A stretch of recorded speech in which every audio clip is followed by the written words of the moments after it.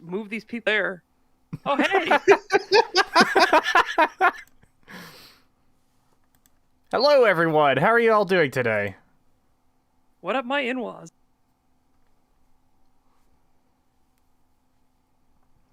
I love Morrowind far too much to ever admit that it has problems. That being said, it actually does. But your comment contradicts itself, my dude.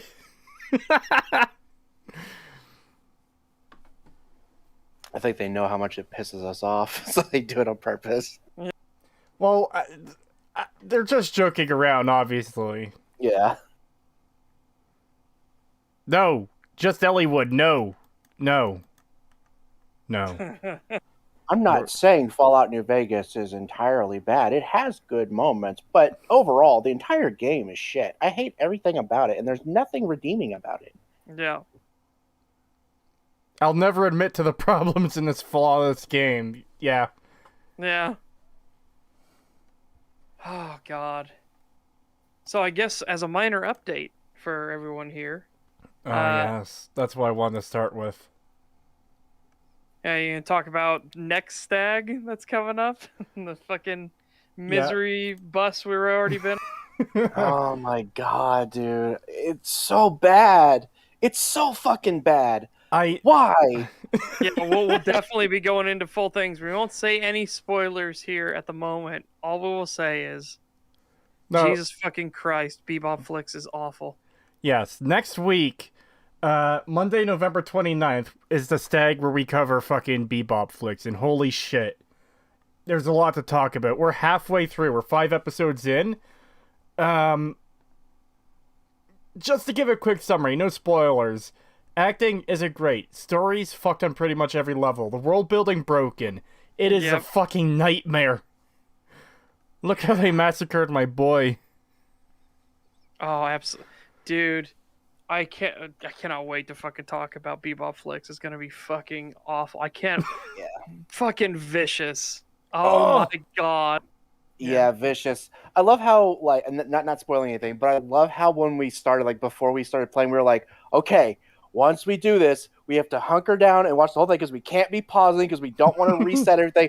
We don't even get 7 minutes in, and we're like, pause right now. Yeah. Pause fucking right now. We'll reset. I don't give a fuck. Pause it. We need to talk about the stupid shit that just happened. Oh, that. I watched a review from Az of Heel vs. Babyface already. I'm going to watch that review after I finish watching the show because I don't want to be spoiled. On this piece of garbage. I don't want to be spoiled on garbage. Yeah, so that is not the topic for today. Today's topic is just as dire. The first thing we'll be looking at is an article from some no-name website. I've never heard of G&D Tech before, but it's G&D Tech. I don't know. I've never heard of them before. And their title is Why Isometric 2.5D RPGs Should Have Never Come Back. Yeah, what a fucking title. Yeah. $5 super chat from Mystic Space. Thank you very much. Thank you. When will the world learn that Netflix can't adapt anime? Anyways, what are the videos about today? Well, the first one's an article. I got the first one. Huh? Oh, I was saying I was psychic. I was already ahead of them. Bam. You know, I'm just proving my galaxy brain again. Anyways, yeah. This first one's an article, and I've only skimmed through it, but it seems like there's going to be a lot to talk about here. Yeah. As for the Netflix stuff, like, this shouldn't be something they should be able to fuck up this badly. You've got a blueprint on how to do it already, and they just don't. Well, did you hear the... Okay, so I'm going to say this. The actor for Gren was saying that it's righting the wrongs of the anime. It's like, oh, the fuck? And then the fucking CNN is claiming that the Netflix Cowboy Bebop star that plays Gren. It's like, fucking, you mean part bit character? Fuck off. They ain't a starring role. Yeah, Gren has showed up like twice now. 2 or 3 times, but the total screen time is like less than 5 minutes. I say it's less than like 3 minutes. Probably. I was being generous. And this is halfway through the show. So. Yeah. $2 super chat from Danger Dave. Oh, actually, wait. Before we go into yours, Danger Dave, the video is going to be Morrowind's big problem. Or the problem with Morrowind yeah. or something, yeah. $2 super chat from Danger Dave. Thank you very much. Love the first part of your Skyrim analysis, Cree. Thank you. I'm very much looking forward to working on part 2 and trying to work on other stuff in the meantime. I'm sorry to everyone who's been waiting on part 2 of the Fallout 3 analysis and part 4 of the Fallout 4 analysis. I haven't forgotten them, I promise. Yeah. It's just there was an external pressure to put out the Skyrim one for obvious reasons. Yeah, we wanted to hit that anniversary release. Yep. $5 super chat from Chris Ellinger. Thank you very much. I think you skipped one. Did I skip one? Yeah. Fuck, my thing scrolled. All right, sorry. $5 from Austin Flynn. Thank you. The final boss of Dark Souls awaits you, Creetosis. Aether's review. Yeah. And no other time has cyanide looked so fucking enticing to fucking drink. No, I don't know. I think when we were watching Cowboy Bebop, that was looking pretty fucking enticing then. No. I'm putting my foot down here. Bebop Flicks is better than Aether. I don't know if I can agree. I don't know if I agree with that. I honestly don't know if I agree with that. And I just got pointed out into Go Gaming's comment here. Why Jester's mom should have used a contraceptive. Yeah, what a good name for the guy who wrote this article. Fucking Jester. Because you'd have to be to make it take this dumb. Alright, so $5 super chat from Chris Ellinger. Thank you very much. And we are now properly caught up. Owlman, I have arrived. Talking about Morrowind today, I see. By the way, when is next Dark Souls stream? I want to see you adapt. I'm not sure. I think these guys are busy this coming week on my days off work. So it might be after the next STAG. Well, I mean, I'm going to Thanksgiving with the family. There's no way I'm missing Thanksgiving. Yeah, obviously. That's a lot of fucking food, baby. Yep. Oh, and then there might be people there I want to talk to. I don't know. Maybe. 40 big old smackers from Dominic the Donkey. Thank you very much. Hello, Stag and Chat. They brought the tentacle blade back for No Way Home. It's gonna be a fun trash fire. Oh boy. Oh boy. Oh boy. It's been a long time since I've seen Spider-Man 2, but after seeing Southpaw's video, the bank scene where Doc Ock is trying to crush Spidey's head really fucking bugs me now. It's something that just, what were you thinking? Yeah. $2 from Mystic Space. Thank you. Is that a screenshot of Project Zomboid? I don't know. I'm not positive. Let me check. I think someone in chat said Underrail earlier.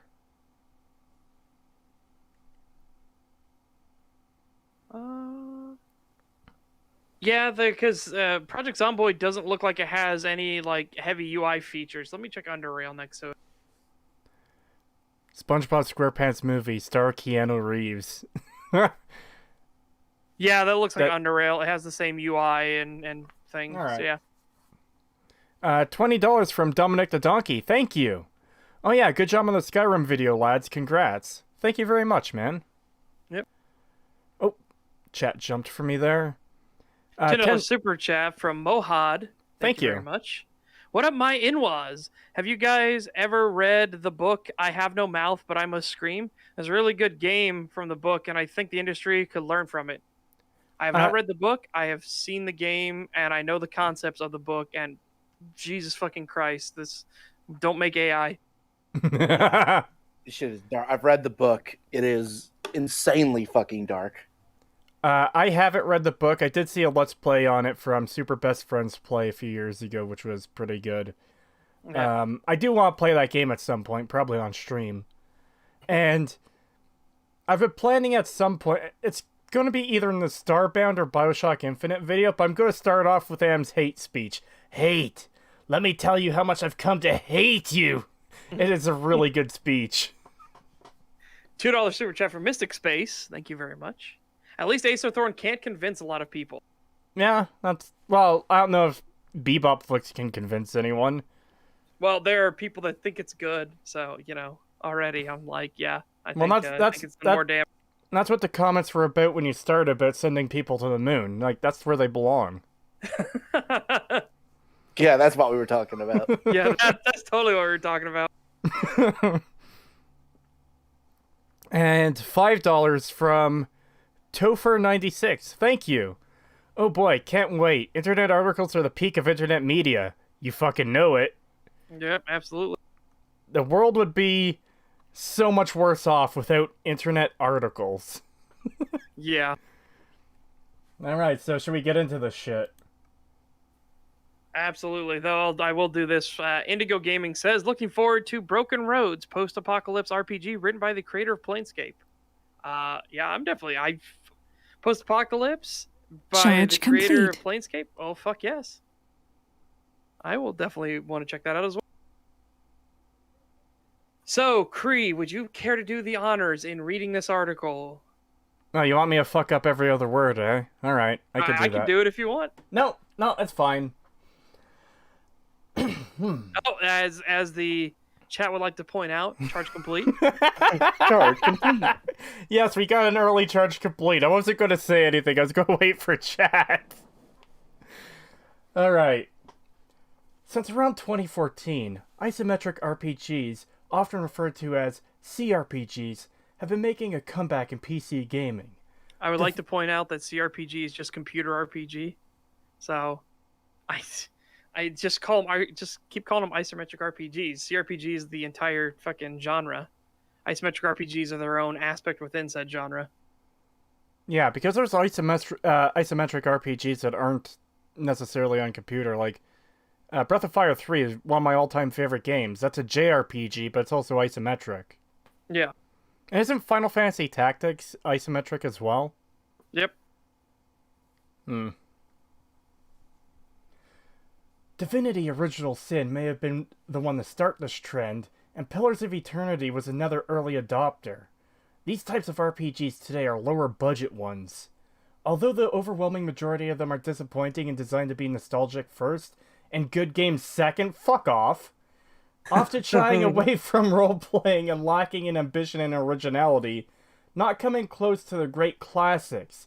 That is not what I will be discussing in this article, although for more on this, read this article. I ain't going to your other article, son. Yeah, you already fucked it by stating this, like making this bold claim that they focus on nostalgia first and being good games second. It's like a citation fucking needed on that one, but yeah. But even better, that's a claim you have to do a lot of work to prove. Even better, these type of RPGs today are lower budget ones. Again, that is not factually true. The budget is just different, okay? There are all kinds of different things. Do you think Pillars of Eternity was fucking low budget? Good God, no. What was the budget for Pillars? I want to say, well, let's find out. We'll just get the direct. And as Bernie Gore said in chat, "Gib clicks, please." Yeah, that's what they want there. The campaign alone for Kickstarter raised over $4 million for Pillars of Eternity 1. Yeah, that's a lot of money. By the way, if either of you need to interject or whatever, just interrupt me, because I'm going to keep reading until you've got something to say, pretty much, or until I've got something to say. I did not say Pillows of Eternity, no. That sounds nice, though. I would like a Pillow of Eternity. Will it never lose its softness? Will it never get that weird crinkliness? That should be like a godly artifact in a game, like how Morrowind has Daedric weapons. There should just be never poke feathers through you, through it into your head. We already have eternal softness pillow. It's called the My Pillow. Oh God, no. You've been watching too many streams, Pagan.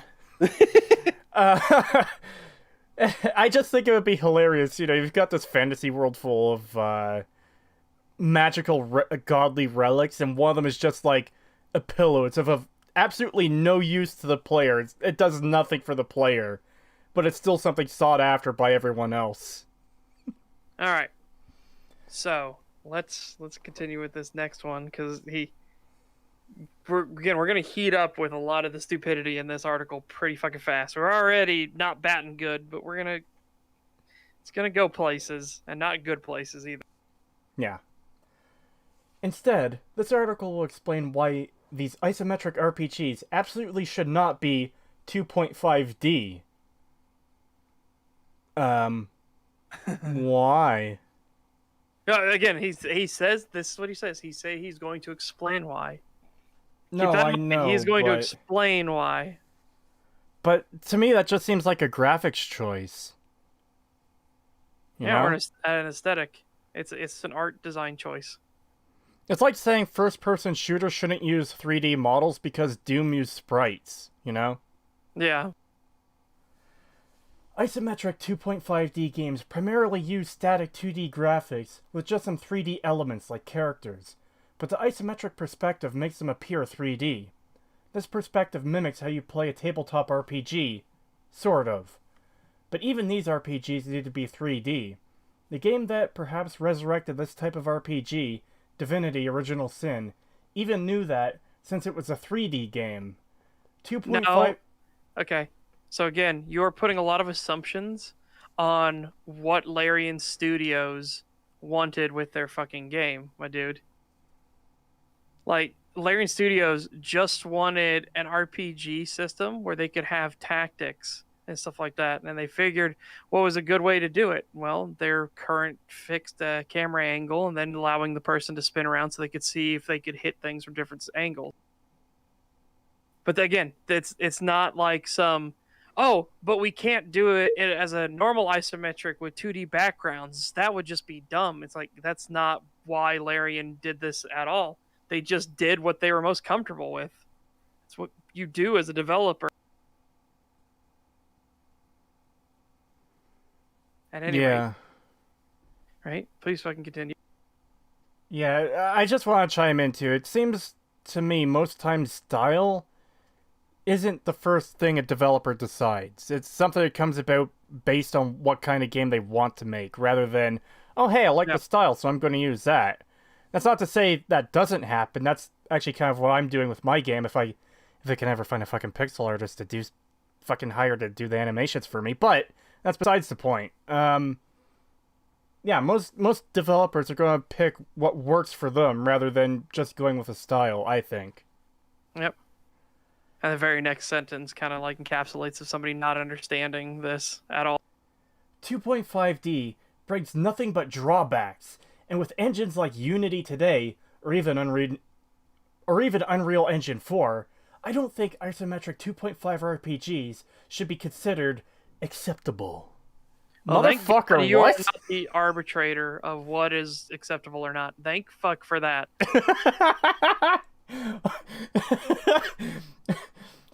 Just yeah, the name Jesser is fucking accurate here. Holy shit. I don't think 2.5D RPG should be considered acceptable. Fuck off. Yeah, as people are pointing out, Pillars of Eternity was on the Unity engine. Oops. Yeah, that's the thing. It is literally an art style. It is a choice that is made. But oh boy, just fucking prepare yourselves, my dude. Graphic style equals art direction plus budget constraints. 2D art is a lot more affordable than full 3D modeled environments. Yeah. Yep. And absolutely. And it's a good thing you say affordable too, because again, in processing terms, it's a lot more affordable. It is way easier for a computer to quickly render out a 2D image that is static, that doesn't move, doesn't change, doesn't do anything, and then adds 3D models on top of it.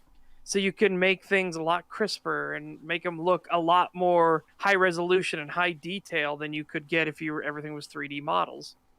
There are different benefits and drawbacks to each style. Yeah. Some of the games that we do have in 2D or 2.5D, if they were forced to use 3D models and try to achieve the same thing, you'd get a lot of potato-looking faces. Yeah. At least if you don't change the budget at all. Yeah. So again, there are benefits to doing this style, and there are drawbacks to doing this style. But again, if it's your art choice, if you know what style you're going with, you can play off of those. You can actually utilize those as the point and purpose, because if it's a 2.5D isometric RPG and you have total control of the camera, you know exactly what the player is going to be able to see at any time. You don't have to worry that they might have their camera turned all the way around or zoomed all the way in the back of their own fucking head or anything like that. You don't have to worry about anything like that. You, as an art director, know exactly when the screen loads in what the person will be able to see. I like this comment in chat too. I generally prefer 2D sprites to 3D models. In fact, sorry, I read the in fact wrong on that. I generally prefer 2D sprites to 3D models, in fact. So this is double ass backwards from my point of view. Yeah, there's really no accounting for personal taste for graphics either. Because there's a lot of sprite based games that I really like the overall design and look of far more than a lot of 3D games, so... Yeah. Also, I just want to point out something, and I've just noticed this. I'm gonna say, yeah, it's on every single image. They don't credit where the fucking image comes from. Oh. So even if you were curious at all, like I thought it might have just been the first one. No, they don't credit this image at all either. Can you? So I don't know what this one's from either. I'm getting the pointy hand cursor. Can you click on it to get something else? I don't want to do it in case it fucks up the window. No, it just zooms in on the picture itself. Oh. From Indigo in chat, Void Bastards looks incredible with 2D sprites and 3D environment. Yes, I fucking love that game. And the graphics are amazing for what they are. Exactly as he said, it's generally low poly environment with like very cartoony graphics, and all the enemies are animated sprites, but they're like, they're not pixel art, they're full on drawn images, and it looks really good. Indigo Gaming and Rob Parr saying that's Wasteland 3. Okay. Oh, this one? Yeah, that's what that screenshot is. We're gonna have to do that for every screenshot, by the way, guys. Every single one is because hopefully somebody knows what it is, because they don't fucking credit it.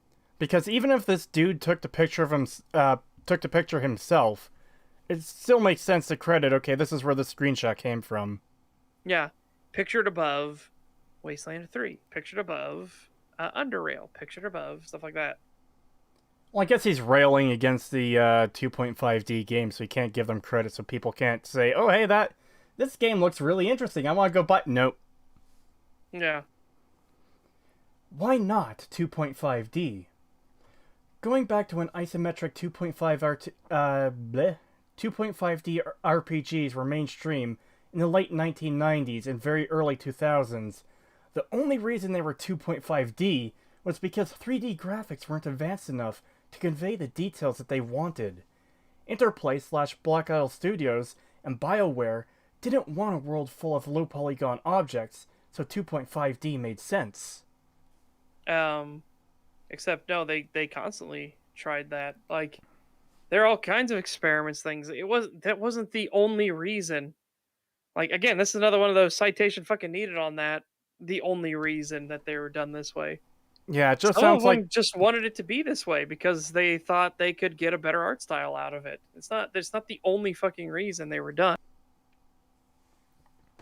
Yeah, it legitimately just sounds like someone talking out of his ass with, like, no fucking clue what he's talking about. Yeah, oh, and boy, it's gonna get even better here, because the very next segment. Oh boy. But now we're in the damn Vulkan DirectX 2 ray tracing era. 12. Huh? It's DirectX 12, not 2. Did I say 2? Yes. Oh. Did Creetosis just say bleh? I might have. Yee. But now we're in the damn Vulkan DirectX 12 ray tracing era, and in 2014, when the return of CRPGs began, we are already in the DirectX 11 tessellation era. Obviously, 3D graphics were more than capable, evident with both Divinity Original Sin games and some others since then. There's this thing called the Unity engine. You might have heard of it. Plenty of these isometric 2.5 RPGs use it, in fact, but so do some isometric 3D RPGs like Wasteland 2 and Wasteland 3. Yeah, so again, you might have realized if you were a person who had more than 2 brain cells to rub together that it might do it because it's an art style choice, my dude. Yeah. Like, good fucking God. There are some people that are like, hey, this art style and having total control over the camera and what the player can see so we can tell our story more effectively, they like that more. I mean, it's shocking, but people and game developers can have different fucking priorities on different projects. Yeah. And not just that, I was talking earlier about how developers might choose the art style that suits them best. Some of that, too, is you want an appealing art style, and... Yeah. Well, I think a lot of people find 2.5D appealing. I'm pretty sure I do. Yeah, I do, too. Like, I would struggle to have somebody tell me that Pillars of Eternity or Tyranny are ugly games. Yeah. It just comes across as a very petty complaint to me. Well, and also, did you notice that what he did there? He's being a condescending little fucking asshat. There's this thing called Unity Engine. You might have heard of it. That's exactly why I've read it in a condescending tone. What a fucking cunt. Choosing isometric 2.5D over 3D is just blindly choosing nostalgia over actual progression. Fuck you. Fuck you with a razor blade. Holy shit. Yeah. Again, if you want to talk about disingenuous, now this is pure malice right here. This is something we can't chalk up to him just being an ignorant fucking idiot. This is pure malice just from this statement. Oh yeah. This seems to me like someone who's just bitter that an art style they don't like is popular, so they have to rant into the fucking void about it. Yeah. And this actually seems like a really good time to bring up The Thing.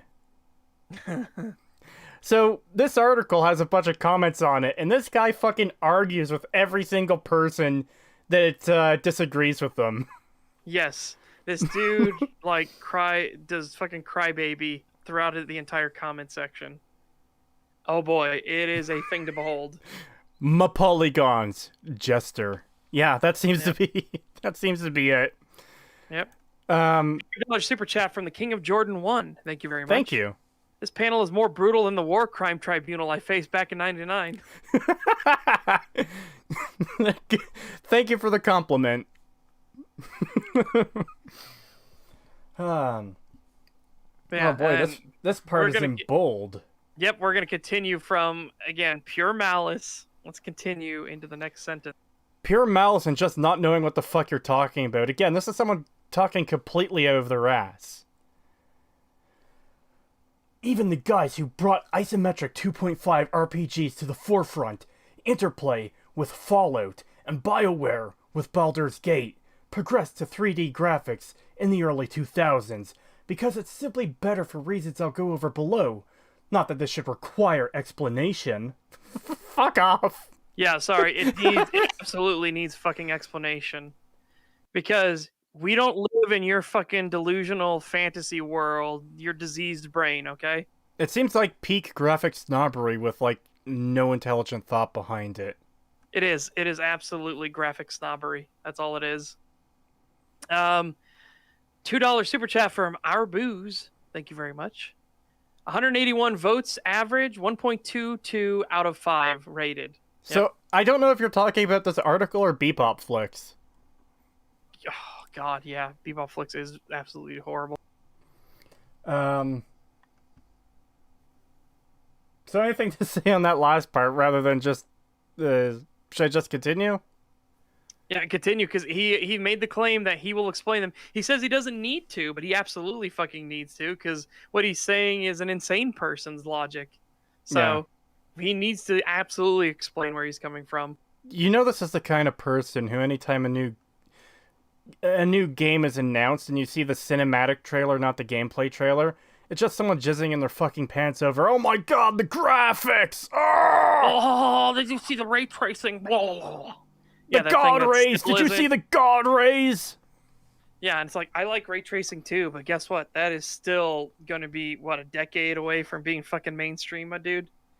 Calm your tits. If the creators of the first two Fallout games, Planescape Torment, Arcanum of Steamworks, Magic Obscura, and both Baldur's Gate games thought that 3D graphics were good enough as early as 2002, then obviously 3D graphics in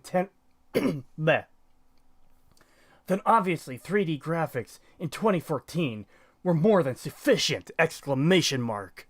And this is a weird kind of way to appeal to authority, that he's appealing to the authority that these are the people that made these great classics of CRPGs and isometric RPGs back in the day, and they moved over to graphics, and it's like, you do understand that some of that will be pressure and mandates from above? Yeah. Things that the developer has no control over? Man, it makes you think. Yeah, like, if you had thought any more about this topic at all, maybe you would have realized why your fucking argumentation is shit, sir. Well,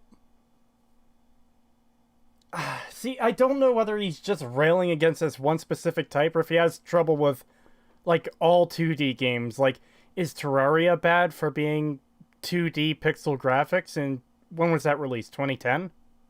No. So, it just... Again, I'm repeating myself, much like M9 in chat. I repeat, my polygons jester. Yep. It seems like this guy is just making petty complaints as a graphics snob. He can't stand that a style he dislikes is so popular. Yep. And I gotta agree with Legionary Hunter. Style, in this case graphics, over substance sometimes leads to subpar games. Absolutely. Fucking yes. That's most of the time what it fucking leads to when they chase the fucking trend of, every single character has 3 million polygons. That way you can see the expressions. Oh my god, I just realized, no, I am strawmanning, but I'm actually talking about David fucking Cage and the emotions.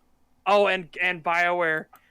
Before you couldn't see the actual emotions of the characters, but in Mass Effect Andromeda, we have so many more polygons so you can see the emotions.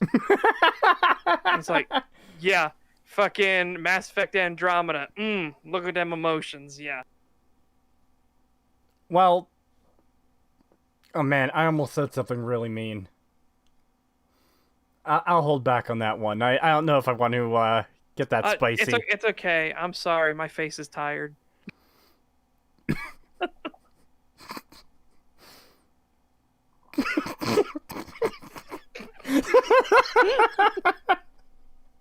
Oh, beat you to it, Paintorian. I beat you to it.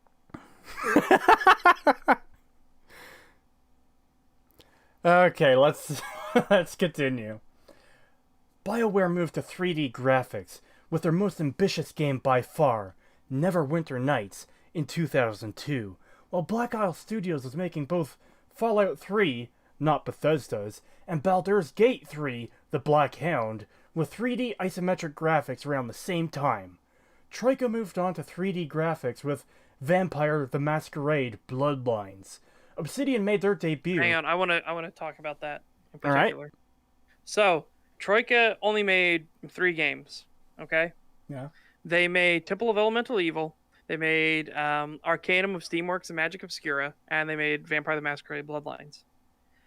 So, the first 2 were isometric RPG games. All right.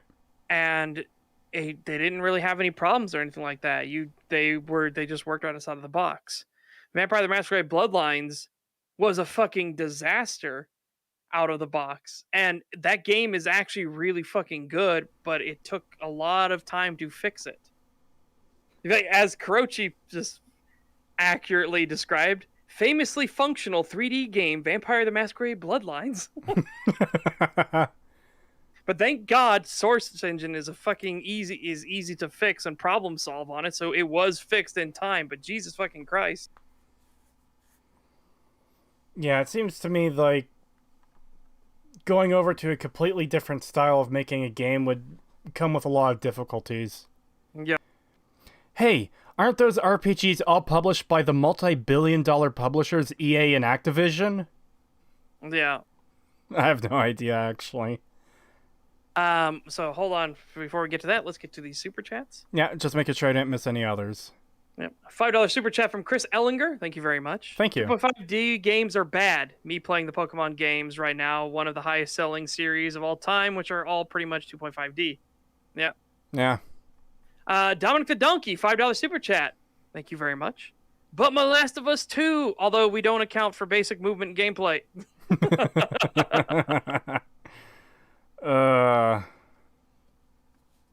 Man, God, fuck that yeah. game.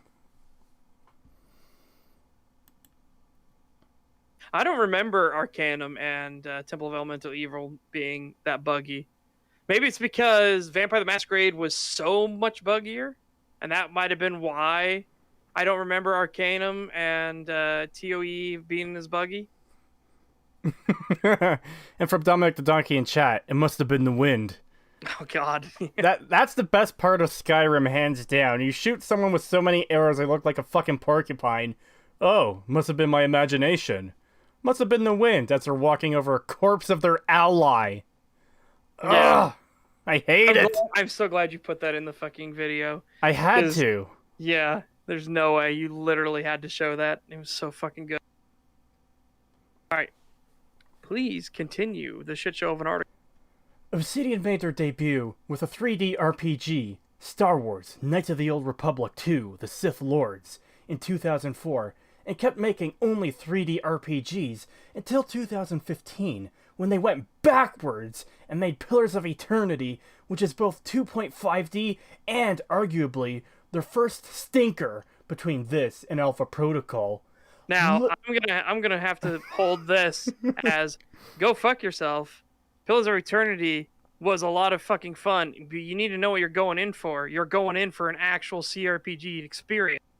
You're going in for dialogue heavy, choice heavy fucking gameplay. That's what you're going in for. And Alpha Protocol was fucking fantastic. I have never experienced a game, especially not a spy game, where everything changes based off of what you do and how you interact with people and what words you choose, because words fucking matter.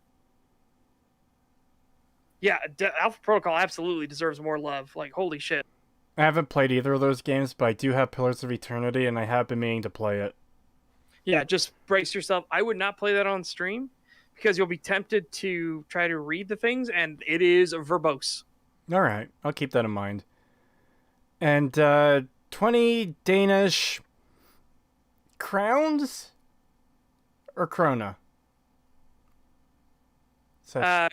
Just do crowns. Just do Danish crowns. Danish crowns. I'm sorry, I always forget. From Frederick Hoyman, thank you. I need 3D women to look at, this fucker. I mean, if you need 3D women to look at, just go buy a porn mag. Fuck. Yeah. I don't agree that Pillars was pretty soulless. I don't agree. Especially all the fucking work. Pillars is what I would actually use to showcase to Jester, like, how difficult it is to do a 2.5D game, an isometric game. Because, man, oh man, the stuff you have to do to get perspective to work and everything is fucking insanity. I also want to apologize to chat quickly. When I read that last section, I was scrolled up too far. It was on my stream, but wasn't in on stream screen, so yeah. Yeah, fair. Literally all the industry-leading isometric 2.5 RPG creators unanimously moved to 3D graphics in the early to mid-2000s. But today's game studios, like Obsidian and others, bank on you not realizing this and selling you minimal effort 2.5D games. Fuck yourself. Go. Holy shit. Yeah. Again, what a disingenuous fucking thing to say. Exactly. He's attributing malice to the choice to make a fucking isometric RPG. He is attributing this decision to malice. I cannot agree with that, Jesse in 2001. Justin 2001 says, compared to Obsidian's previous work, it's a step down. I absolutely cannot fucking agree with that at all. But yeah, also, literally all the industry-leading isometric 2.5D RPG creators unanimously moved to 3D graphics in the early to mid-2000s. So, what is it? Was it in the early 2000s? Was it the mid-2000s? Again, there's a few years here separating things, and also that entirely gets rid of the entire thing of, hey, sometimes it's publisher fucking mandates. Yay, if you want us to keep the lights on and keep paying you, you're going to do what we fucking say. Shit happens.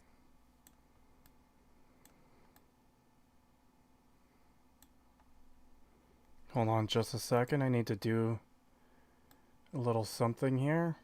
Oh, no. Well, do you want this? I'll read the super chat then while you do that.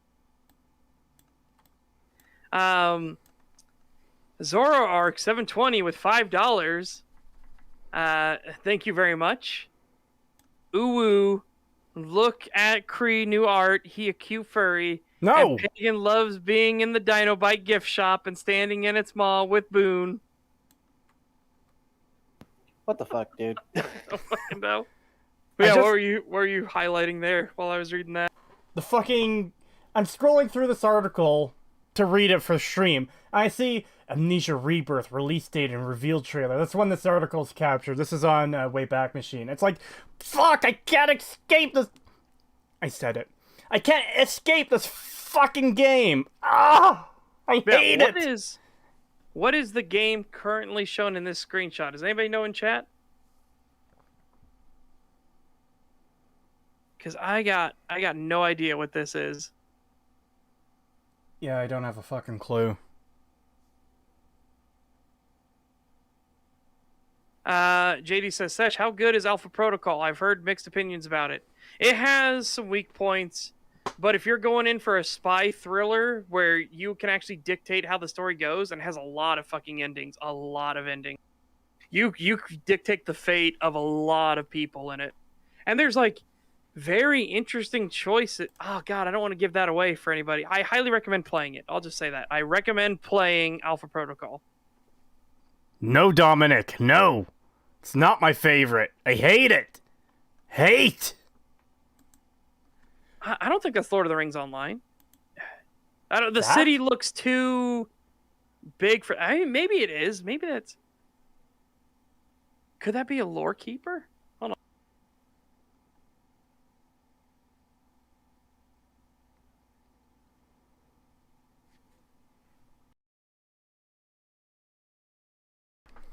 Lies Cree, you love it. No! Hate! Let's see if I can get a picture of...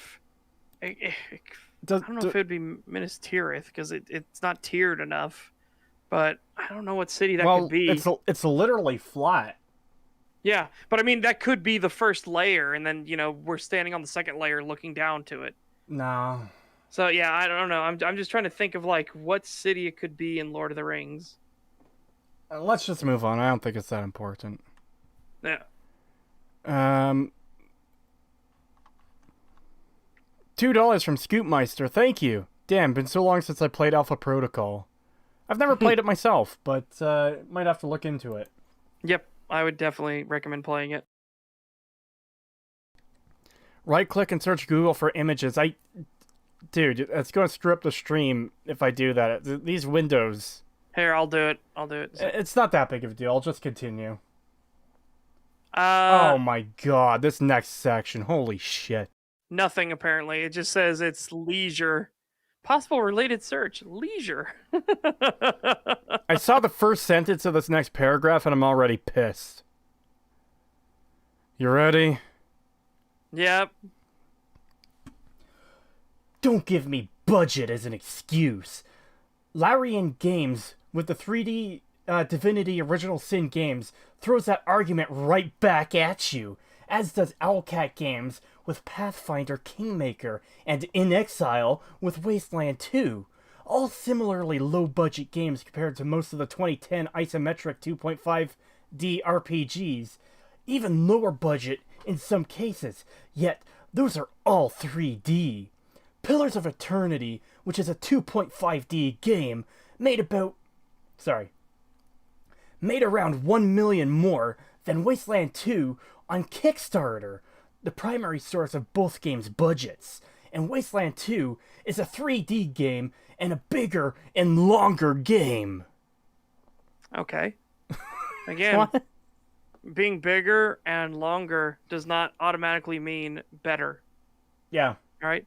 And I won't speak on the quality of Wasteland 2. I'm just saying that's a fallacy. It's the same thing of like Skyrim is way bigger than Oblivion, therefore it's better. It's like, you understand, you can kind of see from that how that argument doesn't fucking work. But also, they are different teams in different areas who would have different rates to pay their employees and different fucking countries. Like, Jesus Christ. There is a lot that goes into budget, and where your company is located, what country it's in, what their laws are, and how you pay your employees is going to make a big fucking difference. And how big the size of your team is as well. Unrelated, but someone sent me a couple of memes. One of them I don't want to show, but I will because I know chat will like it. The other I'm going to show because everyone should like it. Hey, if you're going to quote me accurately. Wait, who quoted you? Paintorian says, being bigger and longer is not always the best. And they added in, that's a fallacy. Alright. Like, you need to quote me directly. So, the meme I got on Discord, the first of them, SpongeBob Battle for Bikini Bottom, 67 critic score, 9.1 user score. Last of Us Part 2, 94 critic score, 4.6 user score. And then SpongeBob giving the finger. Yeah. I still haven't played that SpongeBob game, but I have heard it's actually really good. I'm not the biggest SpongeBob fan, though, so I'll probably never fucking try it. And then... I know Such is going to want me to show. Fucking... I'll just say this since you're clearly watching King of Xenos. I like you. You're cool. But... I'm just going to post this on our chat. Why'd it go twice?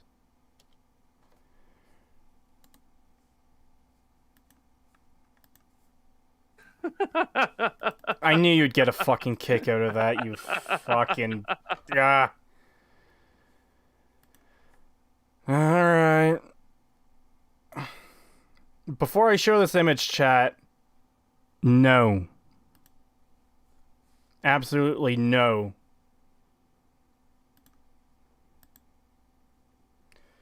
Alright, let's continue with this shit. Right. An even worse argument is, it's like the tabletop perspective. We perceive reality as 3 dimensions, not 2. So isometric 3D is more lifelike. Okay, so what if you don't want it to? What if you don't want your game to be lifelike, asshole? What if you want your game to be whimsical and fantastical? What if that's the point of the game and not to be lifelike? I mean, I get, Jester, you're an idiot, but, you know, fucking hell.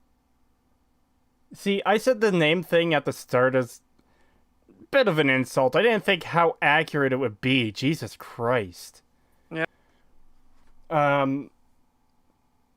So what if someone does want to make a lifelike game and doesn't have the budget and they have to make something that looks like Terraria? Like... Here's what's even fucking better. His next sentence... Okay, you should read the next sentence because it actually destroys the idea of he must not have played much tabletop RPGs either. Alright.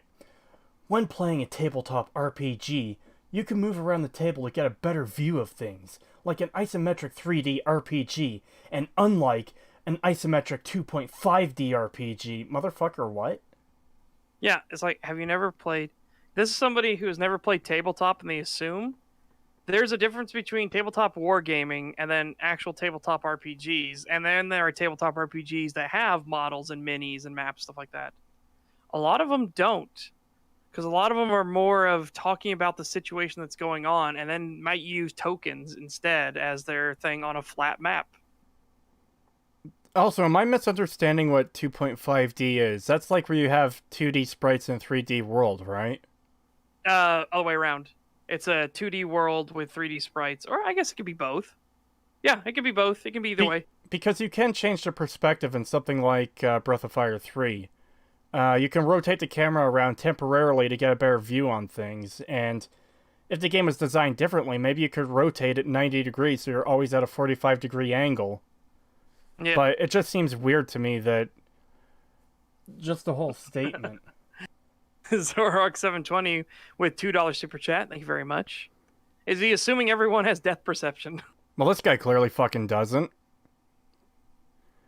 Scootmeister with $5 super chat. Thank you very much. Battle for Bikini Bottom is an old classic, a diamond from the old days. You gotta play it, Cree. I'll consider it.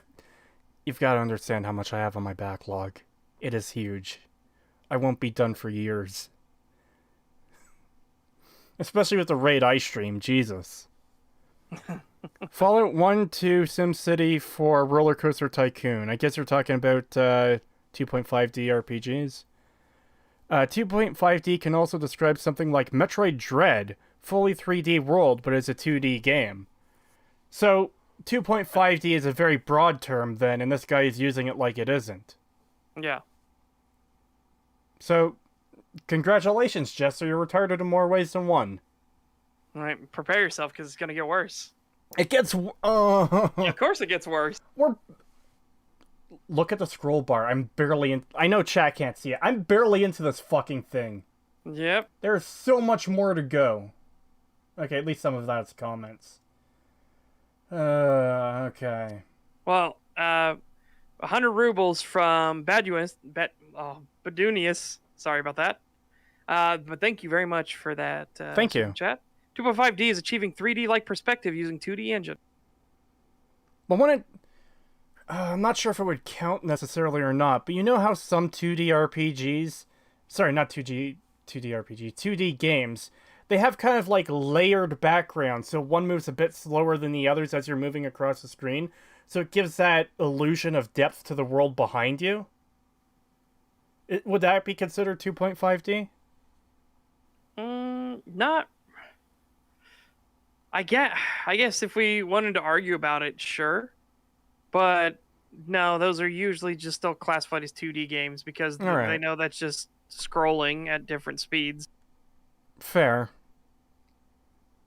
That's called parallax, Cree. Oh, yeah. Never knew that. I think I've heard the word before, but never in like proper context.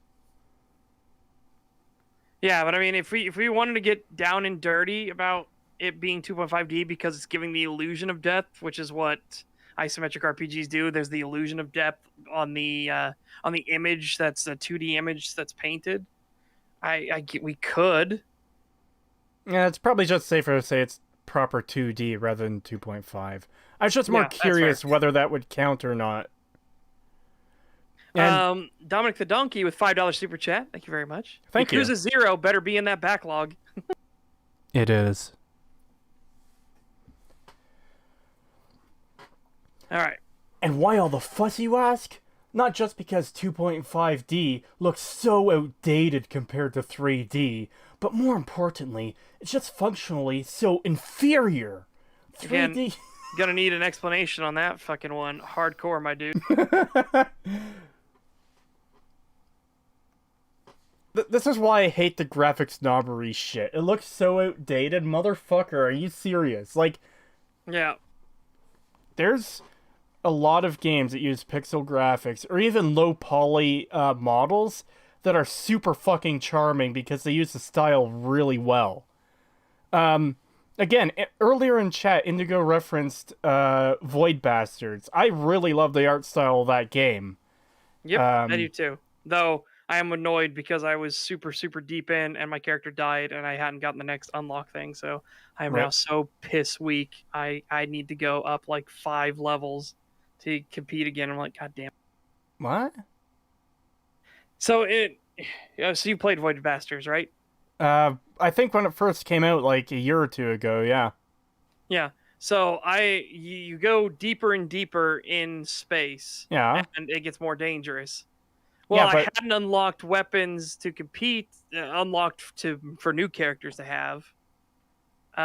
So when my character died, I was now stuck with weapons that could not function on the level I was at, whereas my other character that died did. wait, you And don't keep your gear? no, Man, it's been a while since I've played. I it's a don't remember roguelike. that. It's a roguelike. So No, I you have know to that, but unlock the gear. I didn't. You don't get to keep the gear that you just had with you.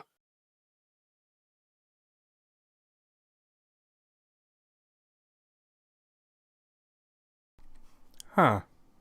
All right. Anyways, also, yeah, saying it's inferior. I know he's about to explain that, but man, it just comes across as prickish, you know? Yeah, and then his reasoning here is already fucked because he's super making this thing very flowery in his very next sentence. Well, let's get to it then. 3D lets you rotate the camera and zoom it far more dynamically. 2.5D forbids that. Moving the camera is pretty damn important for combat, or just to see important things in the world that might be obscured in a 2.5D game. So, Okay, so I'm gonna put a tangent on that one as well. A big tangent, because you can hide, like, Breath of Fire 3 utilizes that to hide items and like, stuff in the world for you to find. Like, Yep. hey, are you gonna be smart enough to use the camera to control to check around this area? Are you gonna go of your way to check just to see if something's behind that corner that you can't actually see? Yep. And as I already said earlier, when you're a designer and you know you have a very fixed perspective and you know what screen space you will always be dealing with, that allows you to know exactly what a player will see at any time, any given time in a situation. When Yeah. they load into that next area, you know immediately what they will see, what their eye will be drawn to, what will be good spots to hide something, or maybe have a character off in the shadows or stuff like that, because you know exactly where the camera will be positioned. Again, there are strengths and benefits to doing 2.5D, and there are drawbacks to it as well. It's the same with anything. You take the strengths and the weaknesses and weigh up what you prefer. But also, I mean, talk about this fucking, and 2.5D forbids that. No, it fucking doesn't. Hell, with 2.5D, you can zoom in really fucking far. It all depends on the limitations that the developer puts into it. Also, it's not. I thought the same thing. Yanej says smells like a rage bait article. I thought the same thing at first. Then I saw that the author of the article was getting in fights constantly in the comments section because people were calling him an idiot, and had to appeal that he's an authority figure and he's a journalist and gamut. He knows what he's talking about. So, Setch, are you saying he's an authoritative source? That's what he's claiming. Fools, I don't need an authoritative source. I am one.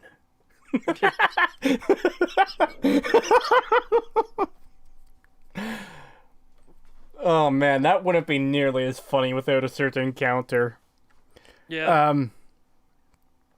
Yeah, from Indigo in chat, Into the Breach is a low-res 2D pixel art and fantastic balanced tactical game. Graphics, and I always mix up the lesser and greater than arrows. It's far gameplay. lesser. It's far lesser than gameplay. Graphics lesser, yeah. Yeah, I agree with that. In fact, that's something I've pretty much always, not always, but for the past decade at least, I've held the position that I prefer gameplay over graphics. Like, I'd be perfectly fine if graphically the industry fucking stalled at Half-Life 2 and just worked to make Gameplay unique more art compelling. styles more than realistic graphics. Yeah. Dude, I know Arbu's already said it, but I fucking love Dwarf Fortress and Space Station 13. Those aren't graphically intense powerhouse games. I still fucking love them. Yeah. I love the fuck out of RimWorld and Terraria and fucking a whole bunch of games with simplistic graphics. Dwarf Fortress in particular is ASCII art. If you don't download any sort of like texture mods or anything, it's literally ASCII. It's symbols. That's all it is. Yeah, for anyone in chat who doesn't know, that's like all the symbols on your keyboard. That's what that game is made up out of. The question marks, equal signs, underscores, shit like that. Yep. And it's crazy what you can accomplish with that as your fucking graphic style, too. Holy shit. I agree with Tyler McDonald. I feel like we've... MacDonald, sorry. I feel like we've already reached the point of diminishing returns with regards to graphics. I can agree with that. Lighting, I think, is going to be the new obstacle to break, and that's what ray tracing does. And it does it very well, but again, that's still like a decade out from being mainstream. But I agree. You can't get more realistic than real life. It's fucking impossible. So graphics have a set barrier they will never be able to cross. So it all will come down to your aesthetics and art style. The accumulated filth of all their graphics and hot takes will foam up about their waists, and all the journalists will look up and shout, "No 2.5D." And I'll look down and whisper, "No." Yep. And again from Indigo, ASCII games can be a lot of fun. Used to play, I'm not sure if that's supposed to be ZZT or Z, all the time back in the day. I'm not sure. I don't think I've actually ever heard of that game. I know the first. It's going to. Anyone who knows what game I'm talking about, this is going to sound stupid the way I say it, but it'll make sense when I'm done. The first roguelike game was ASCII art, and that was a game that was actually called Rogue, which is where the genre name comes from, roguelite. Or, sorry, Yeah, roguelike. Well, there's both. You have roguelike and roguelite. Yes. And they are... But yeah, that's the point I was making, is that they're both, or both those genres were inspired by Rogue, because, well, what you know roguelikes for is what that game largely was. You had items that had randomized effects each time, randomized dungeon layouts and stuff, so... Yeah. Also, Paintorian says, such steals the spare ID from Captain again. Nah, son. No, you don't take the captain's spare ID. You don't need all access to do things. What you do is you get an engineer's ID. Doesn't matter what engineer, any engineer's ID, and now you have the keys to the fucking kingdom. Oh, engineer doesn't have access to security. Well, it's a good thing I have access to engineering and I have all these tools. I can just eat my way through the fucking corridor. You're saying you don't want to get Gnome Hood again? Dude, that video is so great. Spends all this time to break into the captain's office, breaks open the locker, sees a piece of paper, reads it, and it's the fucking gnome. That reminds me of something. I'm going to mute myself so chat doesn't hear it, so it'll be a surprise in the future. Okay.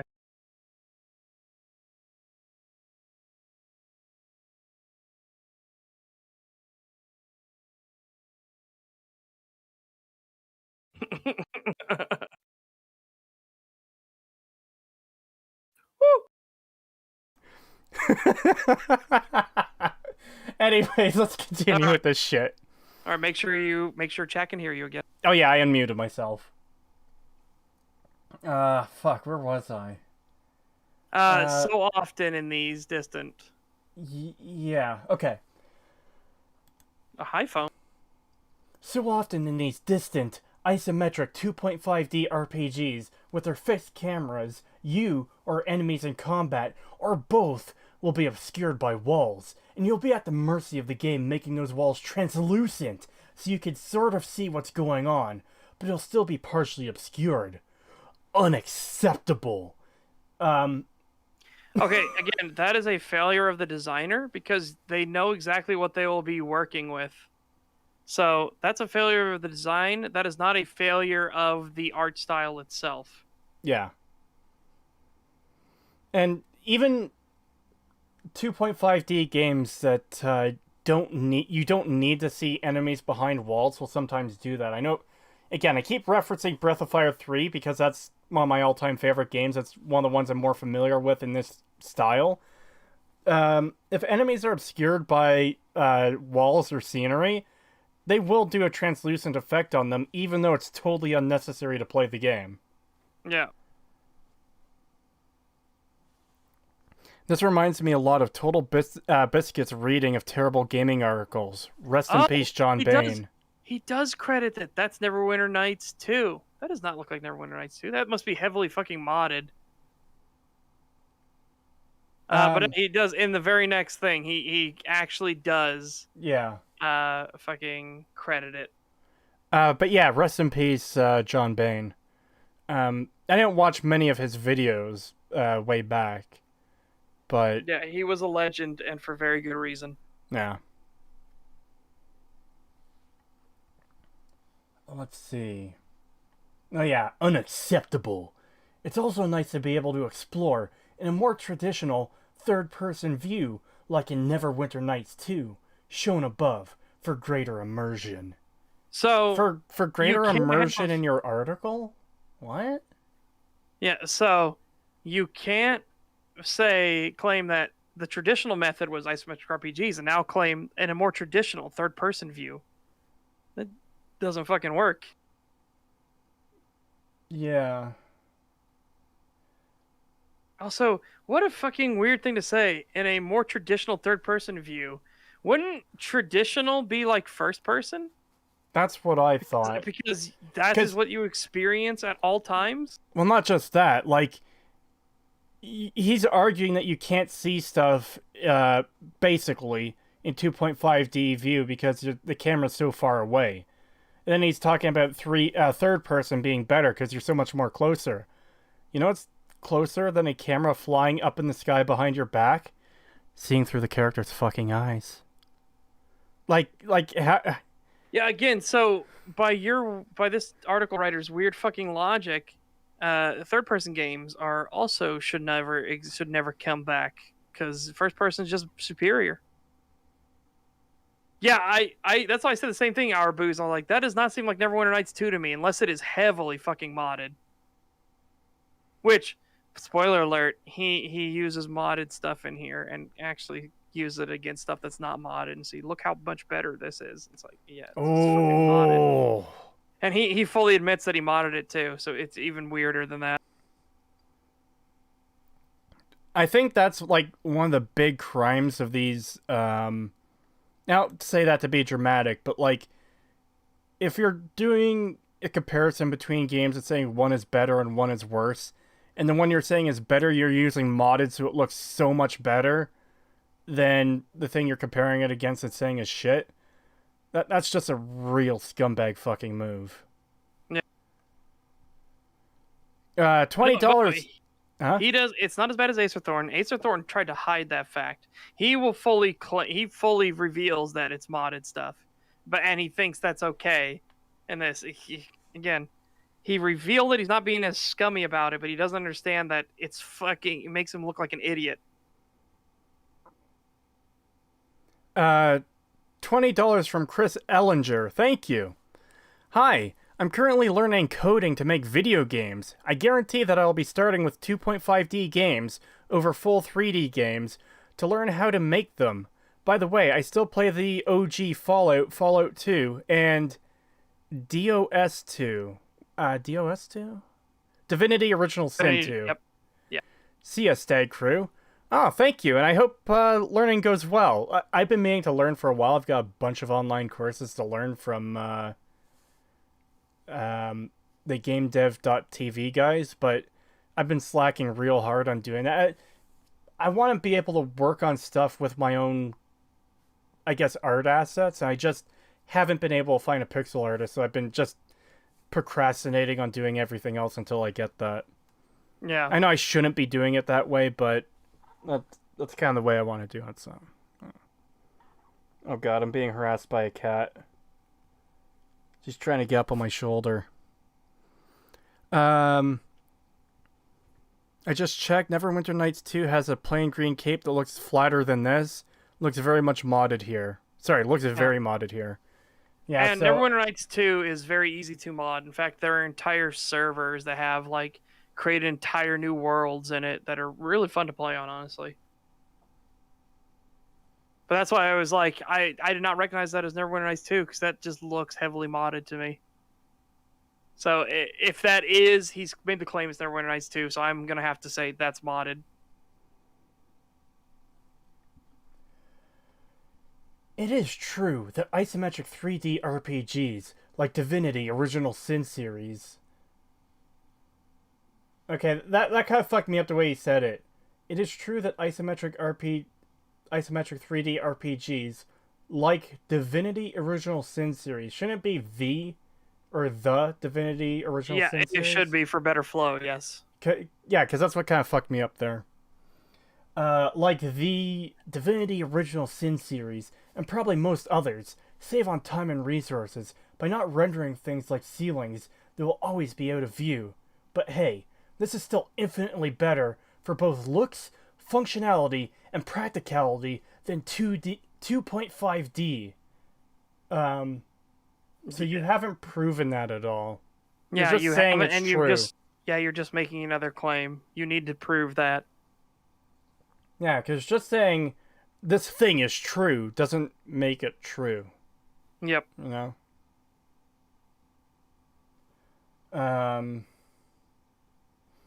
but really, most of these games, which are not hugely ambitious, the exact the exact opposite for most, and not rushed by big publishers, can afford to implement skies and ceilings like the Neverwinter Nights games do, which allow for both isometric and third-person gameplay, and a lot in between. What the fuck? What? Yeah, that's definitely a what? What the fuck are you trying to say, my dude? But really, most of these games, which are not hugely ambitious, the exact opposite for most, and not rushed Did by you big not think? publishers, can afford to implement skies and ceilings like the Neverwinter Night games do, which allow for both isometric and third-person gameplay, and a lot in between. What the fuck is he saying here? Yeah. The flow of this sentence is really weird. Yeah, Neverwinter Nights 2 was rushed. Divinity Original Sin was absurdly ambitious. They wanted a fucking day-night cycle. That never came to be. Never came to be in the sequel either, by the way. Like, yeah, that's... You're talking out your ass, my dude. Again, you should actually look into these things.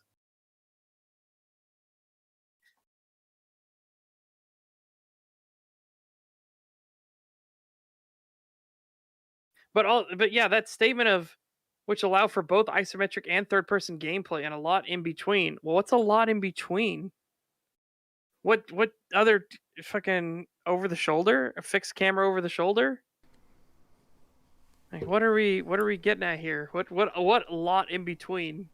Well, no, it's worse than that because, but most of these games, which are not ambitious and not rushed by big publishers, can afford to implement skies and ceilings, which allow for both isometric and third-person gameplay and a lot in between. Yeah. So, but yeah, I gotta agree. I don't recall Neverwinter Nights 2 having ceilings and having skies, honestly. Unless he wants to say that having, flat color is the sky. But because, yeah, I guess. I think it's just a case of his demented logic not tracking with us, with what we're reading. So like, Yeah. he's trying to explain why having skies and ceilings allow for better gameplay for these style. Like, you can do these styles because you can have ceilings and skies, but like that doesn't matter. You don't need those things to make a game. Yeah. But here's even better. The next line. Read his next line. And being able to rotate and zoom the camera so dynamically is just so damn useful and hard to live without, especially in combat. So I'm glad you brought up Divinity Original Sin, because Divinity Original Sin's problem was a lot of times in combat, it was kind of hard to tell for sure if you could see the person and how you were aiming and everything like that, regardless of how you turn the camera. So to fix that in Original Sin 2, they added a fixed camera mode that was directly top-down view. Yeah, the fucking zoom and rotate dynamically is, yeah, again, that's all just fucking fluff, my dude. Rip. As it turns out, there were benefits to showing something in 2D way over letting people have it in 3D. Fucking, if you're gonna play, especially Divinity Original Sin 2 on tactics difficulty, you absolutely need that top-down perspective.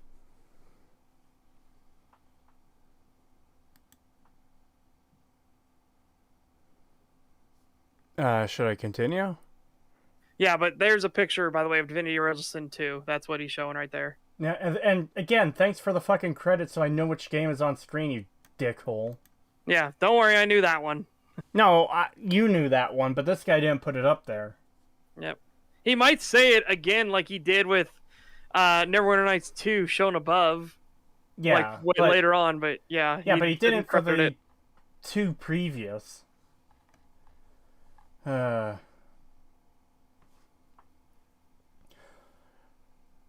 On that note, it should of course go without saying that if you're going to make an isometric 3D RPG, then you better be able to rotate and zoom and pan the camera. Why?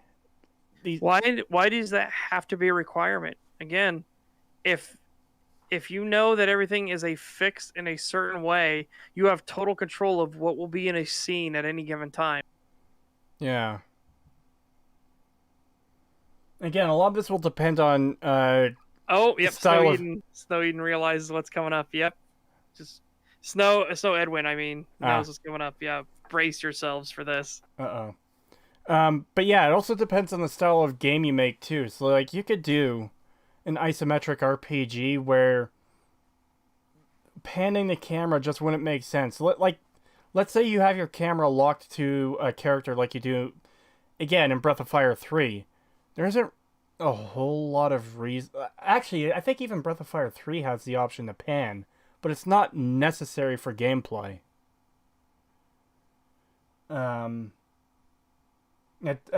Definitely don't think it has the ability to zoom either, because it's just not needed. It just seems silly to say to hard lock in. These types of games need this feature. It's like, no, not necessarily.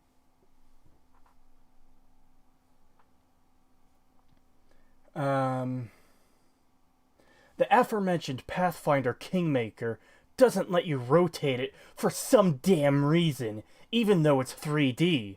And it just shouldn't be fixed XCOM style rotation. It should be fluid, infinite rotation. Learn from early 2000s games like Neverwinter Nights 1 and 2. Again, it is a choice by the developers, my dude. Get over yourself. $5 from Terror24. Thank you. Just got here. What's the stupid? Oh man, it's fucking off the charts with this article. Just to summarize quickly, Brain Dead Graphic Snob is bitching about his art style, basically, or style of making games, that he just doesn't like because it's not graphically intensive enough for him. I guess. It's really shit.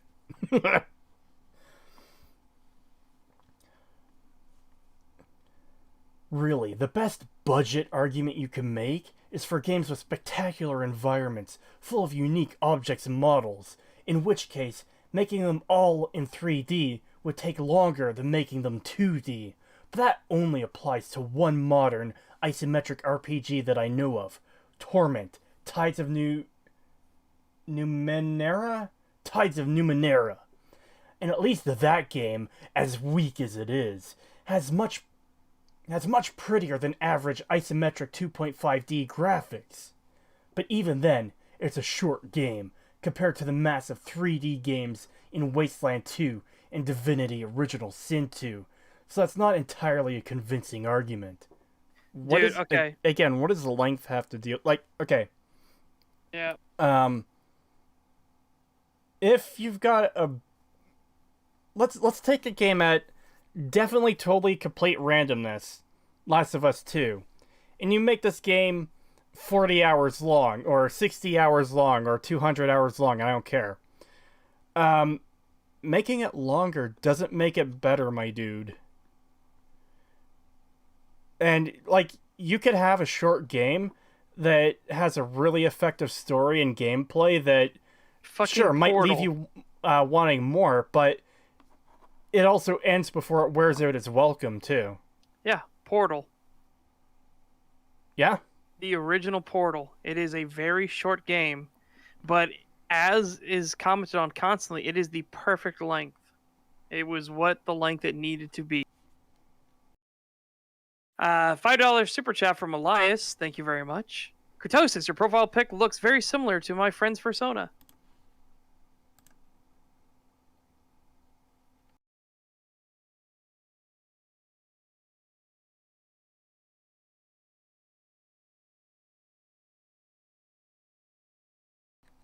No. Yeah. Welcome back.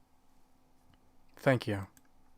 But But no. Again, we're talking different games, different studios, different countries.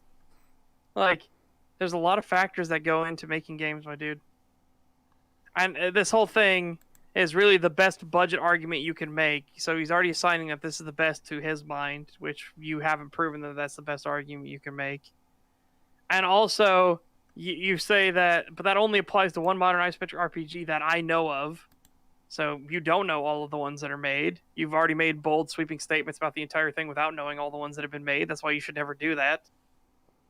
Yeah. And at least that game, as weak as it is, has much prettier than average isometric 2.5D graphics. So you admit that there are those that have better and there are those that have worse. It's almost like there are differences between every fucking game and project. It's like, dude, you're like shooting yourself in the foot and not realize you're doing it, and you keep doing it.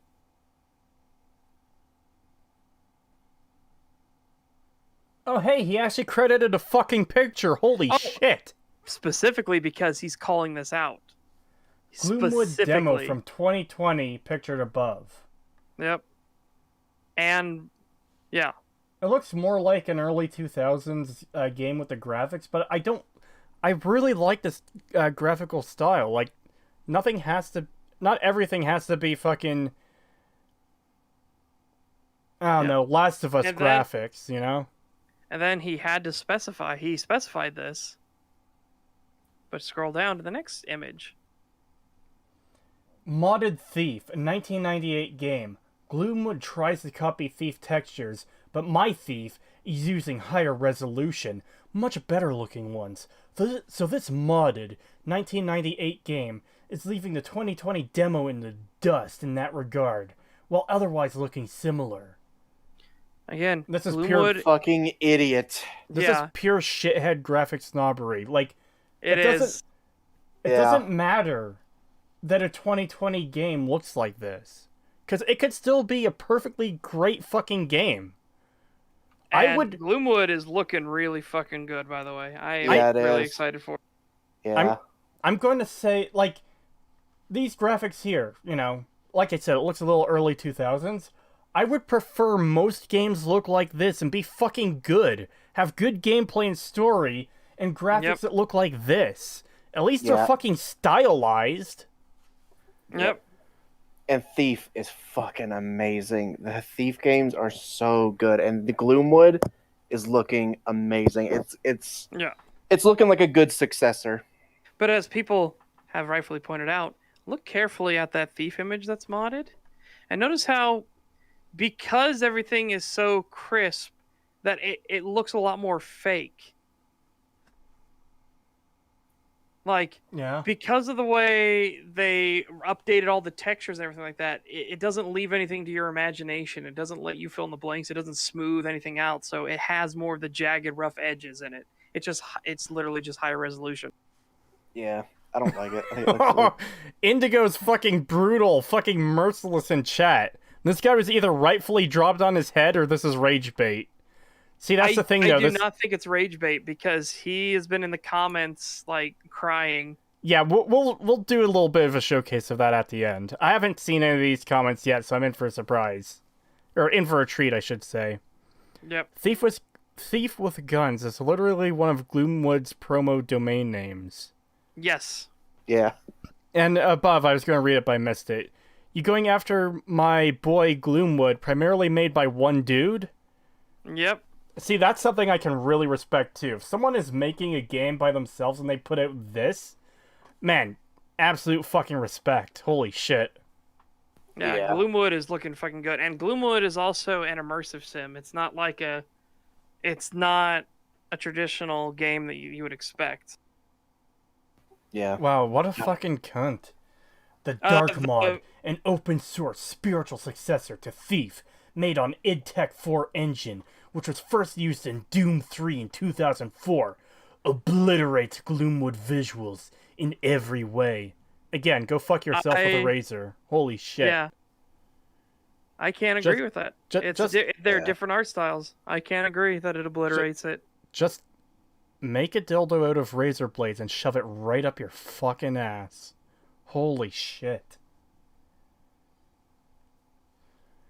€2 from Enclave Emily, thank you. Joined 5 seconds ago and can already say he's wrong. Yeah. It's not hard to tell what this guy is special.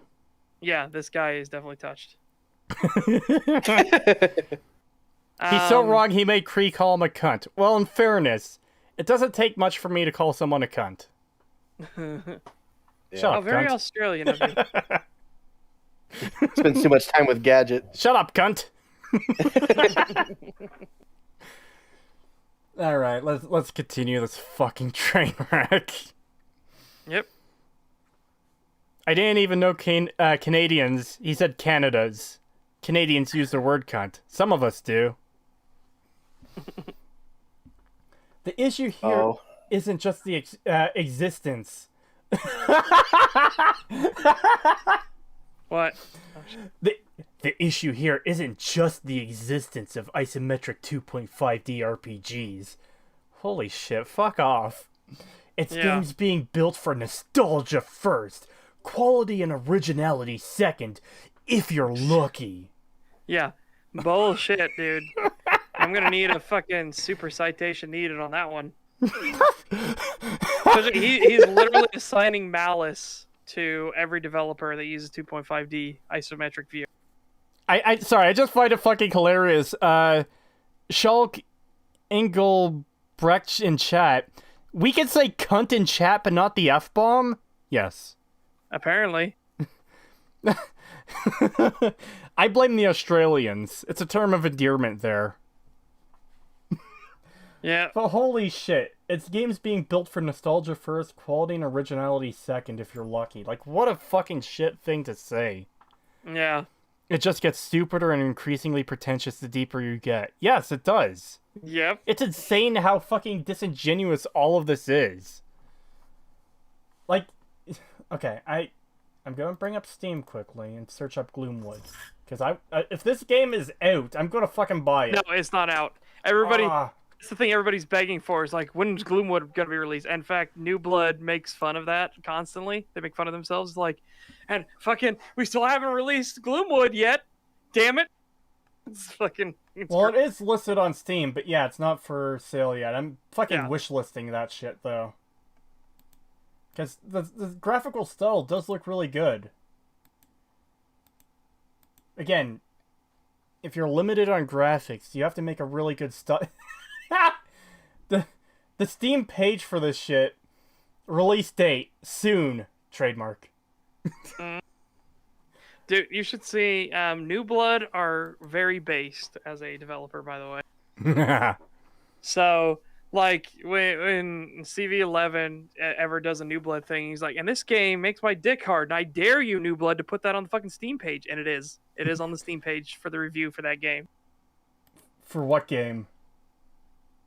I can't remember what game it is, but like, here's one from Grizzly Red. Too bad that inventory can't hold the sheer size of my erection. That's a review on the Gloomwood page. Yeah, I just saw that. That is fucking amazing. Yeah, again, New Blood don't fucking care. So if I found out about this game in a different way, I probably would have gotten it anyways. It looks good. But even if that wasn't the case, now I am going to buy it just to spite this cunt. Yeah, spite is a powerful thing. Oh. The Dark mod was made by 30 plus people over a decade, by the way. This article guy makes me rage. I can't imagine why. Are you telling me that this guy isn't totally honest and correct and Yes. man, fuck those 2.5. Oh god. There's a special place in hell for people like this. Yeah, that's the exact quote. JD put it. This game makes my dick hard enough to cut glass. CV11, and yeah, I can't remember what game it's on though. But yeah, I think it might be Ultra Kill. I mean, What website is this? I don't even remember. The issue is backwards thinking. The issue is laziness. Fucking one more sentence in and I have to stop. Like, there isn't even anything to properly criticize there. It's just this guy being more of a dickhead. Yeah, it's Yeah. lazy for one guy to try and make an entire game that lives up to the fucking amazingness that was Thief. Yeah, it was, totally lazy. It wasn't Ultra Kill, JD. I just checked. It's not Ultra Kill. And here's the thing. Might be Dusk. You can make arguments for different game developers being lazy. I think there's a lot of things Bethesda does that's lazy in their game design. But to say an entire style of making a game is lazy, it's just so fucking small-minded. Yep. This game isn't the way I want it to be. That makes it bad and lazy. Like, fuck off. Oh, it's on the game of Medieval. Makes my dick harder enough to cut glass. Nah. The issue has reached virtually every genre today. The responsible game studios bank on you not realizing that all those classic games, if being made today, would be made using today's technology, not yesterday's technology. You don't know that. You don't know. Again, people may choose to do that fucking art style. That is up to them. That is a choice that they can make. Yeah. And again, you're assigning malice that they're doing this to trick the player. You're trying to pretend that you're being an advocate for players here when it's really you're being an advocate for your own self-delusions. Well, here's the other thing, too. It's like, why would the developers need to trick people? Like, I'm just trying to, like, make sense of this.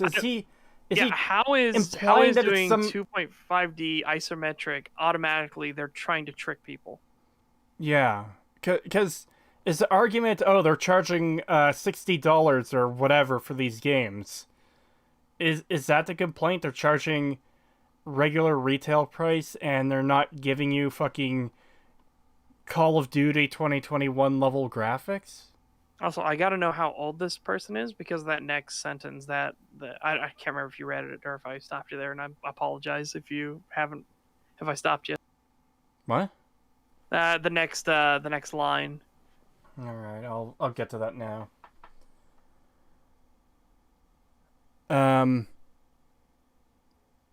20 Czech krona from Karel Svoboda. Thank you.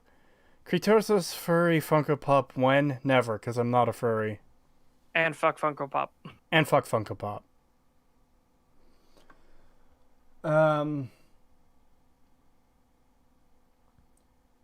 They bank on you not remembering that back then all gamers dreamed of those classic games being made with 2020 technology. No, we didn't. So I can say that. I can say that. No, we didn't. I was curious as to what the future held, but I don't think I ever said, oh, this game that I played in fucking 1999, it needs 2020 graphics. Like, no? It's nice that we get some remakes like the Halo remake. I played it on the Master Chief Collection, and they have a button that lets you switch between the old graphics and the new graphics. Like, Man, you know, seamlessly. San Andreas would be so much better if it was made with modern day stuff. Oh no! In fairness, that was actual laziness. Fucking yeah, Jesus. Stag merch Creetosis plushie when? Maybe in like 15 years when bigger, I have 200,000 subscribers. Yeah, if we were much bigger, because that is a hell of an undertaking. Yeah, that's not something we could do when we're this small. Yeah. Thief looked incredible in 1998. This guy didn't play it back then, I'd bet. Yeah, that's what I said. I wonder how old this person is, because yeah, no, we weren't opining for things of the future that we didn't have, because the games were good. You just played the games, you enjoyed the game you had. Well, I remember back when BioShock first came out. I can't remember which of us was playing it. It was either me or my brother, but the point is we were sitting there with the game on the screen, and I said to him, imagine like 20 years from now, when the graphics of this game look... Back then I worded it stupidly. What I said was, when this game looks shit compared to what's out 20 years from now, or something to that effect. Yeah. And BioShock looked fucking amazing when it came out. It was cutting edge. And going back and playing it now, yeah, you could see, you know, it's pretty much what you'd expect from the time it came out.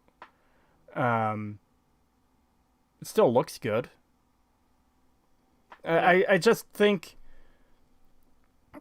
like, we didn't say, oh yeah, I want this game, but with graphics from 20 years from now. It's more, how much are graphics going to improve by that point? It's, you know, I don't know. Does this mean that Mario Tennis is the sequel to Pong? Sure. God. Mario Tennis is... I started reading ahead, by the way. Oh boy. Even more like, yeah.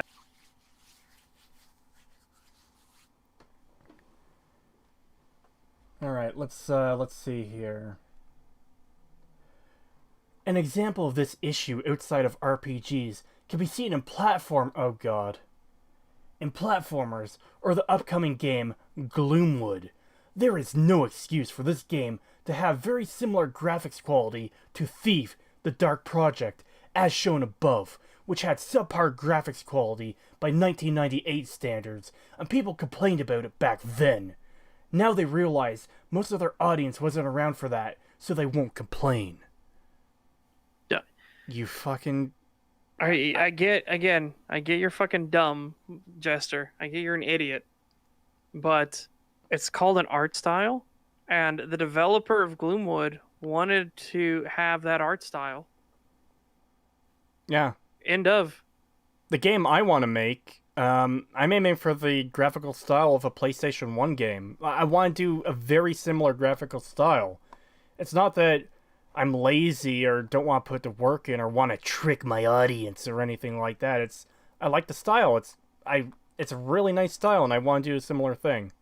I still don't get how it can possibly be a fucking trick when you're showing the style up front. You're not like saying it's going to be a 3D game and then they play it and it's fucking 2.5D.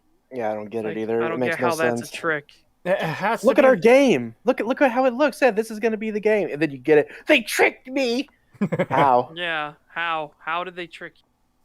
PlayStation 1 games have an interesting atmosphere to them. Absolutely. Like, dude, have you seen? Oh, huh? Good. We have a good thing to show here. The Bloodborne demake. Oh. So there's people that are making Bloodborne as if it was made on PlayStation 1. Well, there's also a YouTuber who does similar videos. They don't make full-on games, but they'll take a modern game or a modern-ish game and make it look as if it was made on PlayStation 1.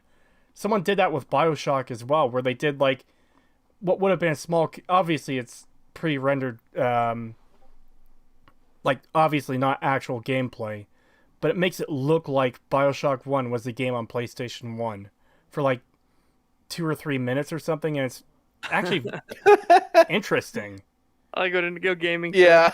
Indigo Gaming, Microsoft was tricked into buying Minecraft for billions of dollars. Dude, Anyways, the Bloodborne demake looks fucking great. I posted it in our chat. all right, let me just gonna play that in mute quickly. Nope, mute. Yeah.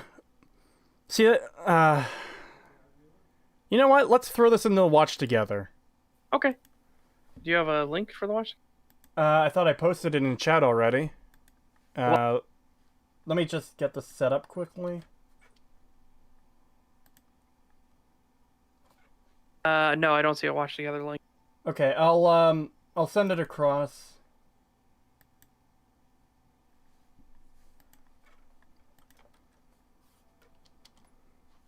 No, why are you playing? So, I just played Silent Hill 1 back in October. This is going back to Indigo's comment about PlayStation 1 games having an interesting atmosphere to them. Silent Hill 1 is still a great fucking game today, despite being such an old game. Obviously PlayStation 1 graphics, but it looks really nice. It really helps the atmosphere. Mm. Uh-oh, our watch together thing is off a bit. Let me adjust that. I went back to 0-0. Good. Pagan, you coming in? Yeah, I was watching the thing myself. Sorry. All right. It looks really good. You guys ready? Yep. Yeah. Also, before we start, Setch, there is a full screen thing. I didn't know if you knew that for Watch Together. What? Yeah, if you hit settings and go and scroll all the way to the top, there's a full screen setting. Okay. I mean, I guess I can do that, but I don't feel like it's necessary for the stuff we do. Yeah. All right, you guys ready? Yep. Yep.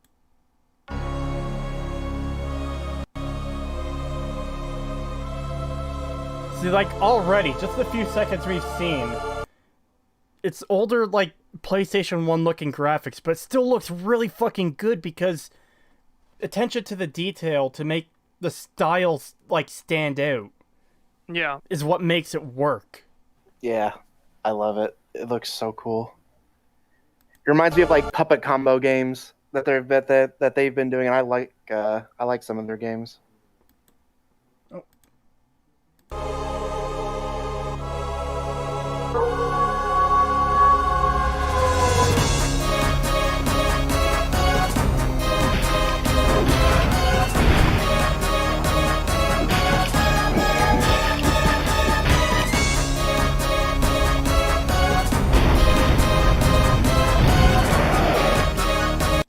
Like, again, I have to say it. Despite intentionally making it look like a PlayStation 1 game, that, like, it makes it look really good with those graphics. Yeah. I like seeing... Yeah. I like seeing when artists restrain themselves to something like this. And it just looks really fucking good despite... I don't want to say low quality, but the smaller resolution textures and low poly models. Yeah. Quality... As Indigo Gaming says, quality low-res artwork works like Impressionism does. The pixels/blotches suggest details that the mind fills in with imagination. Yeah.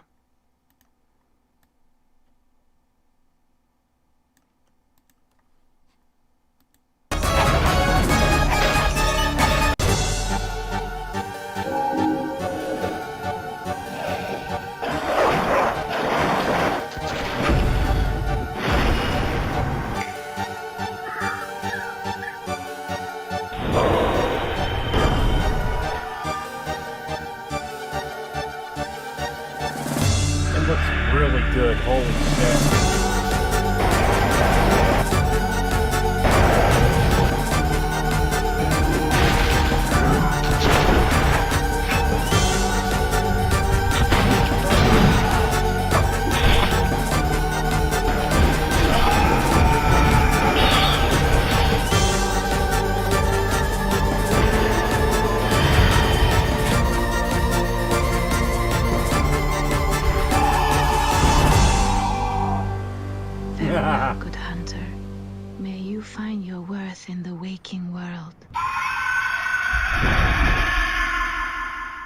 Yeah, I'm so looking forward to it.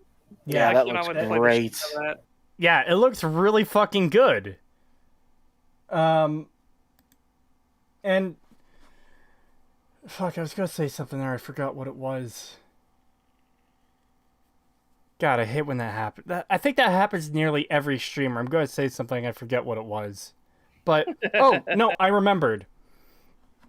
So for this fucking dickhole to say it's lazy to make something like that, I think it's impressive that artists are taking this old style from PlayStation 1 and trying to make it work on newer games like that, or making their own games and trying to make it look really good with those kinds of limitations. Some of them even go over their way to try and get the texture and model distortion that PlayStation 1 sometimes does.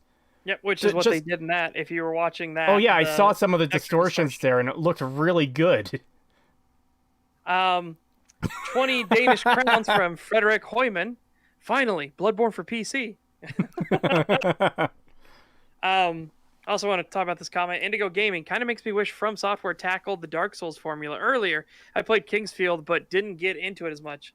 Well, Dark Souls came about from a very specific series of circumstances where a young, ambitious guy joined a company, in this case, From Software, and he was chomping at the bit. He wanted to prove himself, and he was given directorship of a floundering project that had no real identity. They didn't know what they were doing with it, but it was already funded. They just needed to get the project done, put it out the door. They didn't care whatever it was, and that's how we got Demon Souls, because Miyazaki wanted to recreate a feeling he had when he would read books that were in English, and he didn't speak English and read English that well, so he had to fill in a lot of the blanks in his mind, and so that he wanted to give that feeling to players. So if that hadn't happened, if that specific series of events hadn't happened at From Software to give him directorship of a project where the management was hands off, they didn't care what it was because the project was already paid for, they just needed to get it out because of contracts, we never would have gotten Demon Souls, and that wouldn't have spawned the entire Souls-like, Souls-light, Soulsborne genre. Wow.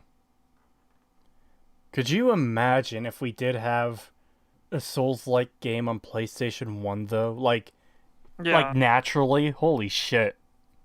Well, there are games that are kind of like it. There are games like Dark Blade, I think, is one of them. Enclave is one. Was it Dark Blade or was it Darkest Blade? Oh, I was around it. It's I think it's Blade of Darkness is what it was. But yeah, they kind of had that whole like stamina management and more of a one-on-one fight and having to deal with hordes when when the game's built more around fighting one-on-one and stuff like that. Severance, Blade of Darkness. Yeah. That's what Indigo said in chat. Yeah, I knew I was hovering around it. I was like, that moment where you're nearby, you're vaguely in the ballpark, you're just trying to put the pieces together. It's like, I know I'm roughly in there.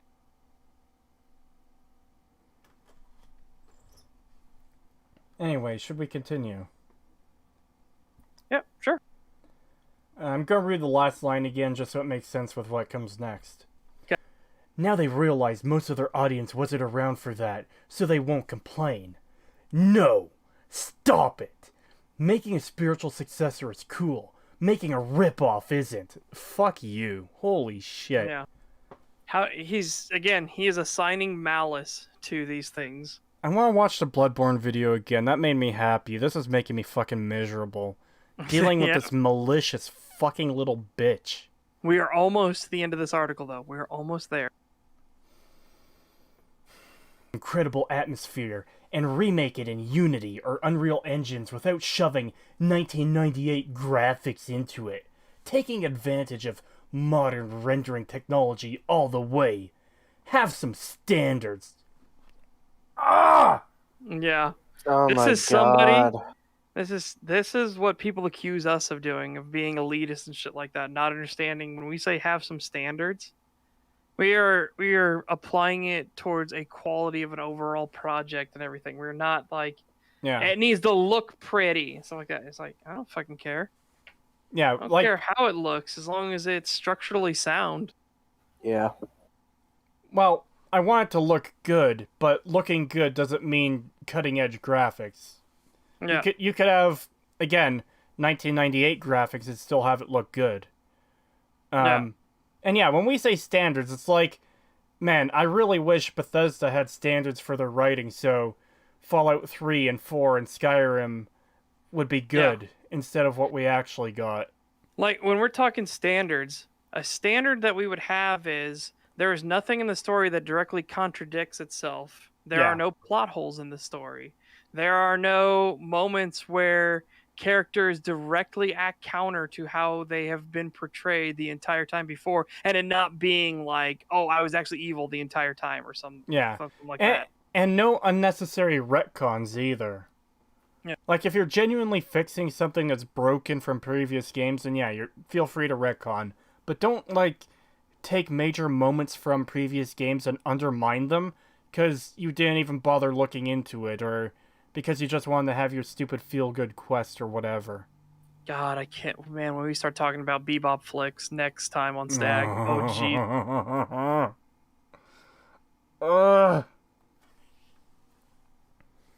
That's going to be painful. Prepare yourself for this next line.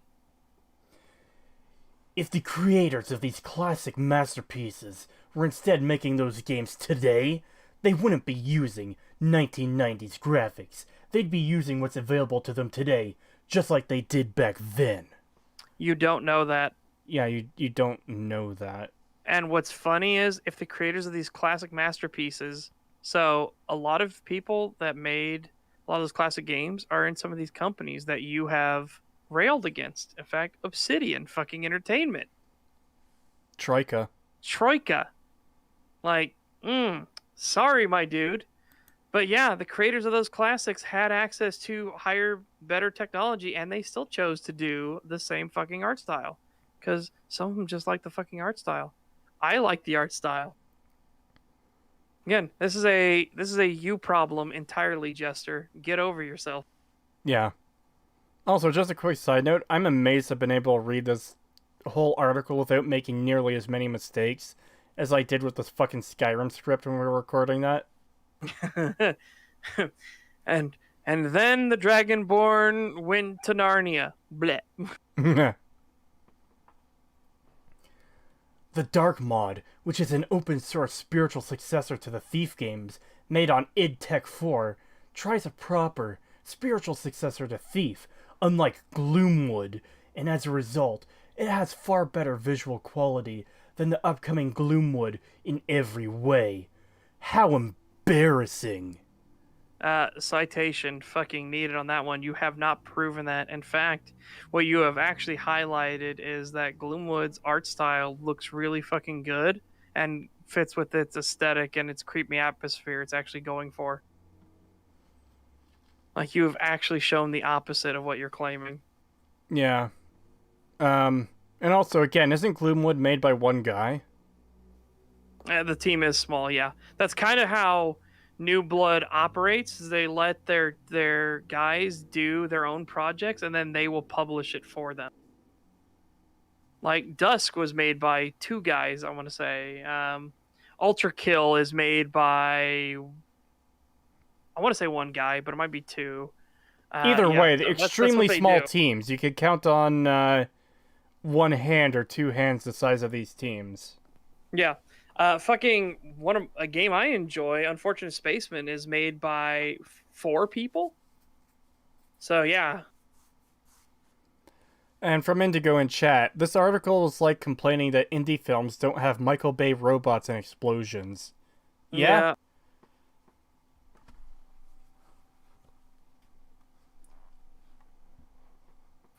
Yeah, it literally sounds like he's bitching like, all games need to look like The Last of Us 2. Yeah. Nothing else matters. It just needs to look like that. All right. This open source mod takes the better approach than the paid game. So, okay. So he said that one is better than the other. He's like, you have not proven that. Yeah, but here's the other thing. Let's take a hypothetical. Let's say I had enough money to hire an entire development team to craft a world as big as, I don't know, Skyrim, with a high-quality story and gameplay, and I released it for free, open source, or fucking whatever. Does that mean that any indie game that doesn't match that quality is now garbage because they couldn't meet my standard? Because I released it for free in open source? That's fucking insanity. And obviously that's an extreme hypothetical, but the point is to highlight how fucking absurd the thing he just said was. An open source team, like 30 plus people working on it, is what we heard in chat. Yeah. One dude or a couple dudes is supposed to do better than a team of 30 people working on something for over a decade. You what, mate? As Jose Ventura points it, I'm starting to think 2.5D games killed his family. Yeah, it really, again, he's very malicious and vindictive about 2.5D existing. Oh no, I read ahead and he's going to drag Arx Fatalis into this. I played a little bit of that. I need to get back into that game, but yeah, of course. I also saw he drags in New Vegas, so get ready for that. Yep. Where were we here? Furthermore, the Gloomwood demo doesn't even support surround sound, while Thief and Thief 2 have some of the best surround sound in the history of gaming. Okay, so this is something I've actually heard about before. The Thief games needed really good fucking sound, because that's how you detect where people are in the world, so you can, sneak around and steal things. I haven't played the Thief games, but I've heard that that's a really big component to it, that they had to fucking nail the sound design of that game. Yeah. Oh my god. And this is completely unrelated. I just got a phone call, and the name of the person that called me, Scam Likely. Oh. I was like, oh, okay. Not answering. At least they're honest with who they are. Yeah.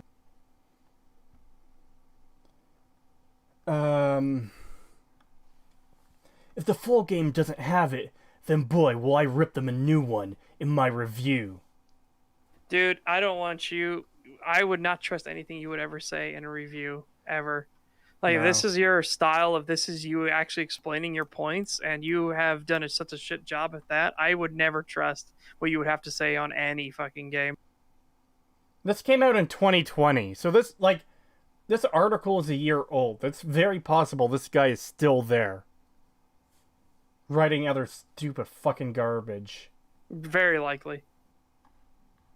Man, this is the kind of person you don't want reviewing games or talk, like, all of this is just graphic snobbery.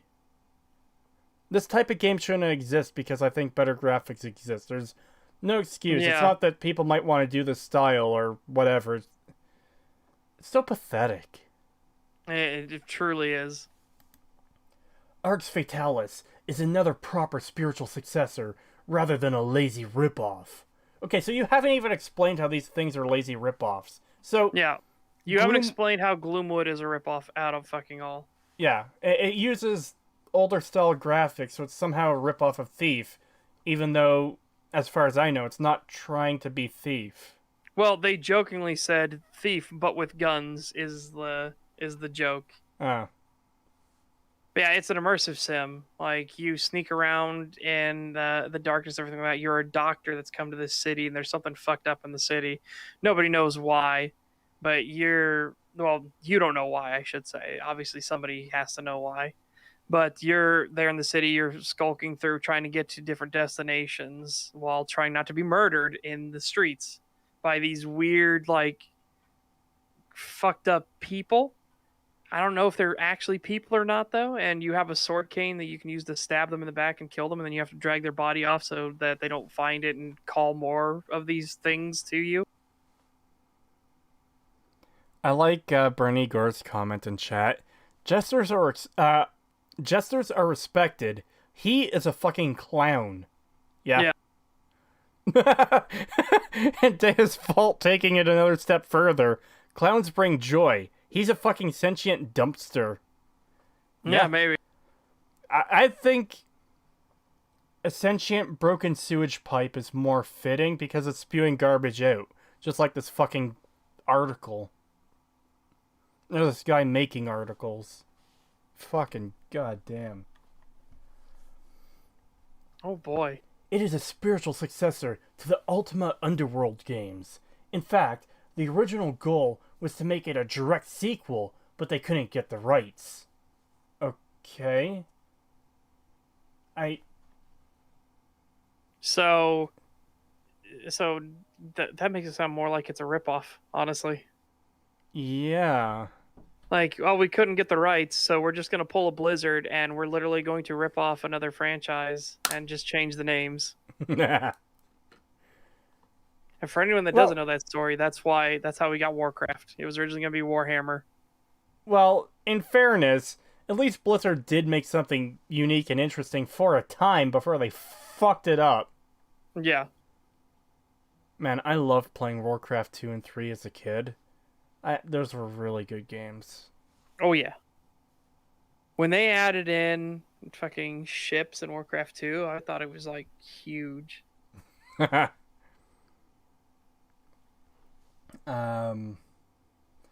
Fatalis was released in 2002 and had top-notch visual quality for its time. They didn't copy the ancient, archaic Ultima Underworld first-person graphics. Well, again, that's probably a publisher decision. Yeah. Right? We don't know the full fucking details. We don't know if it was a mandate from above or anything like that. Was that made by a AAA studio back then? Arx Fatalis? I don't think so. Let me see. Either way, he's obviously comparing a game that's made by a far larger studio. It was from it was Arcane Studios. So AAA. Or AA. And it was published by Joe Wood, Dreamcatcher Interactive, Capcom, 1C Company, Nival, and themselves.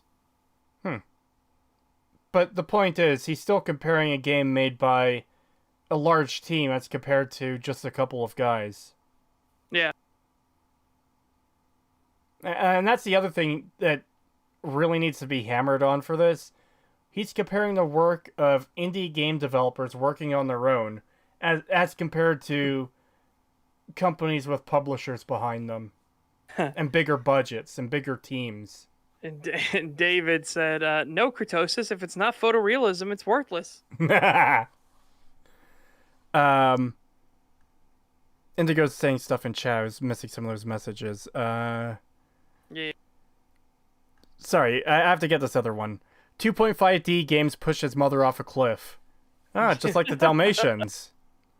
Dude, fucking hell. I love that they called that. Somehow they're going to make the Dalmatians be the evil ones or some shit. And then they watched it and they couldn't believe that. Fucking EFAP couldn't believe they called that. Because it's so absurd.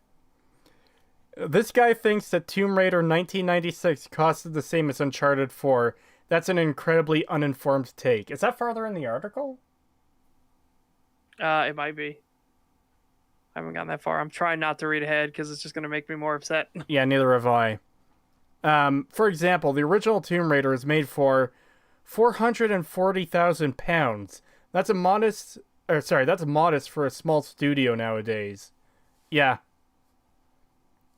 Yeah, games cost a lot to make, especially today.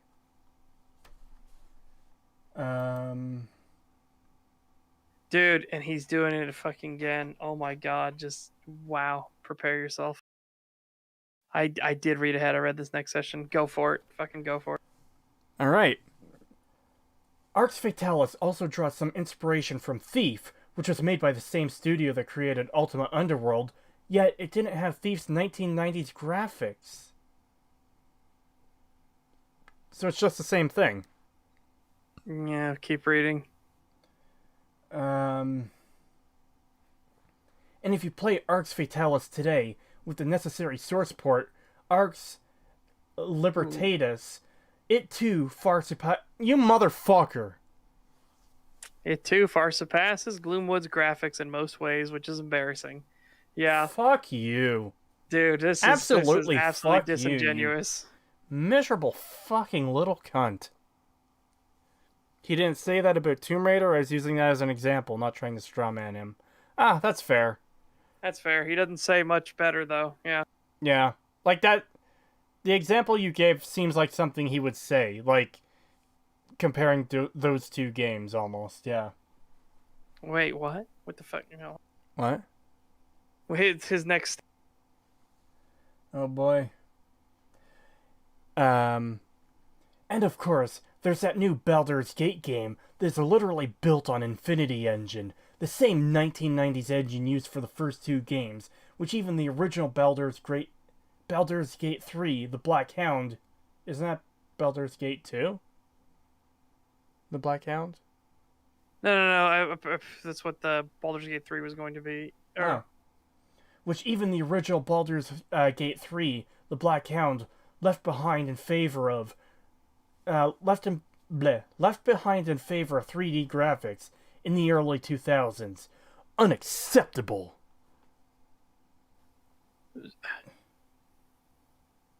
That new Baldur's Gate game.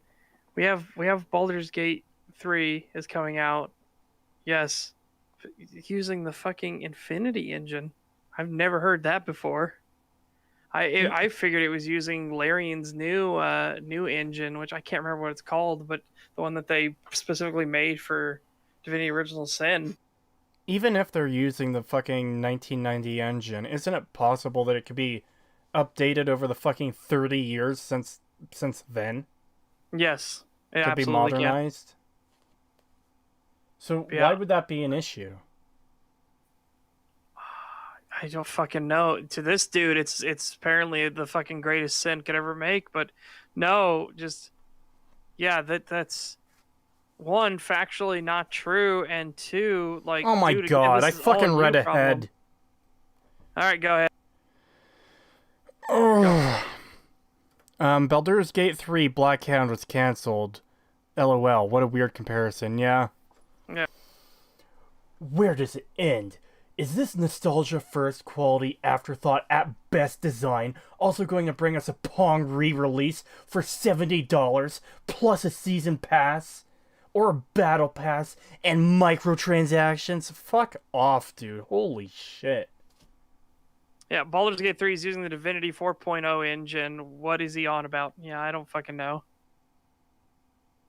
Jester, show me on the doll where the 2.5D touched you. Yeah.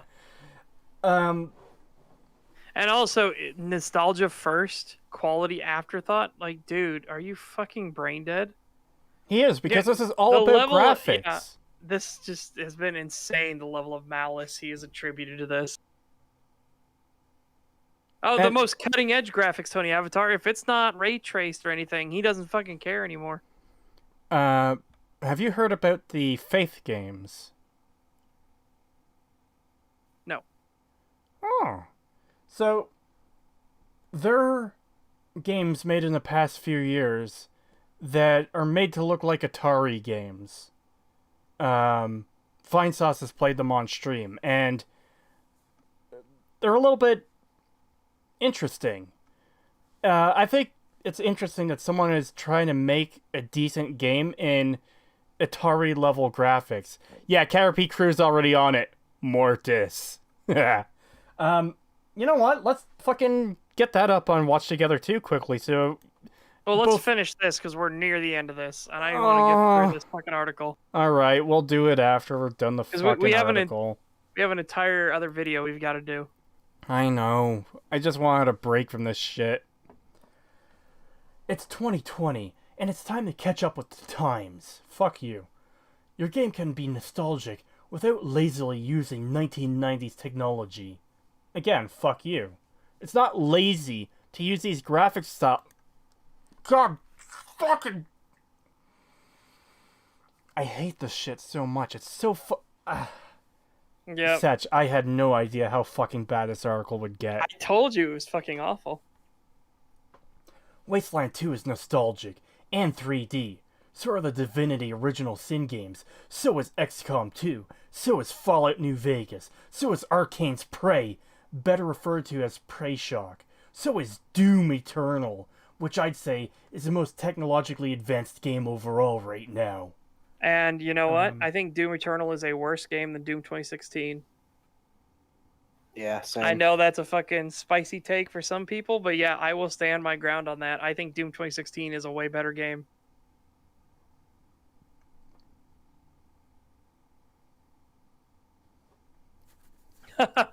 No username says, "Oh, Doom Eternal is the most advanced. Advanced in what? Being a shit game?" This is like our gaming circle jerk in journalism form. It seems like it. This is just...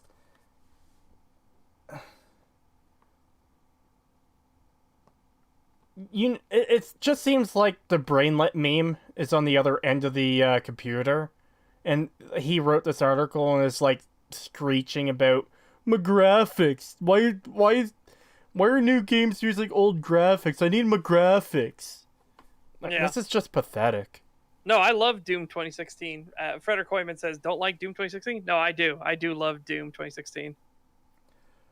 Luckily, there are less isometric 2.5D RPGs in the horizon and more 3D RPGs, but the lame nostalgia first quality afterthought games are not stopping yet. And of course, it's not like 3D automatically makes an RPG good. Well, there goes your entire fucking article, you fucking retard. Holy shit. Yep.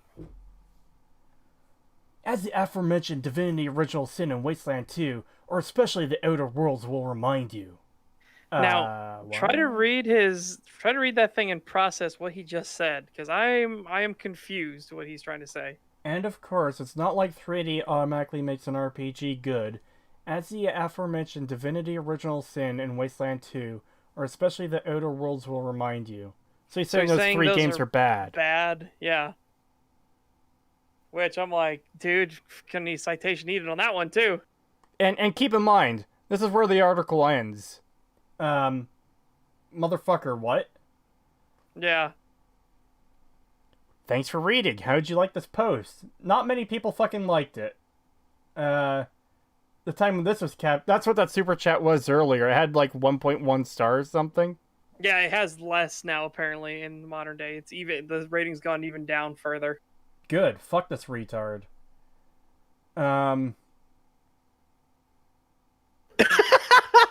What? So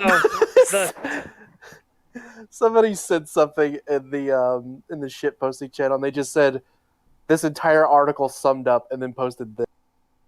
Oh boy. Let's see it. Oh god, I've got to get that on. Oh, it's a Goodell quote. Okay, this will be worth getting on screen. Fuck. How do I do this?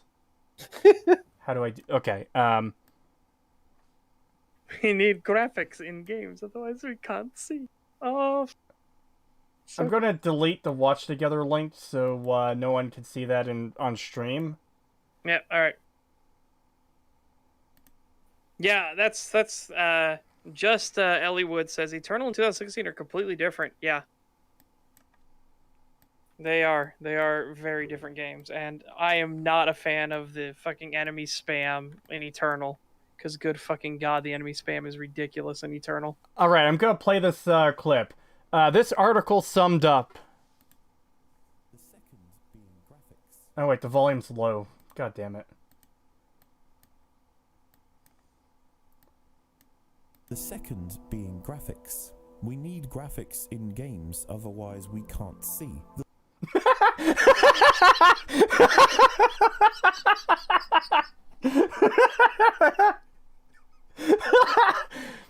That was perfect. It is. So yeah, that was good. Great. Fucking blue synth that. Yeah, literally the entire video. I'm gonna play it again quickly. The second Doom being Eternal is the graphics. Dark Souls of We Doom. need You graphics. started talking over it, god damn it! Fuck. The second being graphics. We need graphics in games, otherwise we can't see. Fucking brilliant. Dude, I love Mahler's The Goodell second- series. It's so fucking good. Yeah, I figure we don't need to Yeah, I figure we don't need to go into this.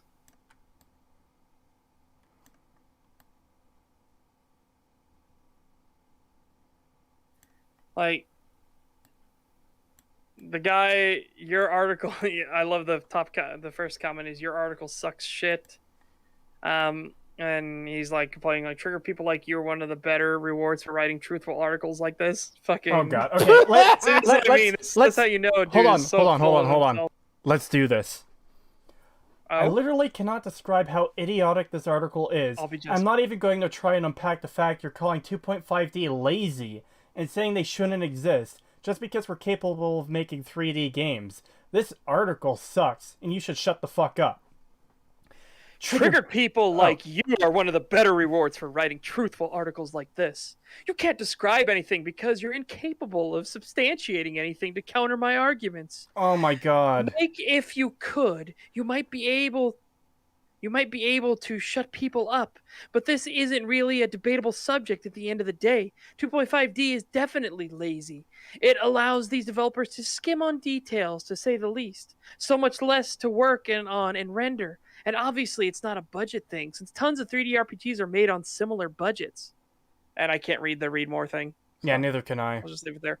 Read his replies in the Delb voice, Creetosis. Oh god.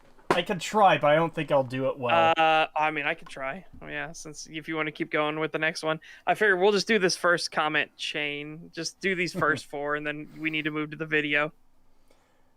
We should stop using any practical effects in any movie whatsoever because it's imitation CG. Only used because CG wasn't good enough at the time. That's how dumb you sound. CG is the imitation, if anything. Computer-generated imitation of reality. That's how dumb you are. Oh, dude, this... Yeah. God, you're such a fucking man-child. What arguments are you making in this shit heap of an article? Where are they? I'd love to see a single one. Instead of your ridiculous, unsubstantiated claims rooted purely in your own bias and preference. You claim that today, if RPGs were being made as in the past, they would be made using today's technology. Never mind that all the games you critique are made using today's technology. Clearly you just mean 3D with a rotatable camera. Now obviously this is a false claim, and the next sentence gets cut off because we're on a web archive of the page. Yep.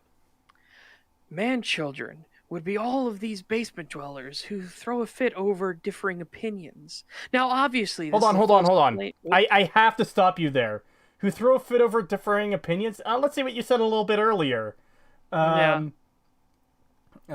this isn't really a debatable subject. At the end of the day, 2.5D is definitely lazy. So, it's not a debatable subject, but it's an opinion? Yeah. Wow. Thought it was a fact, Jester. Jesus. Definitely made it sound like a fact. Now, obviously, this is a false claim. After all, look at all these vast swaths of successful indie retro games. You missed the point. Fallout, Baldur's Gate, Planescape Torment, and the like weren't made with 15 to 20-year-old technology, or made to mimic that technology. And in the early 2000s, Black Isle Studios and BioWare and Troika all moved to the latest and greatest 3D rendering technology. They moved on from isometric 2.5D. It's pretty much died out in the 2000s. All these great classics were innovating. Yeah, I think we're done here because we can't read any of the other stuff he's doing, but yeah. Jesus Christ. But just constantly, he's getting bitchy with people commenting to him that disagree. That's hilarious. Yeah. So, and he's fucking insane. This is something like this. Don't tell this guy about Shovel Knight. Man, I think we need to convince this guy that video games don't exist. He should just go somewhere else, because clearly he's too stupid to grasp what a video game is. Or what an art style is, and what actually creating something entails. Yeah. It's a good thing people never liked XCOM, right? Or else he might have had a point. So I'm only going to play a few minutes of this. It's just so chat can see what it is. I don't think I can find standalone footage where it's just gameplay. But if I'm going to use anyone's footage, it'll be Vinesauce because he's cool. So let's go. I'm just going to skip to a Nope, stop. I'm going to skip to a random time code. There's text on screen. I want to get close to a mortis.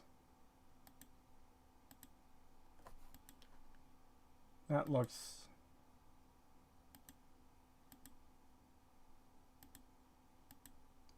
This will take me just a second to try and find a good place. Actually, you know what? He probably died early on, so...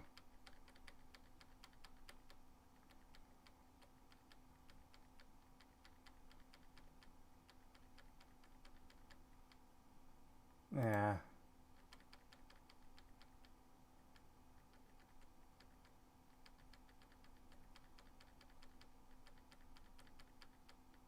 Are you trying to show this to stream as well?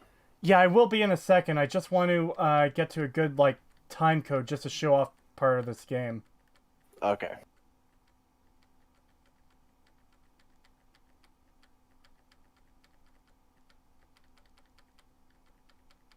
Man, I don't remember where the Oh! Okay. So there's probably... Yeah, there it is. Okay. So, this is Faith, a game that was made a couple years ago. I believe there's 3 parts to this. And, it's made very much to look like an Atari game. They even went out of their way to make the sounds sound like Atari. Bob's rifle out of storage.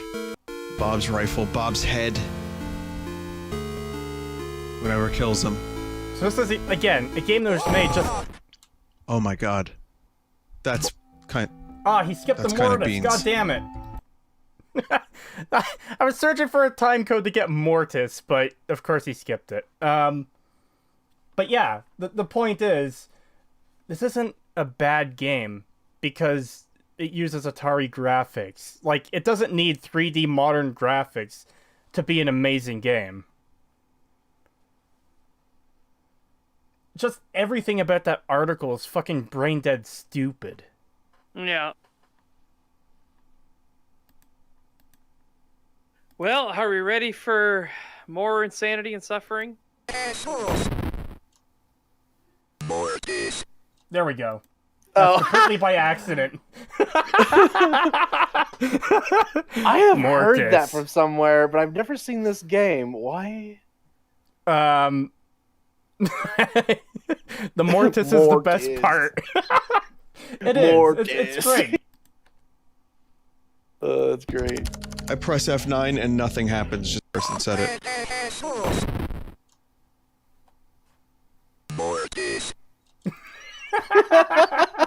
Alright, let's get a move on. Yep. I know Such is just trying to hurt us along here, but it's like, man, I had to show that. Okay, let me fucking scroll up in our chat and grab this shitty fucking Morrowind video.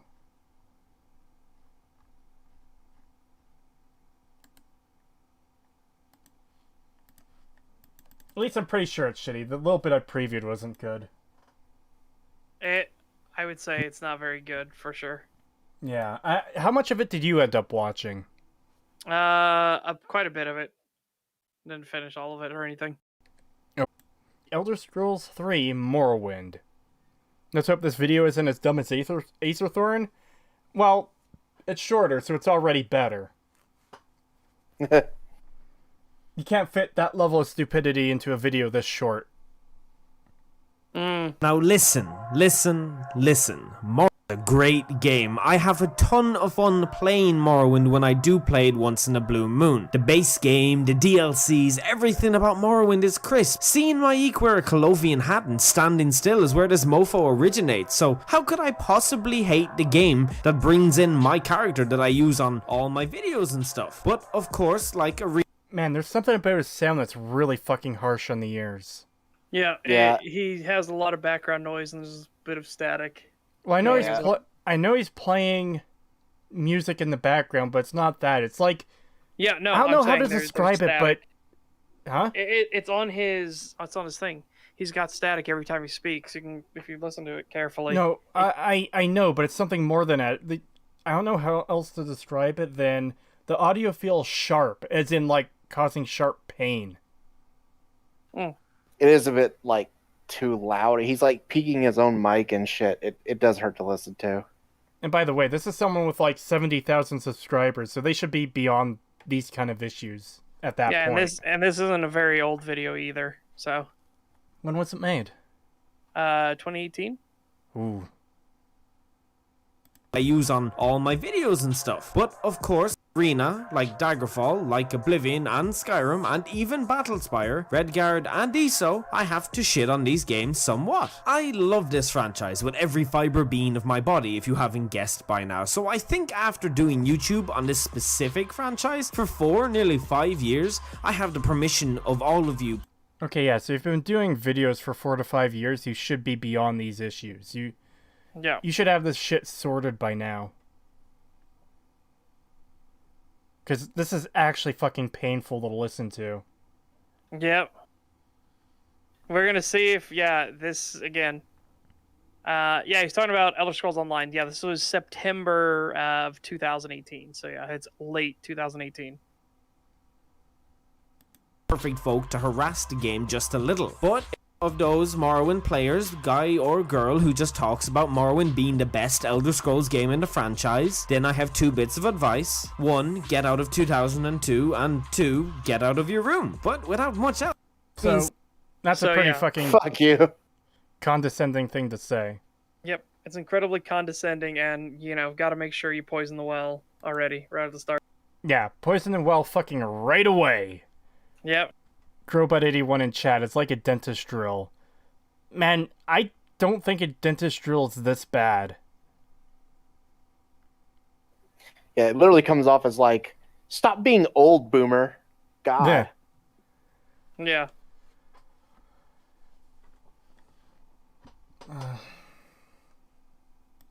Let's just start knocking this game out with some points while I pound like a great human being for you because I can. If you like this video, remember to leave a like, and if you don't dislike, I don't really care. I just love you all. Now, let's talk about the problems with the Elder Bullshit. Oh, I love you all. Let's stow that away for a little later. We'll be bringing it back. Scrolls 3 in Morrowind.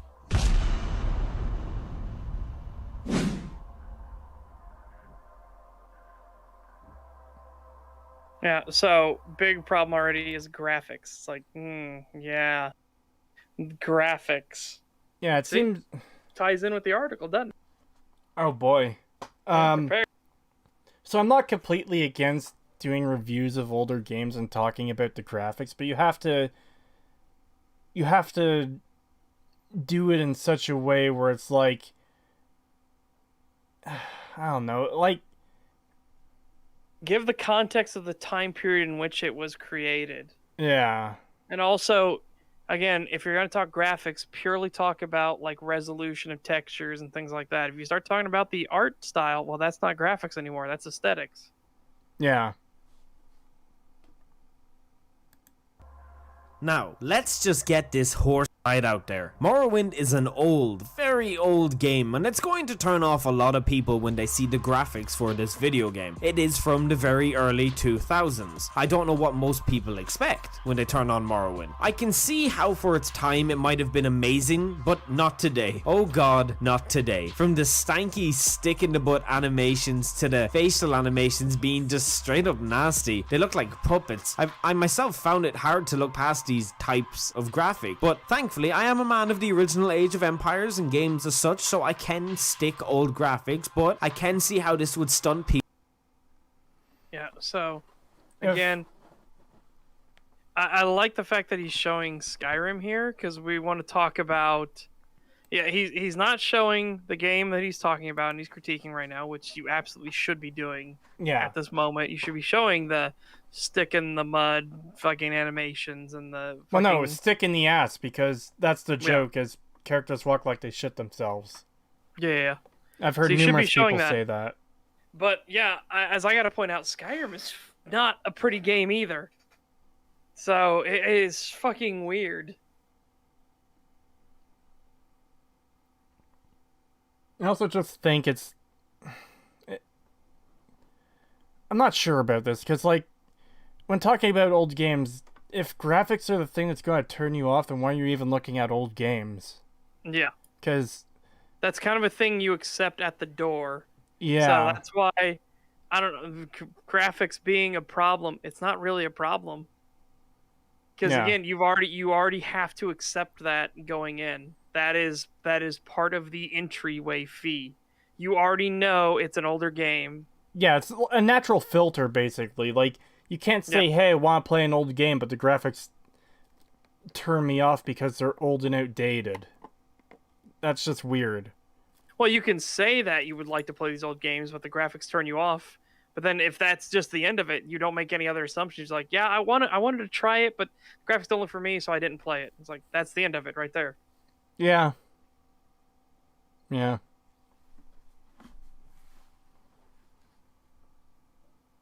Some people back a bit from fully enjoying the game.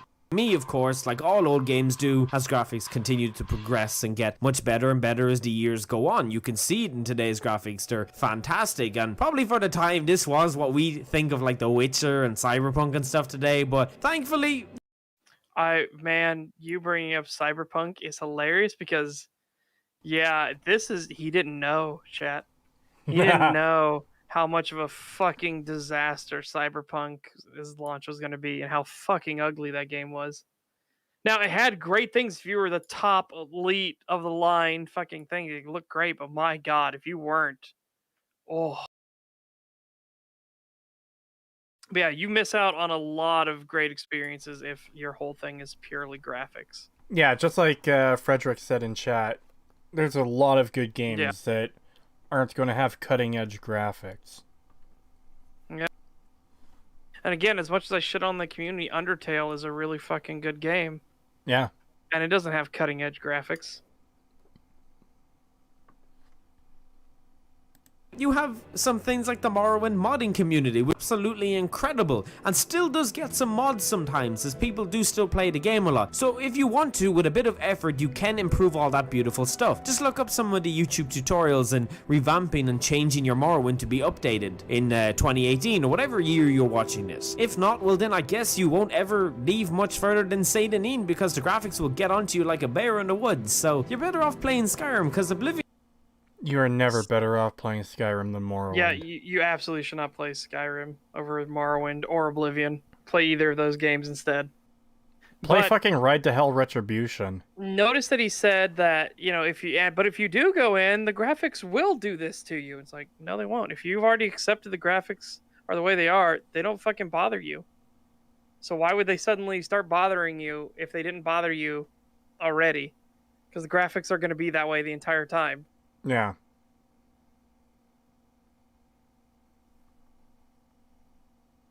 Ain't much better, to be honest, in this category.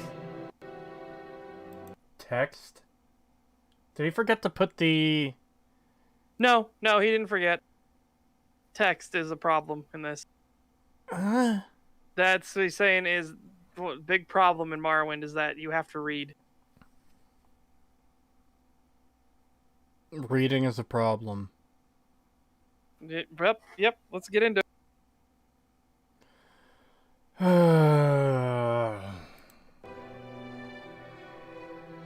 Do not like reading, and I mean you're just not a fan of it. Not that you're stupid and you can't read, just, well, if you can't read as well, of course. But in this day and age, that is fairly normal with a lot of the youth, since we have all the computers and stuff. But, like, if you go into Morrowind and you don't like reading, then boy, oh boy, you will absolutely detest this game, because...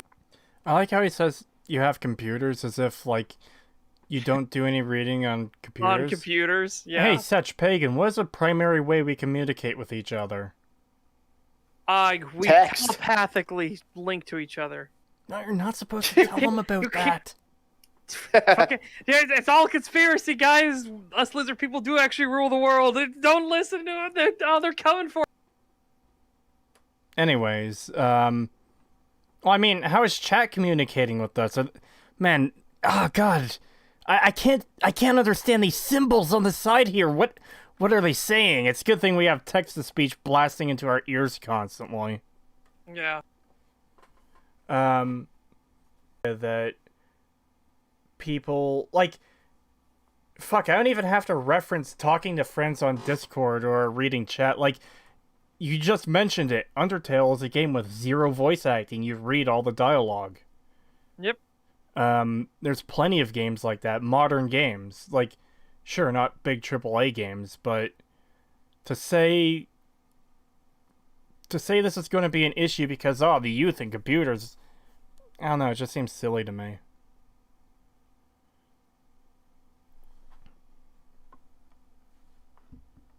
Centuries. What do they type? Oh god.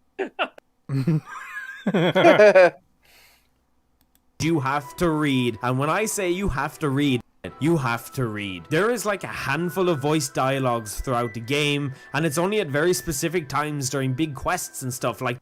Okay, so why are you showing us more Skyrim footage rather than like a wall of text from a character? Because that is really easy to get. You had Morrowind open. You talked to a character during your gameplay recording that you used in this very video. Why are you... It's such an easy thing to show. It's like one of the easiest things you should be able to show. It should take you less than fucking a minute. A cinematic at the beginning, nor when they got Earth and stuff like that. Outside of that, everything is done by text and text and text and just so much text. Now, I personally love to read, have since I was really young, so this wasn't hard for me, but when you're playing a video game, you don't really want to read as much as Morrowind wants you to. I do like reading. That is an assumption on you, my dude. That's a huge assumption. So yeah. I'm in the camp of people who don't really like to read. I don't have the attention span for it. Reading a book is like torture to me. That's not to say I can't read, obviously. I have read books. There are books I like that I have read. It's just sitting down and reading a book is so... I'm not sure how to describe it, but the point is I'm just so inactive, I guess. We're like, even playing a game, you're sitting there, but you're still interacting with the world in the game and doing stuff. I really enjoy reading in games like Morrowind or even Undertale, where it's like, yeah, you have to read to understand what's going on. Because that's the point of the reading in those games, is it's part of the game you're playing.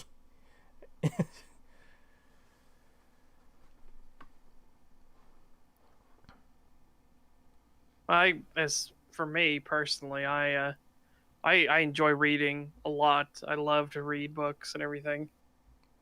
Like, I have days where there's nothing better than the temperature being nice and cool, not too cold, not too hot, but just nice and cool. And you just sit there, crack the book open, and lay down on the sofa or something like that, and you're just reading for hours.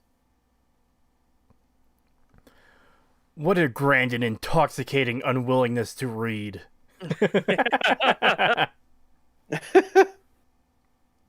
Boo-hoo, I have to read dialogue in a game that was made before effective audio compression. What kind of argument is this? A shit one. Ever since Cree read that article, he hates to read. That might be part of the cause. Might be. Yeah. Skyrim's books and Oblivion's when I'm traveling sometimes, rest and stuff and get out of the combat and all that stuff. But thankfully Bethesda Game Studios seen this as a problem in the future, and that's why everyone has voices now, which is significant. No. What?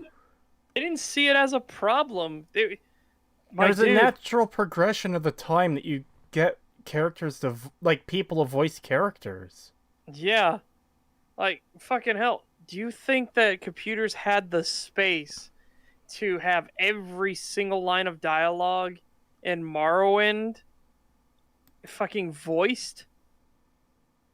I mean, they would have the space for every single line of dialogue in Skyrim because there's not much and it's all fucking trash. Way.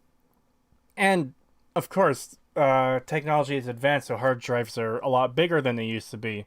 So exactly. My grandmother told me like decades ago when she was being sold her first computer, the computer salesman said to her something like, "Oh yeah, it's got 64 megabytes of memory. That's more than you'll ever need."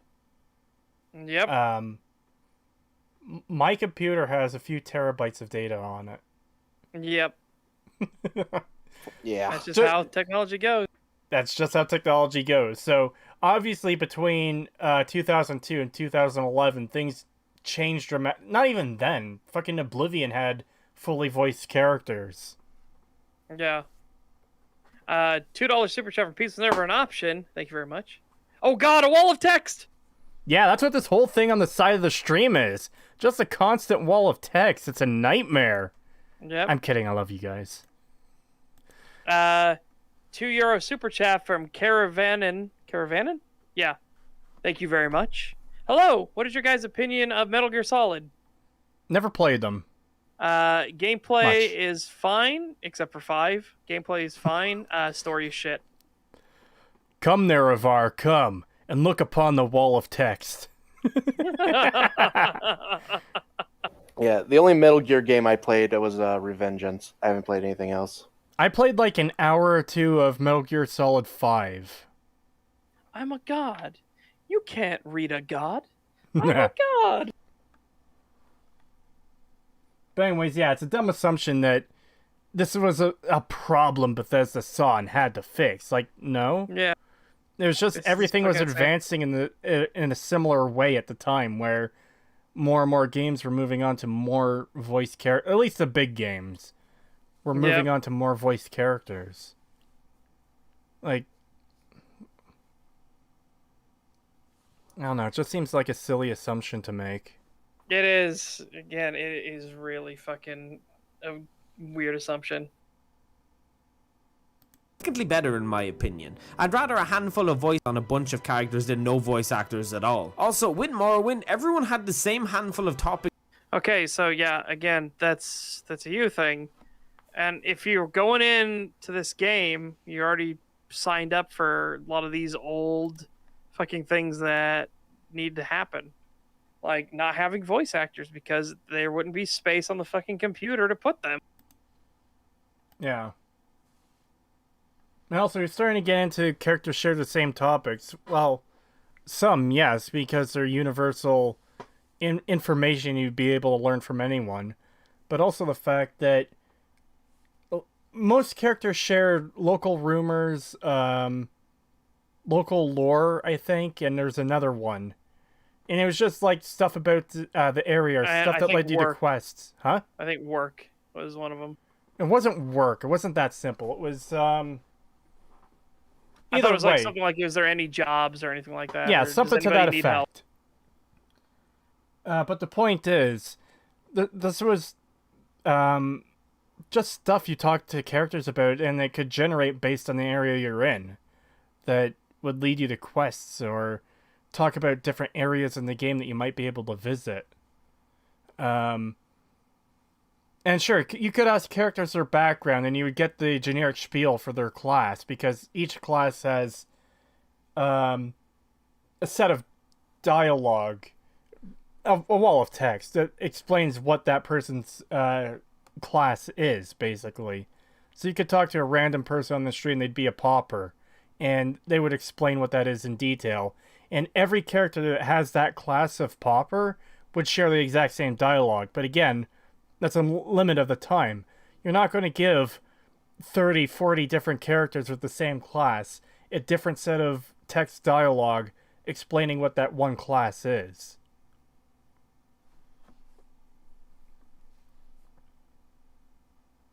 And literally same for all the other classes. Scouts, mercenary, barbarian, everything. So Yeah. That's why everyone has voices now, which is significantly better. I'd rather a handful of voice actors on a bunch of characters than no voice actors at all. Also, with Morrowind... Okay, so there weren't no voice actors at all. That's just wrong.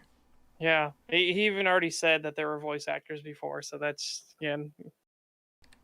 what a weird thing. Also, we got a couple super chats here.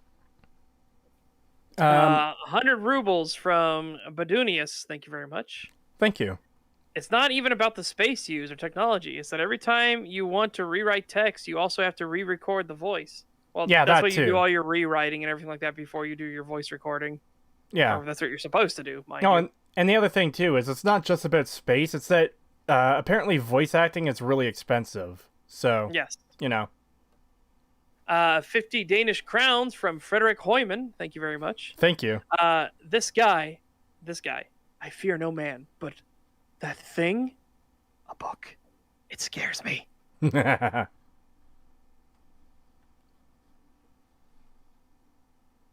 Yeah, I'd rather there be no voice acting, and mine is the same reason why I'd rather there be no motion capture.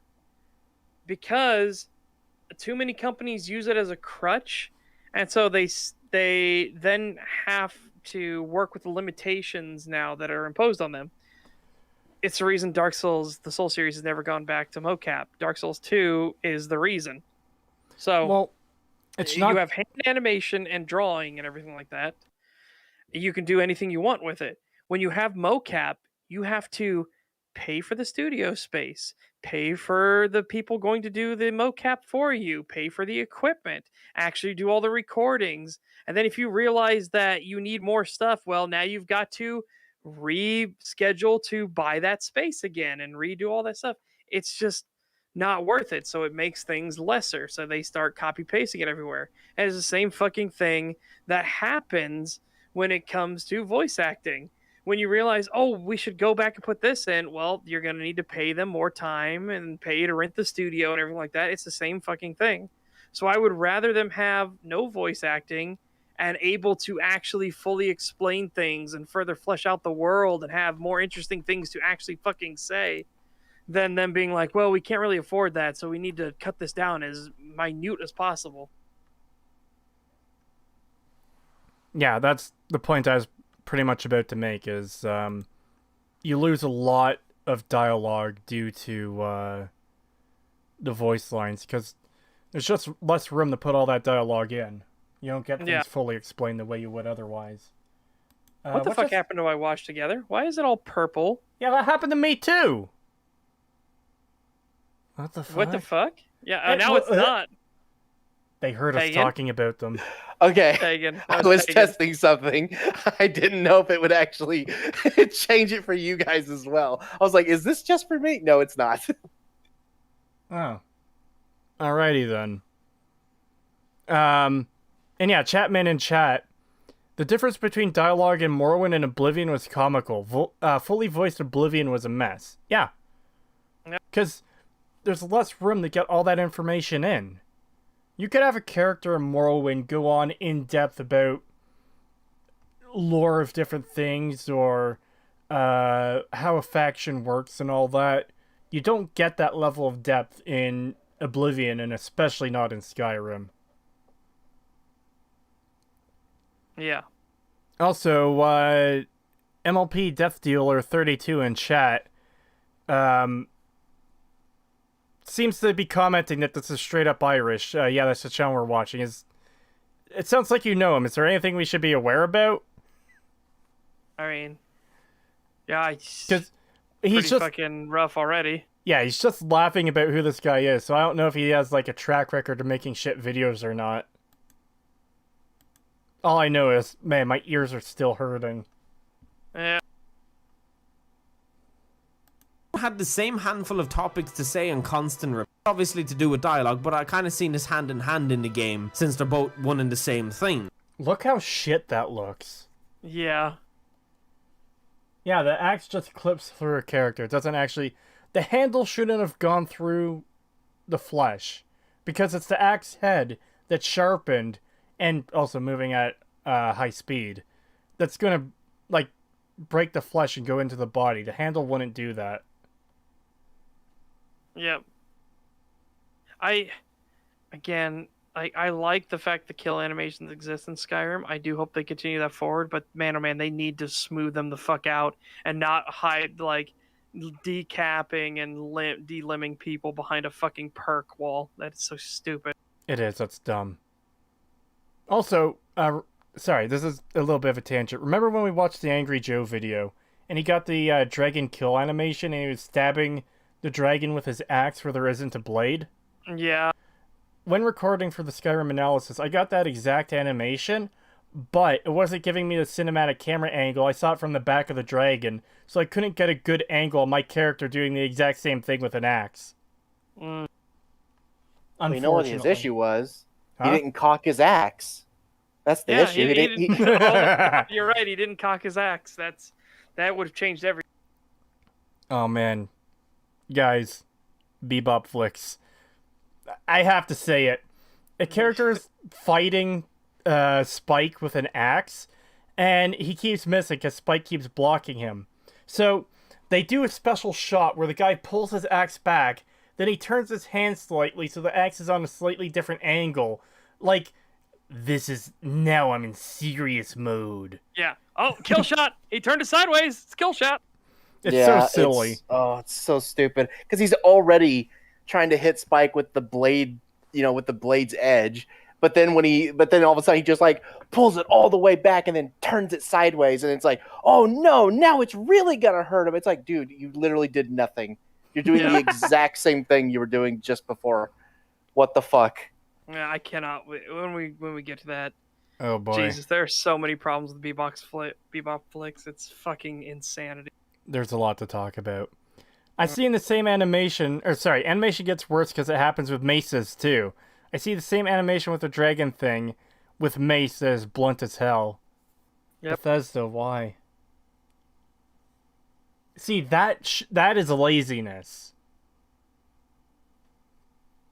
On a bunch of characters and no voice actors at all. Also, Morrowind, everyone had the same handful of topics to say on constant repeat. This is obviously to do with dialogue, but I kind of seen this hand in hand in the game since they're both one and the same thing. The only thing distinguishing most people from one another in Morrowind was the merchants with a couple of topic options and the people included with quests who gave you quests and etc etc. Everyone else can be asked the exact same things, so when the so-called Morrowind veterans try and explain that this is a better system, they are very, very wrong because everybody says the same stuff. So yeah, how is... Oh, that is not something you should be saying. Okay, especially about Skyrim, where they say the same fucking thing over and over again. I heard they're reforming the Dawn God. I heard they're reforming the Dawn God. Well, hold on. It gets worse than that. So, a lot of the background NPCs in Morrowind will share the same text dialogue over and over and over again. We've already been over that. But these are side characters that generally don't have any useful information to provide you. They're essentially there as set dressing because this is a world populated by people, and not every single person in that world is going to be important or relevant to a quest or anything, so they are just going to be some generic randos. Skyrim... Yeah, so here's what I want you to do in real life, guys. I want you to go up to a random person... No, don't. ...and ask them, like, every little detail about the city, and they'll probably look at you like, I don't fucking know. It's like, because that's just people are. Not everybody's not going to know everything about where they live and shit like that. It's just how it fucking works. Well, I'm just going to go a different direction with that. With Skyrim, let's do both, you've got NPCs that are basically caricatures because they try to give them a little bit of a personality, but they only give them 1 or 2 lines. You know what's wrong with Skyrim these days? Everyone is obsessed with death. I've talked about this on stream before. I've mentioned that exact line on stream before. Every single time you pass this guy, or you try to go into Bellathor's store, this guy will say that line. How is that not repeating over and over again? I would prefer the text because you don't hear it constantly. Yeah, you don't hear it constantly. And then, you go to the Cloud District often. What am I saying? Of course you don't. Of course you don't. And a bunch of other characters say the same. You tried mercenary work? It might suit you. Yeah. Fuck, there's a bunch of others. I know there's that one girl in Whiterun who's like, oh, I'm training to do such and such, but I don't remember it. Yep. 5 pounds from Meridia's Beacon, thank you. Yeah, I ain't gonna show up in this guy's playthrough. Screw him.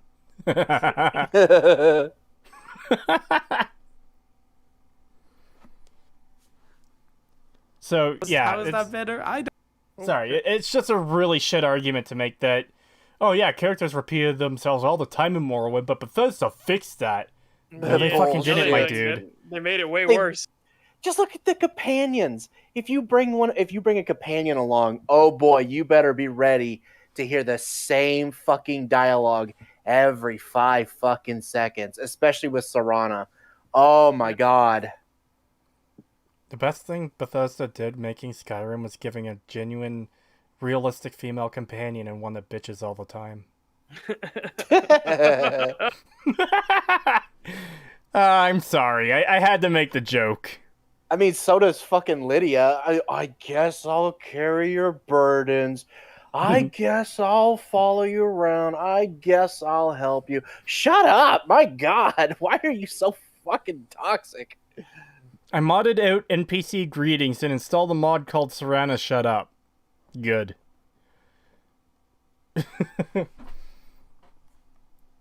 Anyway, yeah, let's continue. This is a better system. They are very, very wrong because everybody says the same stuff. So yeah, how is that better? I don't know. Because you don't have to audibly hear it all the fucking time, unlike Skyrim. Yeah. So yeah, it is a way better system. Uh-oh. Yeah, which would you rather hold see on. every day? Now, this is a guy who says he likes Morrowind. Are we going to get Iron Daggered? I can't remember. Oh boy, let's see. But yeah, which would you rather see or hear every single day? Going past a sign that says the same thing on it every day, or going past something where it literally yells at you every fucking day, where like, you know, it's like an ad or something not that every blares day, out over every a time you speaker. pass it. Yeah, every time you pass it. Not even every day. So if you realize you left something in your car, you turn back around, you go pick it up, and you come back, and it says the same thing again. It's like, oh, god damn. Speaking of, you want to know what the weirdest issue with Skyrim is that I've had? If a character starts their dialogue and you enter a building, they'll follow you in to finish their dialogue, then they'll leave. Yeah. Like, even merchants and, like, just... Why? Yeah. I use that in Fallout New Vegas to get people out of their beds if I need to sleep. I'll be like, hey, let's engage in conversation, and then I'll run out, and they'll follow me. Okay, and then I'll run back in and take their bed. That's one thing. That's different from what I'm talking about. If you just walk by a character, their generic greeting or whatever will start. Yeah, so that guy that does this, you know what the problem with Skyrim is these days? And you load into the fucking shop, he'll literally teleport in with you so he can finish that line, and then he'll turn around and leave. But it happens with everyone. Yeah. I've never seen that. You've never seen that? That happens every time with me, too. It happens literally all the time for me. I've had shopkeepers fucking teleport outside with me because they've been mid-sentence when I activated the door, and yeah, it's just... And they walk back inside. Yep. Wow, that's weird. Holy shit. Yeah, that's way worse than what I was talking about. Alright, let's see how bad this is gonna be. Now, my real trope with this game has to be what I can only describe as one of the most tedious combat systems that I have ever indulged in ever. Whoever thought the 1 in 6 system was better for the game needs to rethink his life choices, while whoever changed it for Oblivion needs to get a raise, because hot damn, is it an... No. Again, you're going to have to fully explain this one, because... Yeah, the Morrowind combat system is actually really fucking good. Like, if you go into it just spam clicking, you don't realize how fucking good the combat system is. Dude, there's 6 minutes left of his video. There isn't time for him to get that deep on the combat system.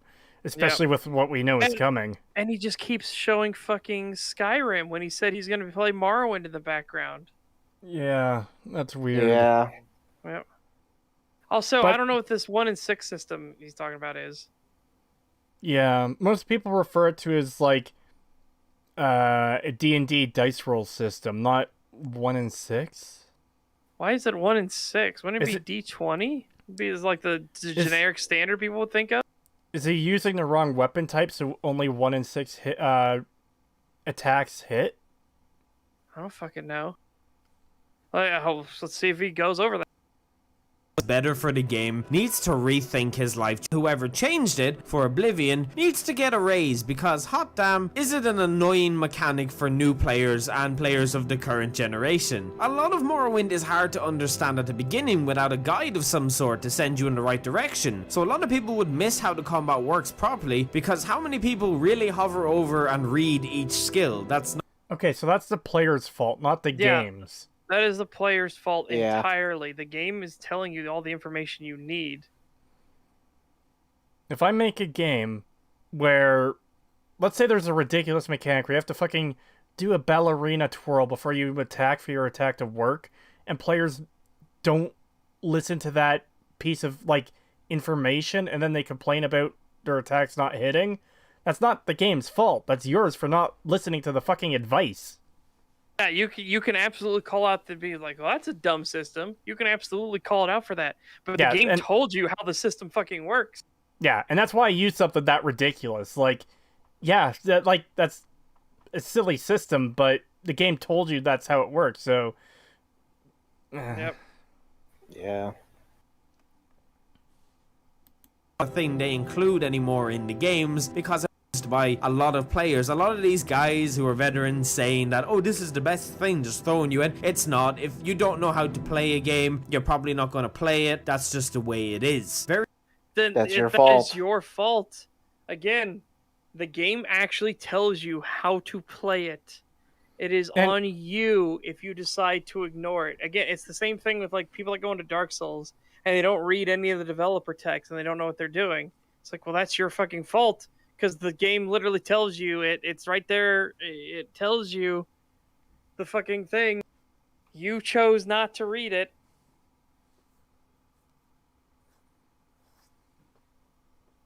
It also seems weird to me to be... the video skipped for me a little. I think he mentioned game manuals, but it seems weird to me to hold it against an old game that something that would be explained in the manuals isn't explained in-game.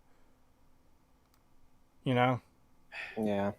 Well, I can understand it because of, you shouldn't need outside sources to tell you how to do the thing. But that's the thing. Manuals were ubiquitous back then. Yeah, I wouldn't consider a manual to be an outside source because it came packaged with the game. It's not like you're buying the official game guide that leads you through every single quest. You know? Yeah. It's basically just just like an outside source because again, if you play it now, you don't have the manual. Well, yeah, if but you buy they today, weren't. You don't have the manual. No, I know, but they weren't designed with Steam in mind because it didn't exist back then. Well, I'm not even saying with Steam. Like, if you or GOG or whatever else, like you get what I mean. They weren't designed. I do, but I still consider that outside game. I will hold firm to that. That is outside the game. That is not in the game itself. Yes, it's literally outside the game. But the point is, the manual came with the game. It's an instruction manual to tell you how to play the game. Yeah. It's not the game's fault that it doesn't walk you through like, oh, you press X to attack or whatever. I'd say that would be a fault. I will say that would definitely be a fault because that manual could be lost. You could get a misprint. There are all kinds of things that could have happened to it. So I say, yeah, that is the game's fault if it doesn't tell you in game how to actually do it. I can agree with that as well. I think it should be in the game. That is 100% the game's fault at that point. But if the game has it in the game itself, then it's the player's fault. Yeah, I can agree with that. Nah, I think the 1 in okay. I think the 1 in 6 thing is he's literally just talking about a 6-sided die for some reason, which is not the standard you would use, but okay. And I don't know why he's not just saying dice roll system. Yeah, that's weird. Like it would just be a lot simpler to just say dice roll instead of 1 in 6. But we got to see because we have no idea. I don't know what this 1 in 6 system is, so I have no idea where he's going. He's not going to fucking elaborate. He's got an 11-minute video. We're halfway through. Yeah. I'm bringing it up because I don't think he's gonna fucking talk about it. I think he just says it and moves on. We'll see. In the games because it wasn't used by a lot of of these guys who are veterans saying that, oh, this is the best thing, just throwing you in. It's not. If you don't know how to play a game, you're probably not going to play it. That's just the way it is. Very few people like that. A lot of gamers want to just play their game, the point of the game, and the money they spend on it. Now, once you progress a bit into the game and raise your stamina a lot, you will hit the target 95% of the time, but otherwise, if you don't, you will just... It's not based on raising your stamina. Yeah. It's about how tired you are. Like, your stamina can be at the very beginning of the fucking game, and if you're well rested, you're more likely to hit. Well, not just that. It's based on your weapon skill, too. Like, Yes. how did you get this wrong? His whole thing of doing the stamina thing, he said, yeah, so he doesn't know how the combat works. Yeah, that's what I'm getting at, is he's... Of course. I love Morrowind, guys, but I don't actually know how to play it. Yeah. Point of the game and the money they spend on it. Now, once you a bit into the game and raise your stamina a lot, you will hit the target 95% of the time, but otherwise, if you don't, you will just be swinging and swinging and swinging, and it's just so tedious. The same goes for archery. It's all under... Yeah, so again, you didn't understand the combat system and you were spam clicking. Yep. That's your fault. So similarly to the Ace Thorn video, we've got partial confirmation for the 3 strikes. So he's just spam swinging. Yeah. Can we get an Iron Dagger and what's the stamina? Well, he already said it's only when your stamina is higher. So obviously he's not managing his stamina well to begin with. So that's 2 for 3. Yeah, I'd say that's 2 of 3. Give me an Iron Dagger.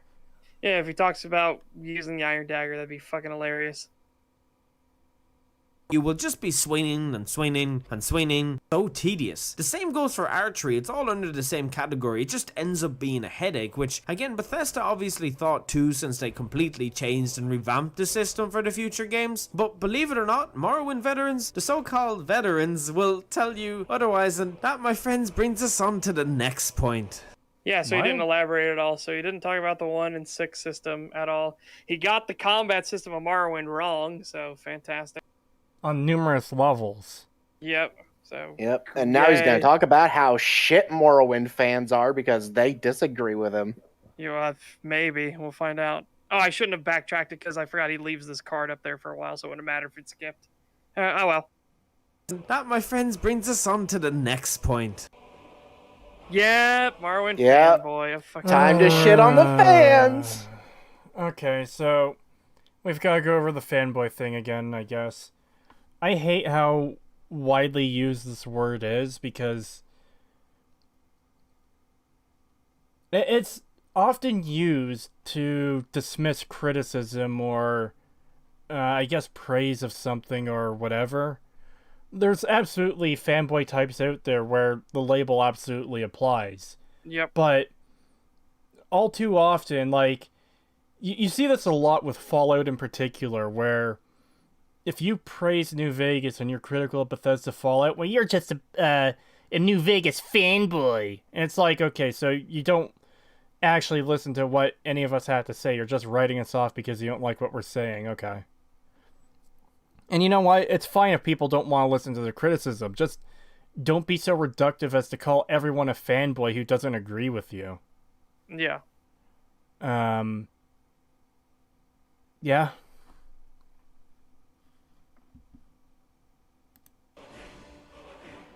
Now, listen, fan of Morrowind, a Morrowind fan, whatever you want to call it. I'm a fan of Morrowind, or a Morrowind fan, or whatever you want to call it. I almost don't believe you because, I mean, you fucked up it that bad. But also, you're still not showing Morrowind, even though you said you would show Morrowind in this? Yeah. You're actually showing Oblivion now, in fact? It's like, what? Yeah. What is happening here? This would be like, I don't know, doing a video about Metal Gear Solid 1 and showing nothing but footage of Metal Gear Solid 5. Or something. Or 3, or whatever, yeah. It's like, what are you doing? Yeah. Show footage of the game you're talking about, unless it's to cut to relevant footage from another game to make a point. Yeah. God. I was going to make a joke.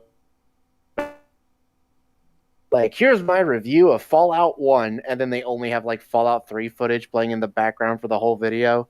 Yeah. I've actually seen people do that, and I'm like, Yep. why? Why are you doing that? Did he run out of Morrowind footage? Is that how little he played it? I guess so.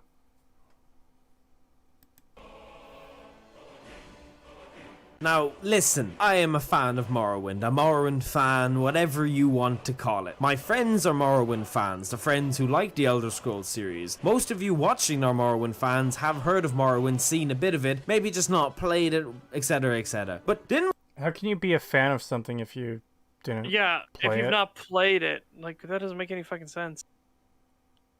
Yeah, I'm sure there's probably some weirdo that's like, yeah, I'm a diehard fan. I know everything about it. Have you played it? Never. I'm sure there's probably somebody out there, but yeah, that just seems like the base minimum for that would be you've played the fucking thing, or watched the movie, or read the book. Same fucking thing. Yeah. have the friends who like the Elder Scrolls series. Most of you watching are Morrowind fans, have heard of Morrowind, seen a bit of it, maybe just not played it, etc, etc. But then we have the next category, the elitist category, the Morrowind fanboys. Thankfully... So, even being a fanboy doesn't necessarily make you an elitist either. Yeah.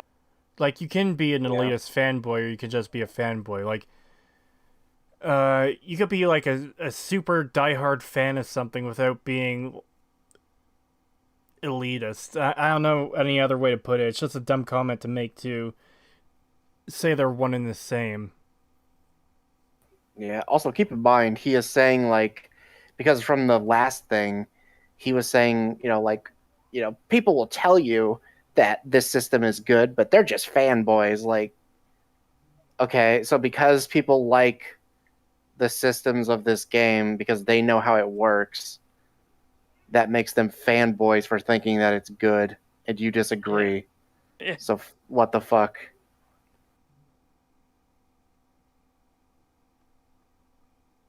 Well, let's get into this thing. Most of you aren't in this category from just knowing my comment section and the streams and all that. And thankfully, you aren't the worst person in the world if you are a Morrowind fanboy. No, Fallout New Vegas fanboys take that spot and are worse than that. We stay... What? Fuck you. Whoa, yeah. You want to explain on that one, my friend? Yeah, definitely. You're the worst there. person in the world if you're a New Vegas fanboy. Yep. What? What? Well, I mean, we already said he poisoned the well earlier, and we might as well say he's just being disingenuous, because why the fuck not? Super disingenuous. What a fucking dick. Fuck this guy, man. Hey, remember how we said we'd bring something back from earlier? Oh, I love people. I love you all. Yeah. I guess I love you all. Bullshit. I guess not a certain type of fan. Yeah.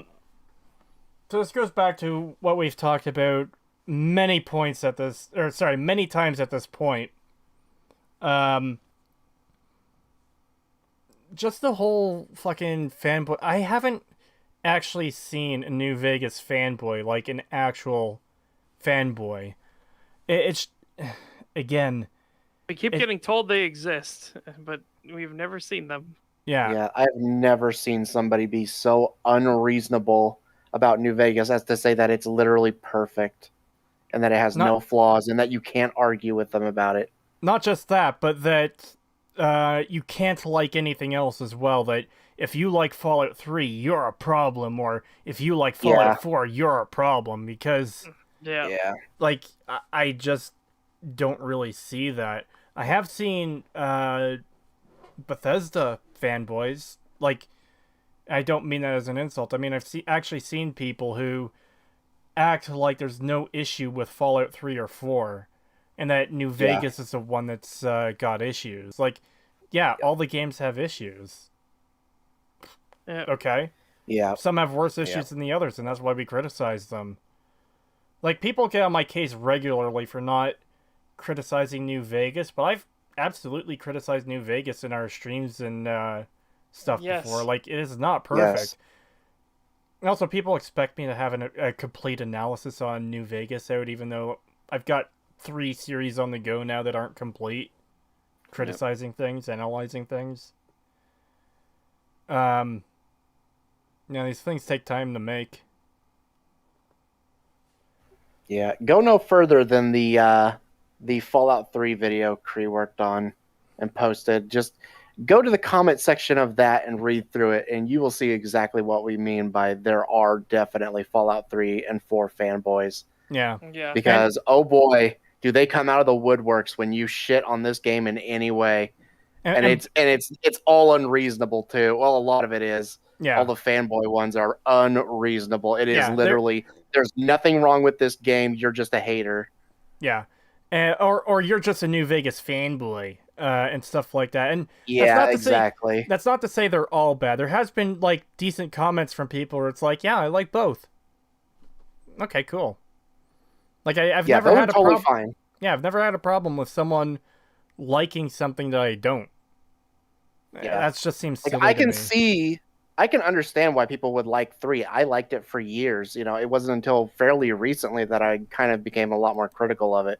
But I could totally understand people liking it. There's nothing wrong with that. Yeah. It's when they then say, but it's literally perfect. There's nothing wrong with it. You only dislike it because you play Fallout New Vegas. Or that it's not even that it's perfect, that it's a very, very good game. And see, the thing that gets me is the use of good and bad. Oh, Fallout 3 is still a good game, though.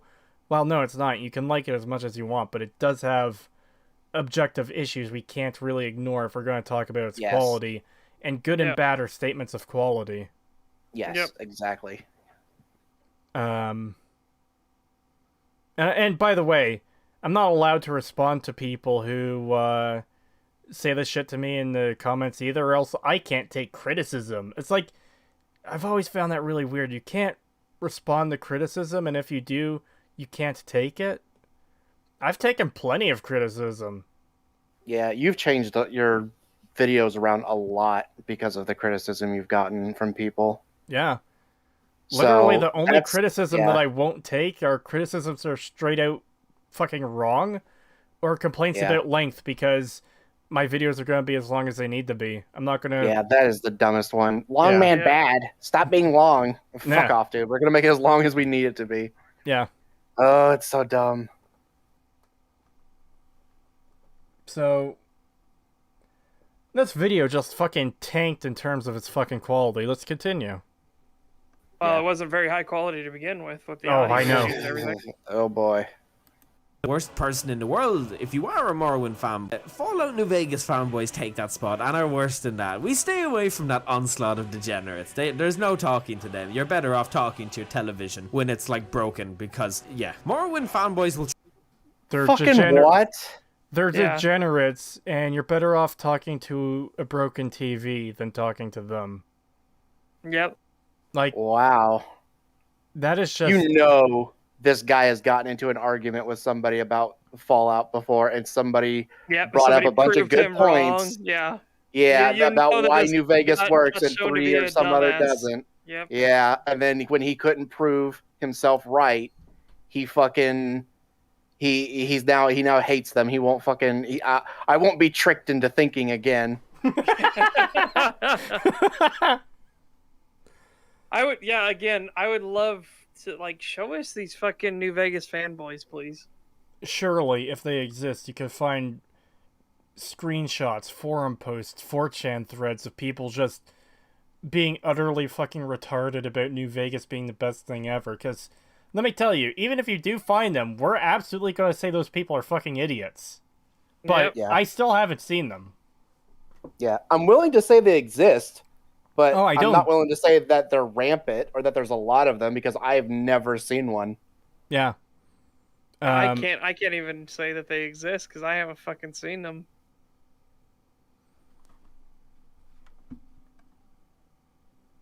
New Vegas fanboys take that spot and are worse than that onslaught of degenerates. There's no talking to them. You're better off talking to your television when it's like broken, because Morrowind fanboys will try and convince you that Morrowind is the best game in the Elder Scrolls series and that you should be playing that and not Skyrim, because they know what's best for the series and they know what they're talking about and they played the Elder Scrolls in its prime and Well, guys, if you encounter one of these wild beasts, hit hightail and run. You don't stand a chance. As I said, you'd be better off trying to convince the brick wall next to you. No. You said New Vegas fanboys would be harder to convince than... You're mixing up your shit, my dude. Yeah, this is why when you script your videos, you should actually reread the fucking shit you're about to say and make sure it doesn't make you look like a dumbass. But granted, you should have done your fucking research and realized you're a moron because you don't even know how fucking Morrowind's combat actually works. 1 in 6, you still didn't explain what the fuck that means. Well, it's a short video, so of course he's not. Yeah, he didn't have time to explain what 1 in 6 is. Yeah, don't put effort into your videos. Just say a bunch of things, don't elaborate, and move on. Yep. And then shit on people who do. Yep. Yeah. And again, this is why we have this feeling that the reason you think New Vegas Fanboys 1 exists, that your version of New Vegas Fanboys exists, is because somebody probably called you out on your factual errors. You realized you were wrong, and then you stuck your fingers in your ears and went, no, you're just bad. Yeah, and that's the exact reason I hate how widespread the use of fanboy is, because it's a term that should be used to describe a very specific group, but it's being used very broadly, to the point where most times it's being used against people who aren't actually fanboys of the thing. Oh, Tyler McDonald brings up, reread your script. Laugh my ass off. He doesn't read such. Yeah. Well, I was actually going to say, this might also be an unscripted video, in which case, okay, if you're doing unscripted videos and they're this bad, script your videos. If you're doing scripted videos and they're this bad, fucking reread your script. Holy shit. Yes. A Fallout New Vegas fan tried to make him read. He couldn't take it. You know, it's gonna be tricked into reading again. No, you can't make me read it. No! As I said, you'd be better off trying to convince the brick wall meant the air, oxygen itself, could create a brain faster than it would be to convince these guys that you have your own opinion. These guys are mostly plagued with nostalgia, and I mean it, because between the combat, the terrible directions, the lack of any sort of fast traveling or anything. Any sort of fast traveling? Fucking who cares? Traveling everywhere, you fucking idiot. This guy is getting everything wrong. Dude. Yeah. In fact, there's so much fast traveling. There are, 3 or is it 4 systems that are fast traveling? 3. You've got boats, silt striders, and major skill teleport. Oh, 4, because you've got the temple things, the things you can cast to teleport to specific regions. Yeah, the Propleon fucking indexes or whatever they're called. That's assuming you could get them all, though they're pretty rare. Yep. So yeah, 4 methods of fast travel that exist. More realistically, most people will use 3 of them, but 4 officially. Yep. Yeah. Propleons. I have no idea what they're called. I've only ever glanced at the name. That's one of those words where I'm probably Mirnoning it because I just never cared enough to look at the word. Because I never used them. But anyways, yeah. You also have to take note of the fucking disingenuous. It's all just nostalgia, motherfucker. I play this game every single year. Yeah, and I love how he referenced like the combat. Okay, so the combat that you got wrong. Yeah, like the combat you got wrong, and you're saying, "Oh, well, Skyrim's combat is better." I'm sorry, what? You want to run that by me again? Yeah, Skyrim's combat is fucking atrocious. It is absolute dog shit. And yeah, you can straight up fly in Morrowind. Like, if you've got the skills to do it, and you pay the fuck attention so you don't run out, of your fucking spell effect, and then you hit the ground at like Mach 3. Okay, people are referencing Divine and Elmsavie, Intervention, and Mark and Recall. Those are different. I consider them different from the fast travel systems. Like, they're still teleportations, but like they're a bit different than, oh yeah, I'm paying this guy to send me on his giant bug to Balmora. Or I'm going to get on this boat to go to Hilla Odd or whatever. Hilla Ode. Yeah. I disagree. Paul says Morrowind's combat's bad as well. No, nope. I fully disagree. Not at all. I think Morrowind's combat is very well done. If once you realize how the combat actually works, that, hey, how well rested are you? Are you fresh into the fight? Or are you winded? How skilled are you with the weapon? Are you really good at it? Are you really bad at it? Once you realize that, hey, if you have your stamina high, doesn't matter how much stamina you have, it's not based off the points, it's based off the percentage. You have a high stamina and you're decently skilled with your weapon, you're gonna kill things. You'll hit things constantly. How do you feel about Oblivion's combat? It's definitely a dumbing down because you lost a lot of the. As Patrician put it in his video, if you look at somebody who is a level 1 in Morrowind at a swordsman versus a level 100 swordsman in Morrowind, you can tell the difference instantaneously. If you look at someone who's a level 1 swordsman in Oblivion versus a level 100, you can't tell the fucking difference.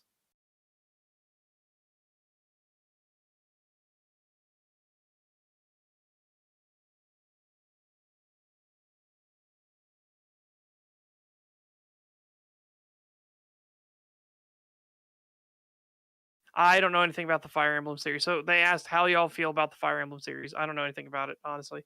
I've played bits and pieces of it, but that is vague memories of just playing the game and not really thinking about the game. Yeah, I've never played any of those games. Yeah, I never played them.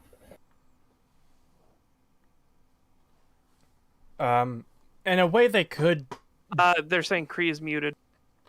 I think it's just because we weren't. Yeah, I think it's just because we weren't eating. talking. Yeah. Yeah, I have a ration of crackers next to me so I don't fucking starve on stream. Yeah, I'm eating bacon, so it took me a minute to respond. Gabriel asked, have you guys played Mass Effect? I've played about an hour or two of Mass Effect 1. I've played 1, 2, and 3. I played 1 and 2. 3 fucking sucked. That ending, Yeah, no. that ending was fucking god awful. Yeah, and I most didn't people, get 3. when they say the ending's not so bad, they don't realize that they're after a long time and a lot of fucking updates and DLC to fix the fucking ending. Yeah, they changed it. Yeah, they changed it significantly. Yep. You know, I played 1 and 2, was thinking about getting 3, and then the reviews started coming out for it, and I started watching gameplay stuff, and I was like, yeah, no, fuck this, I'm not playing this game. Yeah. But you played Andromeda, right? No. No, I definitely didn't touch Andromeda. All right, dude, I loved Kirby Cat's video on Andromeda. That was so fucking fun. Anyways, let's continue with this shit. It's just nasty. If anybody ever tells you easy and you're a casual player for playing it, tell them to fuck off, because they're probably a Morrowind casual, which, to be honest, I'd rather be labelled a Skyrim fanboy than a Morrowind fanboy in this day and age. And why? Oh boy. Why would you want to be labeled that? Because, again, all people that get that label of Skyrim fanboy, we call them consumers. People too stupid to think. Skyrim babby. Yeah, I'd rather be seen as like a Skyrim babby who can't think unless the pointer points me in the exact direction I need to go. I can't think beyond that. Yeah, like I'd that, rather be. I would way rather be considered like really toxic Morrowind fan than be considered a Skyrim fan. Yeah, I'd rather be called a pseudo intellectual who thinks he's smarter than he is because he plays Morrowind than somebody who than a fucking Skyrim fanboy. Yeah. The fuck. Also, Tyler McDonald points out the mistake he made in chat. I wanted to point this out too. A Morrowind casual. Yeah, he said, you know, it's something to the effect of it's better to be a Skyrim casual than a Morrowind casual or something before the fanboy comment. And like, I don't think casual is the word you meant to use there. I think you meant fanboy, based on what this dipshit has been saying.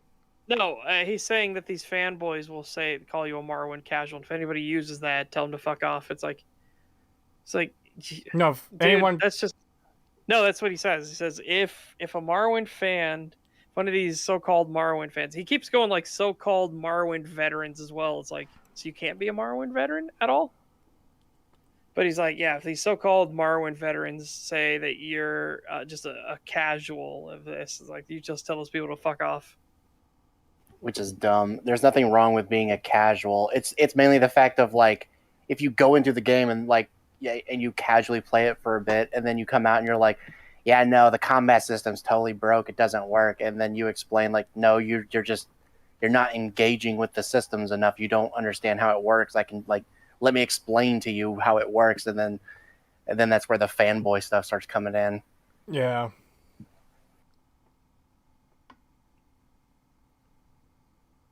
Tell them to fuck off, because they're probably immoral, which, to be honest, I'd rather be labelled a Skyrim fanboy than a Morrowind fanboy in this day and age. At least then I'm not as fucking ancient as the sun. But yeah, don't you worry, I don't Wow. Wow. Only boomers will like Morrowind. Yeah, old game bad, new game's good. Old game bad. That just seems like really petty and pathetic to me. Oh, at least if I'm a Skyrim fanboy, I'm not as ancient as the sun for liking Morrowind.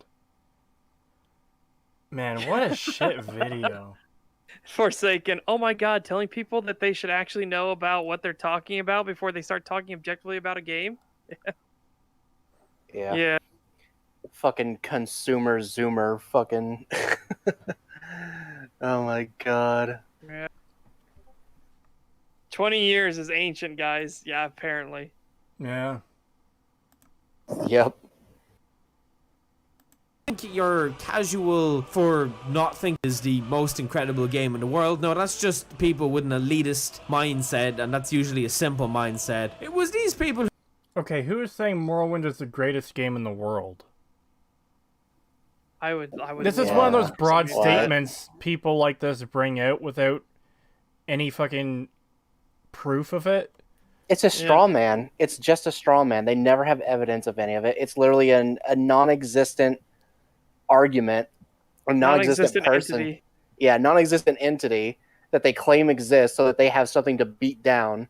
That's all it is. Also, it's ever been. Also, if anyone is saying that anything is the best anything in the world, they're fucking wrong. Well, not necessarily wrong, but they don't know what they're talking about. Because if someone says something is the best game ever made, first of all, they haven't played every single game ever made. That's fucking impossible. Number two, it's also weird to compare something like Morrowind to Call of Duty to Baldur's Gate to Terraria or fucking whatever else. Like, some of these things just are so different you can't compare them. Yeah, how do you compare Trackmania to Planescape Torment, for example? It's like... Yeah. Because if you're going to say that this is the greatest game ever, like, yeah, as you will have... these are the comparisons you will have to make. You will have to logically have thought about these two games side by side and compared them. Yeah, Consumer, Coomer, Zoomer. So if someone says, you know, this is the best game ever, whatever game they're talking about, you can't, like, take that seriously. Obviously, it has to be hyperbole or something. Like, I don't know. How about genre? Dude, I think that'd be the same fucking issue. This is a racing genre. Okay, how are you going to compare that to horror genre? Oh, best game in said genre? Well, even then, you're going to have troubles. So let's pull this back a bit. Let's say we're going to compare every single RPG ever made to each other. But let's also say there's only 30 RPGs that's ever been made, just for the sake of making this easy. So you have to compare game A to the other 29 games, then game B to the other 29 games, and so on and so forth. So every game is going to have to be compared to each of the other games in the category. You're going to, all in order to find out which does what thing best, and then come out with a winner. I don't think people realize how fucking time-consuming that would be. Yeah. Comparing two games to one another is time-consuming as fuck. Consuming one game to 29 others is already a monumental fucking task. Comparing game B to the other fucking 28 in the category, man, it's just not possible. Yeah. Also, make sure it's not on my end. But yeah, Cree, you're going a little robot-y. Is that just me? He's been going a little robot for me as well every once in a while. He'll kind of warble out and come back. Chad, am I roboting out? I hope not. You're okay now, I think. Alright. And that's the thing, too, is I'm not even going to say that there isn't an objective best game for any genre, but the problem is, we're never going to be able to find that out, especially with more being made constantly. So, Yeah. there is a best, we don't know what it is and never will. So, yeah. Let me try, because you turned robot again. I'm going to try disconnect, come right back in the call. Alrighty then. Yeah, I'll do the same thing because you're kind of doing it for me as well. Okay, let's hope that worked. I was hoping you guys would leave at the same time, so I could claim victory. No, that's not how that was going to work. One of us always has to watch over you. Yeah. No, your co-hosts just hate you, Cree. Oh. We're secretly against you. Yep. Well, apparently I sound fine to them, so... Yeah, and you sound better to me now, so I think that's what it was. I think maybe Discord was just doing a fucky wucky. Alright. World, no, that's just people with an elitist mind. That's usually a simple mindset. It was these people who made me originally dislike Morrowind a bit, but then I realized it's not the game's fault, it's the parents' fault, and we can't all be perfect, and we just have to accept that Skyrim is probably the best game. What? We have to accept that Skyrim is probably the best game. Bullshit. Absolutely Bullshit. disagree. Its writing is awful. Its world building is completely fucked. It retcons so much shit from Elder Scrolls. It's not even funny. It's dumbed down from from all the previous games. It is the most dumbed down, watered thing. As Total Biscuit said, wide as an ocean, as deep as a puddle. Yeah. And its combat is awful. It's abysmal. It's a joke. Yeah. If you want to play a mage, good fucking... Like a pure mage, good fucking luck. Yeah, good fucking luck. And by the way, if you're playing as a mage, don't use bound weapons. Because, oh man, it gets so much worse if you do that. Yep. You'll get stuck. You'll get stuck in the vicious cycle of leveling up your weapons, which levels you up, which levels the enemies up, which means you need to keep leveling your weapons up. Well, not which even aren't affected by magic; they're affected by the weapon itself. Not even that. I'm talking about how weak magic is after just a few levels. Yep. That's what I mean. You get stuck. You get stuck. You have to then focus on bound weapons. You can't go back to magic. Yeah, but I said without bound weapons. Yeah, that's what I'm saying. Is when you said avoid him, and then I said, then if you do use bound weapons, you'll be stuck in this vicious cycle of shit. Ah. Yeah, he's agreeing with you. My bad.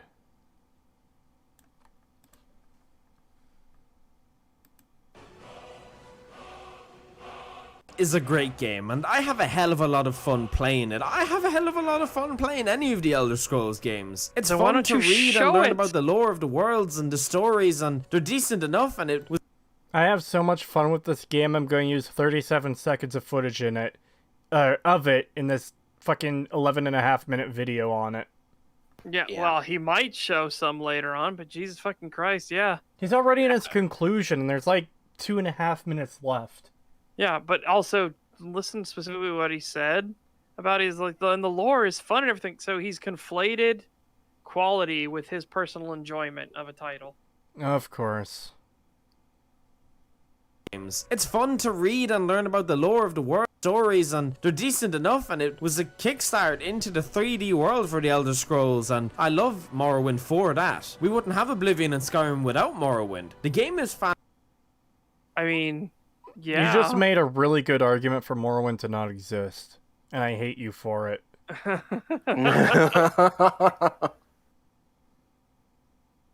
Morrowind gave him Corpus. Well, Morrowind gave the world brain rot because it led up to Skyrim. He just admitted it. It's like, fuck. Oh no, this is the Joe killed everyone moment. Yep, Joel. Yep. It's all Joel's fault. It's all Morrowind's fault. That's the Yep. reason we have dumb games now. For its time, but ultimately Oblivion and Skyrim are set every way due to two simple things. Bethesda Game Studios got better at making games, and graphics and gameplay. No, I no, they fully didn't. They got disagree with worse. that Full statement. disagree. Fuck that shit. The Yeah, only they got thing he's way saying, worse. he's conflating graphics. That's it. He's just saying, well, it looks better, so therefore the game is entirely better. Oh my god, it's so Like, fucking did you stupid. notice? So I'm just gonna point this out. Did you notice in his Skyrim video, he was literally one tapping every single enemy he fought. So he's playing on really low difficulty, like really, really low difficulty. Yeah. So he's not just a Skyrim babby, he's the ultimate Skyrim babby. He might fucking well be. I haven't seen all of his other Skyrim stuff, but yeah. See, But also, okay, and another thing in this. So, do you notice how that skeleton is shadowed? And this is something I was talking with you about, Creetosis. But you notice how there's two skeletons there? yeah. This is why you get rid of God damn it. I told you about it in Sony Vegas how to do it.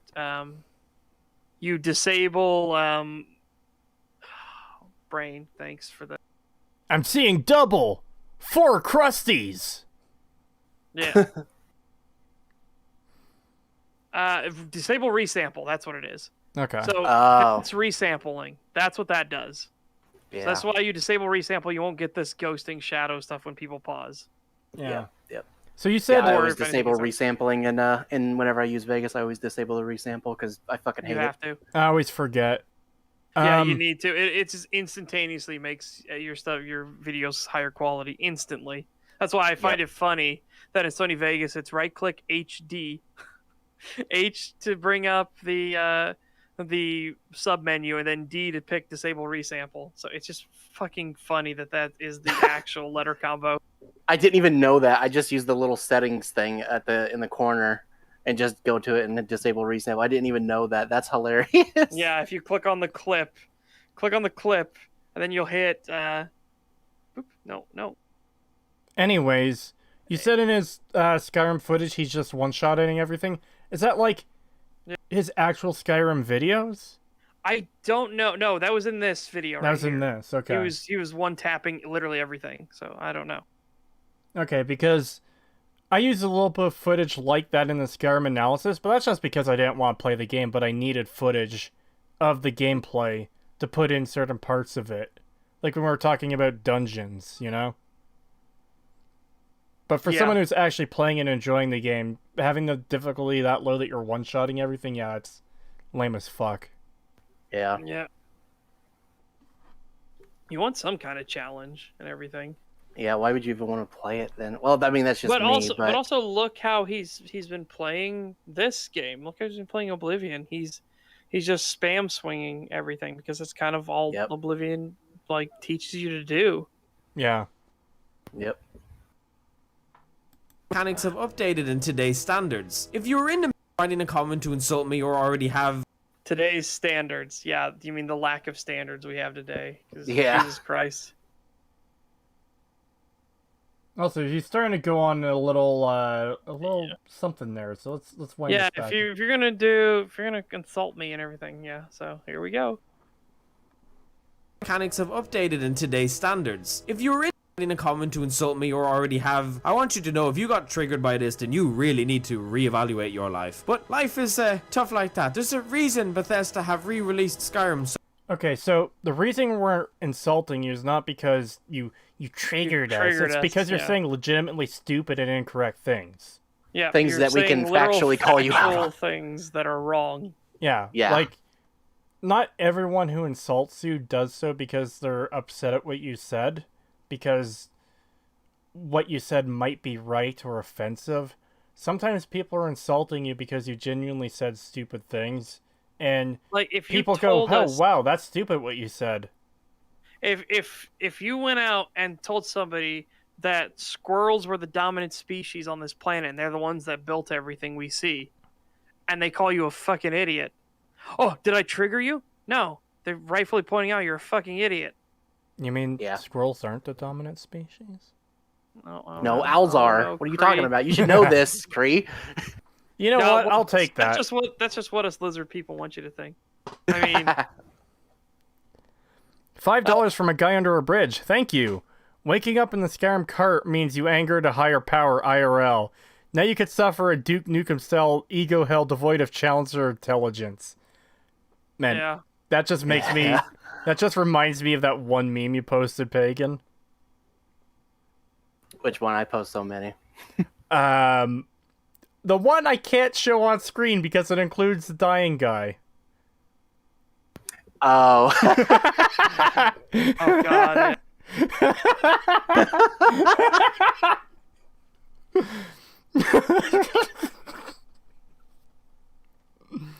Oh god.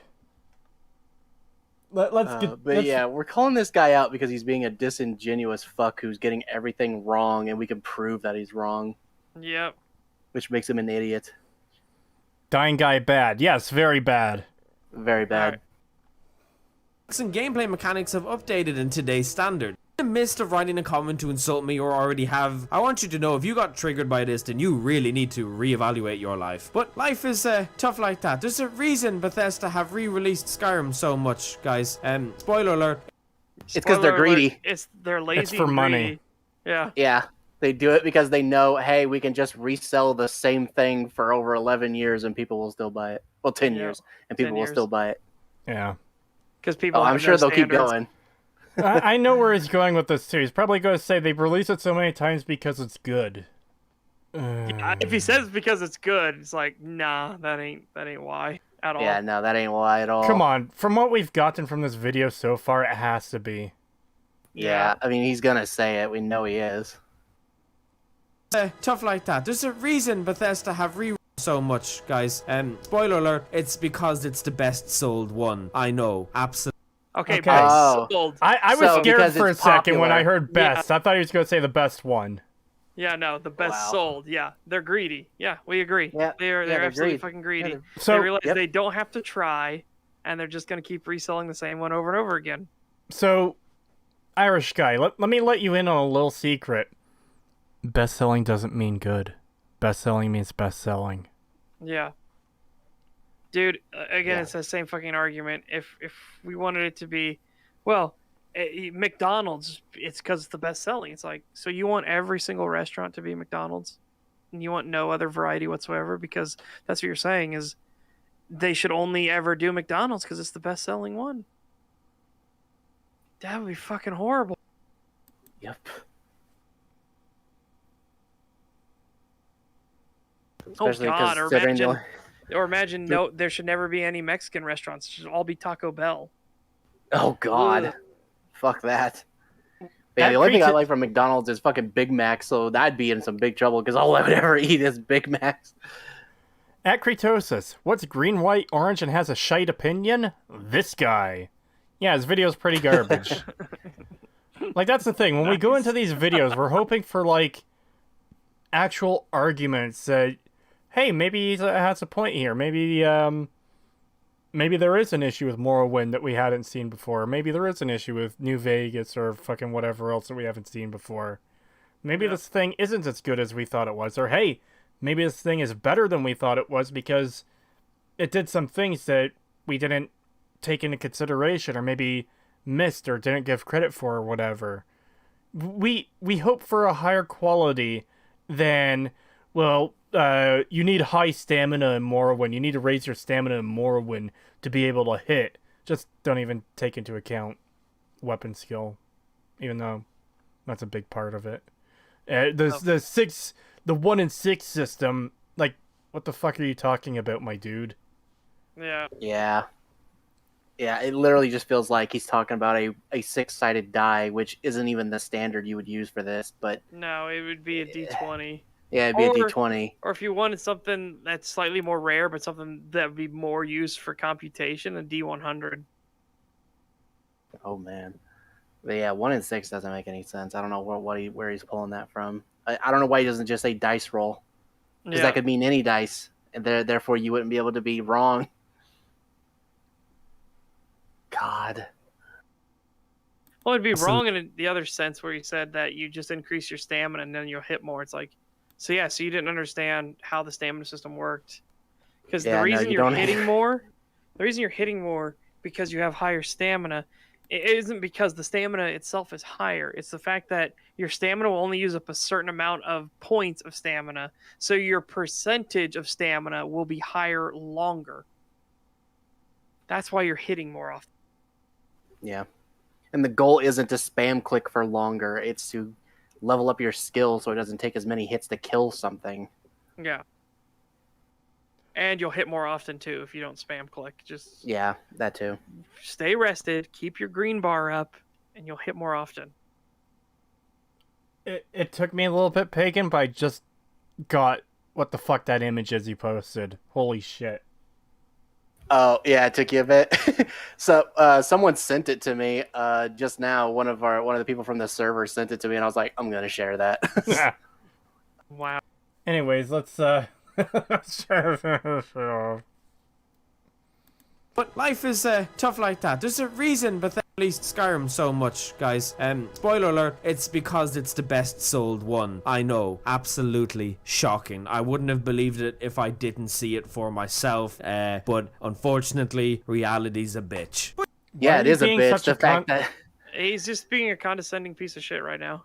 Yeah, this is not necessary for the video you're trying to make. This has nothing to do with the problem with Morrowind. Like, yeah. You're just going off on this, like, weird tangent about stuff you don't even seem to understand. Or if you don't know what the hell you're talking about. This wasn't even really a criticism of Morrowind. It's just him being like, Skyrim is so much better. Stop complimenting Morrowind so much. Skyrim is so much better. It's my game. I was like, dude, chill the fuck out. And yeah, it is unfortunate reality that fucking Bethesda realized that they could just resell their fucking game over and over and over again. Yeah, it's really fucking sad. Well, we reached the fanboy segment of this video that was close to the halfway mark, wasn't it? Yeah. So, what we got out of this video was, oh yeah, the graphics are old because it's an old game, and the combat sucks because I don't understand how to use it, and there's text in this game, and words are scary. And then here's my 5.5 minute rant. Huh? Yeah. It's like you'll have to do lots of reading, and that's bad. When voice acting is clearly superior, it's like we explained why that's not the case. And then half of this video was just him bitching about what he thinks fanboys are and still getting that right. Like, okay, if I were to sit down and make a video all about Morrowind's issues, I'd probably be able to make a video at least double the length. And it'd be substantive. I'd be pointing out actual flaws in the game. Not just making vague references to, oh yeah, this thing isn't that good. But I'm not going to elaborate. And dude, not to mention, show the fucking game you're actually talking about, for God's sake. Oh, yeah, please. Hold on. I made a mistake there. I said double the length. For a second there, I thought this was a 20-minute video. I'd probably be able to make a 40-minute video talking about the issues with Morrowind and, like, going in depth on them. Yep. Yeah. It's my favorite game of all time, but it is flawed. But this guy did not do a good fucking job to talk about it. Just, you know what the best part is? It seems like an excuse for him to bitch about the fanboys. Yeah, it's just under the guise of doing a criticism. Yeah? You could make a 40-minute... Hell, you could make an hour-long video talking about all the problems of Morrowind and going in depth with it. But then, you could easily make an even longer video talking about why it's a good game and all the things it does right, and that there would be enough for them to call you a fanboy. You have more good things to say about the game than bad? Wow, fucking fanboy. Yeah, that seems to be the way it goes. Yeah, that's it for this. I do really love I love everyone in general. I just think elitist opinions of any sort are dumb as hell, and people can like what they want. Except for you. You're making elitist opinions? Yeah, you're being an elitist asshole right now in this video, dickwad. What a fucking idiot. Okay, good job, you moron. I'm gonna be elitist while I talk about hating elitists. Yeah. Well, that kind of tells me a lot about you. Like, hey, maybe this guy makes good videos besides this one. I don't know, but it's definitely not a good first impression. I don't know how he could. Somebody told me he has a video of Dark Souls 2 is great. And I'm like, fuck, boy. I cannot trust you. No. Into Yeah, the trash no. it goes. Yep, into the trash with this guy's opinions. Holy fuck. Like, maybe he'll have some good fucking argumentation, but I haven't heard it in the fucking year since Dark Souls 2 came out. Jesus. We definitely didn't hear it Oh. here. Also, as Versus 22 points out, just walks through the fucking fire. Yeah, I was going to Yeah. comment on that. Especially when you have that low health. Like, man, I definitely hope you've got it on very easy, or else that fire's probably going to kill you. Yeah. Yeah, well, look how fast it goes out, and look how little damage it does. So.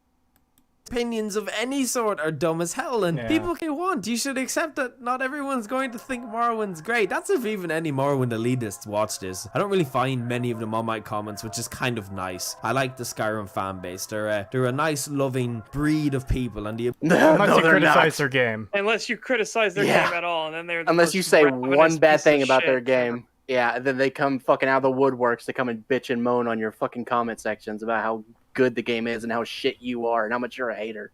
In fact, this seems like the exact kind of video one of those kinds of people will make. Yeah, Morrowind's a good game, but its fans are fucking garbage. But, man, I'm going to say Skyrim is the best game ever and just not elaborate on that at all. Yeah. Oh. Okay. You can fast travel in Skyrim. That makes it better. You can fast travel in Morrowind too, dumbass. Yeah, the fast travel in and Morrowind that's- was just part of the world, though. It wasn't a magic That's not even map something I would marker. consider a point. I wouldn't even Yeah. consider that as like a plus for any game if you could fast travel or not. I'm like, I wouldn't consider that like, oh yeah, well that automatically makes this game somewhat better than this. I don't know. Well, It's some literally games, Yeah. some games make travel part of the gameplay. I really like Patrician's Morrowind video where he's talking about like, yeah, the game is going to send you out to remote locations. And you're going to have to plan your journey, and you're going to have to make decisions like, okay, do I Have enough supplies and everything. Yeah. Tyler McDonald said, "I like people who agree with me. I don't like people that disagree with me." Okay. Yeah. Yeah, Yep, I agree. that's what it sounds Tyler. like. Yeah, he's just coloring it in such a way where it sounds like something reasonable. Oh yeah, it's the fanboys that are the problem, but he doesn't seem to realize that he's the one fanboying here and acting exactly like the people he's claiming to hate. Yep. Well, he's got a minute and 30 seconds left. Will we actually get any other Morrowind footage, or was it literally only the first, 30 seconds? Something like that. I'm praying for a fucking Patreon plug. Yeah. Living is the same. Morrowind fanboys, I like Morrowind, but the Morrowind fanboys that I'm talking about, I don't see them a whole lot on my comments, which I'm kind of okay with. You know what? I'm kind of okay with it. But nothing's wrong with wait, and he's reusing footage. He's already I was gonna had point that little out. fucking footage. He had to reuse it. Also- In a video that's only 11 and a half minutes long. Also, I want to point out, this video comes across as even more bizarre, because I can understand someone doing a rant about the fanboys. It's not something I would do myself, but like a video dedicated to it, which this is pretty much is.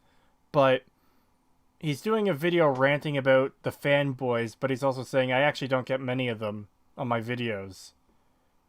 Like, so why did you spend half of your Morrowind criticism video complaining about fanboys then? Yeah, if you don't get them. Maybe. Yeah, it is. Maybe. Because he needs a straw man. Maybe there's a little something to their criticisms about Skyrim. Yeah, maybe and it bugs you. Maybe they're right about something about this game. I don't know. Yeah, Could be true. food for thought. Let's finish this shit. nostalgia, of course. I'm very nostalgic about a lot of things. Standards would be seen as the same thing, outdated and stuff. Oh yeah, it's a nostalgia argument again too. Yeah, but he's saying, "Don't worry, I'm just like you." So, Hello, fellow Bullshit. No, children. you're not. yeah. You shouldn't try and force your opinion. But if you do have some time and some spare cash, Again, Okay, so criticizing not- something isn't forcing an opinion either. Yeah. Again, it's okay. I guess if you did do it as like, no, I think the game is bad, and that was it, fine. But to actually challenge people on that, when they say, I think the game's good, okay, why? I think the game's bad, okay, why? Again, the whole point behind critique of this sort of thing is that you're giving logical and like objective reasons why these things are the way they are. Why is the combat in Skyrim bad? Because it encourages you to spam click. There's no feedback to the animations. When you see the characters actually fighting each other, they're literally sliding along the ground. It's not a good system. So you have these points that you go through. And 3 tends to be, as I say, trouble comes in threes. Threes tends to be the thing because 3 is a pattern. Like, 1 time is 1 time. Who cares? 2 times is a coincidence. 3 times is a pattern. I'll be right back. All right. And it very much comes, he isn't outright saying it, but very much comes across as the whole criticism bad thing we've seen before, where it's like, yep. Hey, if you've got something bad to say about this thing, just don't say it, or else you're a fanboy of this other thing. Yeah, just be happy and consume. It's like, no. I want standards again. And it's funny because he talked about modern standards. Like, no, I want actual standards. Yeah. Oh, God, and yes, lest we forget, as Gabriel points out, I yield! You never should have come here.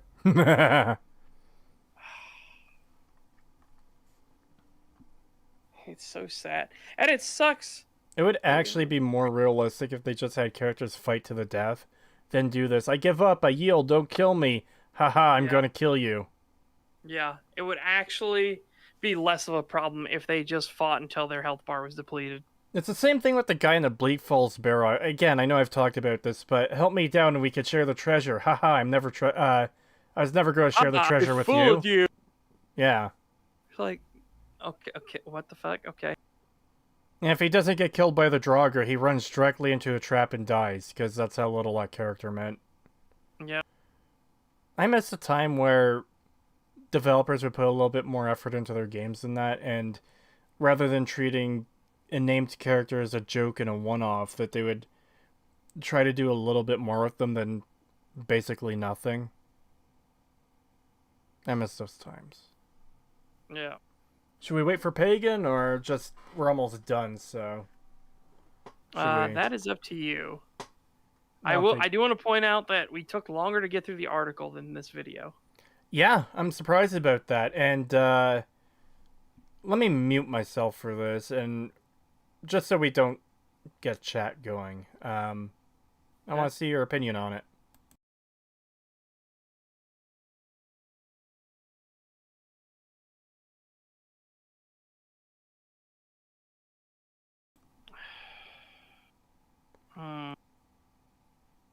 I'm pretty fucking hungry right now. All right, we can end here and do that another time. Then I'm unmuted, by the way. I want to check. Something. All right.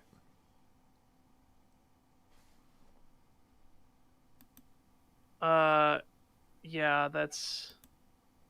Save it. 16.5 minutes. I think save it. All right. All right then. That's fair enough. Yeah. Oh boy. So this video was pretty shit, but it didn't take near as long to get through as I thought it would. Yeah, same. A lot of it is due to the fact that he's just like, I don't know, it feels like a very empty video, even for a 10-minute video. Like, yep. He well, just... remember his title transitions were also like really long for each of them too. Were they that long? They seem to go by in just a few seconds.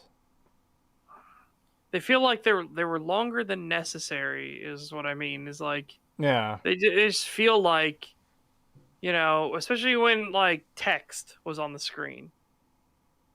It's literally just text. How long do you think it's gonna take somebody to read the word text? Not very long. Still though, what a shit fucking video. Yep. wait, have we finally found the mythical video that is not worse than the one before? I mean, whatever video we covered after Aetherthorn wasn't as bad as Aetherthorn, so... You know, there's that. Yeah. Like I said earlier, fanboys are the same for bugs, hugely anecdotal and require evidence. Yeah, Yep. I've heard stories of programmers where they've gotten bug reports and were just completely unable to replicate it. Yeah, that's the thing too, is like when people don't realize, like, why didn't they just fix that bug? It's like, did you report it and then explain how you got the bug? Like, it's all well and good to be like I told them the bug that, hey, my UI vanishes. Okay, that's not very helpful. Do you know how fucking hard that is? Can you explain in detail why the UI vanished, or what you were doing before it vanished? Yeah. Yeah, that information is very important. Yeah. It's why there's actually a funny one. Larian Studios, when they were doing Divinity Original Sin, they had a Chinese team because they sent it off to multiple people around the world and stuff like that. They had them doing quality assurance. And the stuff they got back from the Chinese team was like, the duck. There's something with the duck. The duck is the thing. There's something with the duck. And then he was like, they're literally like looking at this on the camera. They're looking at the camera like, I don't fucking know what duck? What duck? What are you talking about? And then they sent back. They were asking for more, and they kept sending back the duck. The duck is the thing, and they're like, the fuck? Are there ducks in... Like, are there even ducks in this game? No. That's why they were like, what? And so they said, so we stopped contacting them. We're no longer working with them anymore. Because clearly, and it's not making... They didn't want to make fun of them. They're just, yes, I think that's what it was. The duck exists, I think, is what they specifically said. And they're just like, what? The duck exists.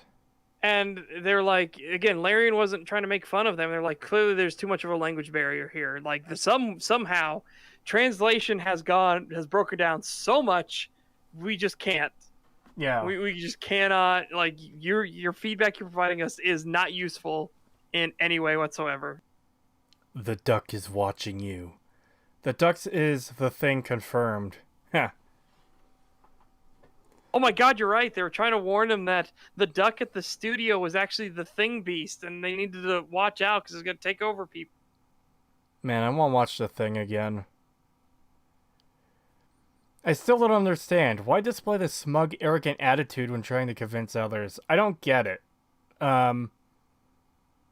Like, people have called me smug in my videos. I don't intend to come across that way, but it's like... When I'm criticizing things, I'm like, hey man, look at this stupid thing, that's so fucked. It's not meant to be like the way these guys do their videos, where it's like, man, these Morrowind fanboys are idiots. Skyrim is the best game ever. You know? Yeah. Also, TC Dynamo, I don't know. Again, like I said, they said it was just to the point where there's obviously a language barrier here and translation has broken down, so they can't use anything that the Chinese team was sending them.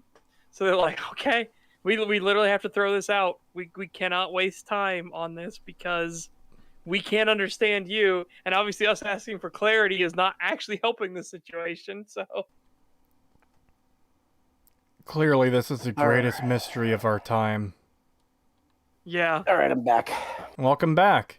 I remember how fucking flustered he looked too, and when they were doing the stuff, and they were going through like everything weird that had happened, and the guy at Larian was just like, so he looked so frustrated. He's like, and I keep reading this thing about the duck, and I don't know.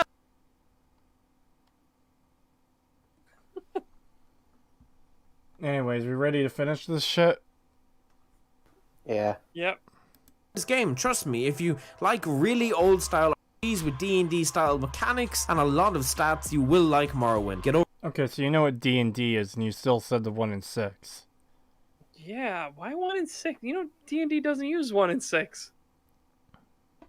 Again, assuming that's what he's actually referring to, I'm not positive because that is so weird. Yeah. The clunky UI, the stupid amount of lack of interesting dialogue, and boom, you have a decent game. But a lot of today. Wait, you said the lack of interesting dialogue in Morrowind? Oh yeah, Skyrim so much better for that interesting dialogue, isn't it? You know what's wrong with Skyrim Do you get out to the Cloud District very often? What am I saying? Of course not. Everyone's obsessed with death. Have you heard? I heard they're reforming the Dawn God. Psst, Did someone I know steal who your you sweet are. roll? Hail Sithis. Oh, that is the worst fucking one by far. It is. Because, yeah, as got pointed out, you can literally have every single guard say it in a town, and then you'll do something for the Dark Brotherhood, and they'll still try to attack you. It's like, yeah, that don't fucking track. What also doesn't track is that every single fucking guard in all of Skyrim is apparently either a part of the Dark Brotherhood or has close enough association to know who the listener is, and this isn't even getting into the biggest problem. That the Dark Brotherhood has a uniform that is recognizable. It's like, I can't wait to as get Meme to Knight that. points out, the Cloud District is literally 2 buildings. Yeah. Some district. Jesus, like all of Whiterun, if we were talking about an actual district, all of Whiterun would be 1 district. That should be like 1 district. Yeah. And even then, it'd be like a small district. Yeah. Its fans are plagued with nostalgia, unfortunately. So, oh well, what can you do? But anyway, I hope you all enjoyed this. And okay, so plagued by nostalgia again. To answer that actual to answer your question, if it wasn't such a smug ass remark, what can you do? Well, you come to the table with facts and have a discussion and a logical debate about it. Yeah, you don't just spout shit and expect for people to take it at face value and say, "Oh yeah, you're right. There is a lot of text to Morrowind, and that's bad." And yeah, those Morrowind fans are elitist dickbags who suck, but not us who say Skyrim is the best game ever. Fuck you. He didn't say fuck you, but you know what I mean. Well, I mean, he basically did because he said, he said fuck you to the New Vegas fans. Well, yeah, that's... New Vegas fanboys are the worst people in existence. It's like, wow, okay. I'm going to call this group of fanboys, or I'm going to call this group of people fanboys and say they're the worst in existence, while I'm fanboying over Skyrim. Yeah. Oh, and I'm going to say that I hate elitist people while being elitist. It's fucking weird. Skyrim is 10 years old now, but I guess to them it's not nostalgia because the game keeps getting re-released every year, so it's current. Yeah. You'd be surprised by his comment section, Creetosis. Oh boy. See, that could go in either direction, and I don't know which you mean. And leave a comment on what you all thought about this video. Did you enjoy playing Morrowind when you tried it out? Are you a big Morrowind fan? What do you think? Are you going to pick it up in the future? What's the story? I don't know. Let me know. But as always, I hope you have a great day, week, month, or year, and I will see you guys next time. Okay, thank God it's over. What a shit video. Why is it just orange background for like 23 more seconds? But also, yeah, he didn't show any more Morrowind footage at all. So it was whatever the first like 20 seconds or whatever is all he had. That's fucked. That is completely fucked. Yeah, I'm going to have Morrowind footage play in the background of my Morrowind video. For the first 37 seconds, I'm going to switch to Skyrim and Oblivion for the rest of the time for no reason. Yeah. $5 super chat from a guy under a bridge. Thank you. Thank you very much. Don't suppose you could enchant my blade. Wait, I know you. Let me guess. Someone stole your sweet roll. Is that fur growing out of your ears? Yeah.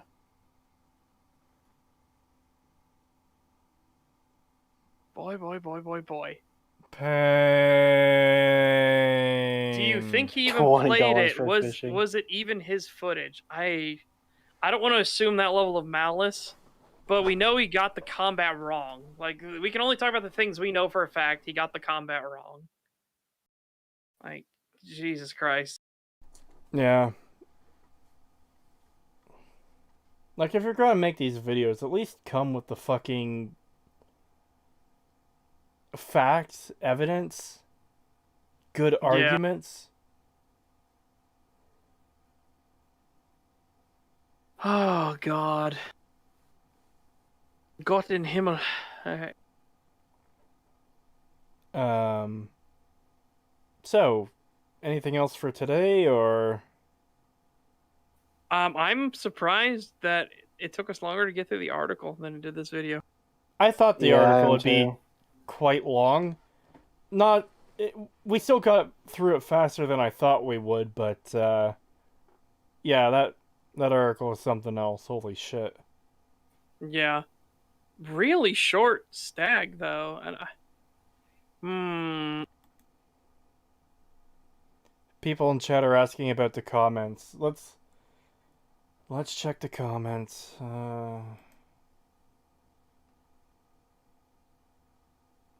Does he like reply to people in the comments like the article guy did? Yeah. Well, I'm just I bringing it doubt up it. now. Oh, He literally said you're. Yeah. Yeah, he literally said you're Oh. better off talking to a broken TV than trying to interact with them. So I'm pretty sure he just either wouldn't interact or would just block them. Says, while I play Morrowind in the background, then play Skyrim for the rest of the video. Pretty much.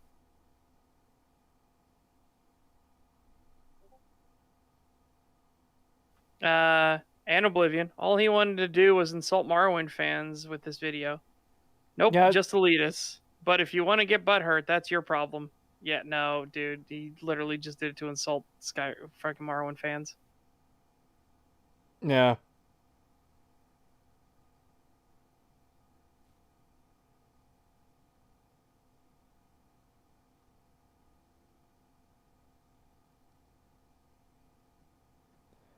At Creetosis, your appearance changes drastically when vampiric or werewolf cursed. So how is it people don't have a list of signs to look out for to avoid creatures stalking the towns? Yeah, that seems weird to me that Yeah, how do people, when they see your pale, pallid skin and your like jaws are getting your fucking lips are getting pulled back and everything like that, not like realize you're a fucking vampire? Oh. Man, yeah, we will have a lot to talk about when it comes to how shit Skyrim's story and world building and everything is. The Dawn Guard made it a lot worse because they gave him like the glowing eyes and stuff. It's like it's so Yeah. obvious when somebody's a fucking vampire. It made the Mirabelle chick or whatever her name is from Solitude, like it was implied she was a vampire, but now it's like once the Dawn Guard update happened, it was like, oh, okay, it's obvious because her eyes are literally fucking glowing.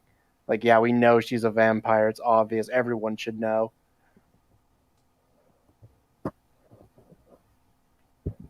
yeah, I'm not going to read through the comments of this section. I'm just skimming it. A lot of them are pretty garbage. Yeah, a lot of them are what you usually expect from these kind of people. Yeah.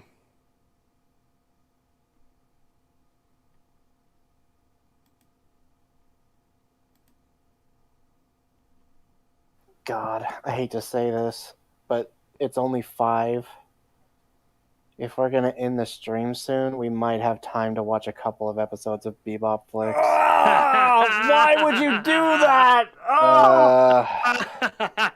Trust me, I don't want to do it either, but we need to get through it, and we have time.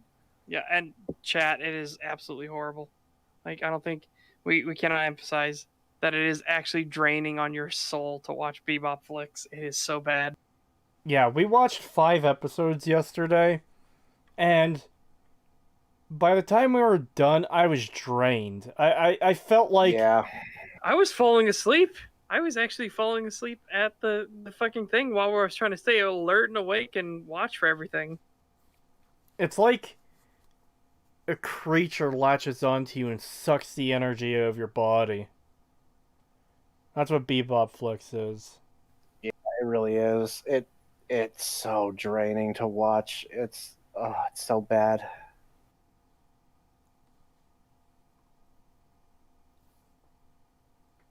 Well, I know it's Netflix, but it can't be that bad. Oh, it is. It is so much worse than I thought it was gonna be. It is so much worse.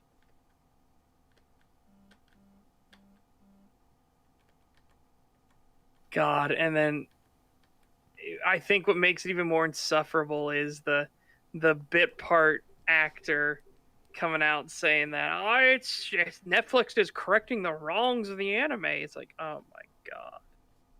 Yeah, what the fuck? And people are like claiming that they're one of the stars of the show, and it's like, no, not at all. Nah.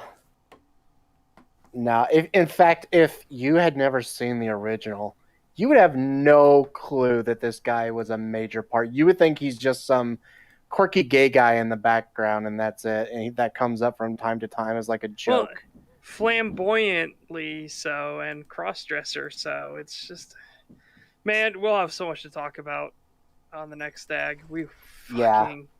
That one's gonna be a long one for sure. I've got a couple more memes here from King of Xenos 101 in Discord. I'm gonna put them on screen quickly as we're wrapping this up.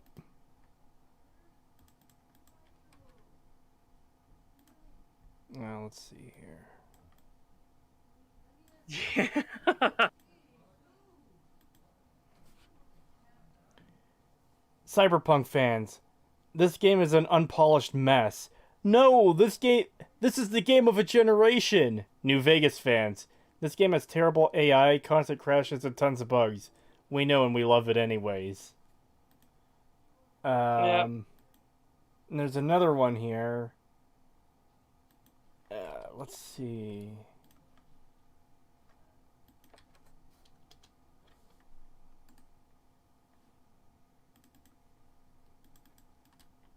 Very similar thing, but yeah. Skyrim fans, Stormcloaks are racist. No, shut up, milk drinker. New Vegas fans, the Legion are a bunch of sexist, rapist, murderous slavers. We know.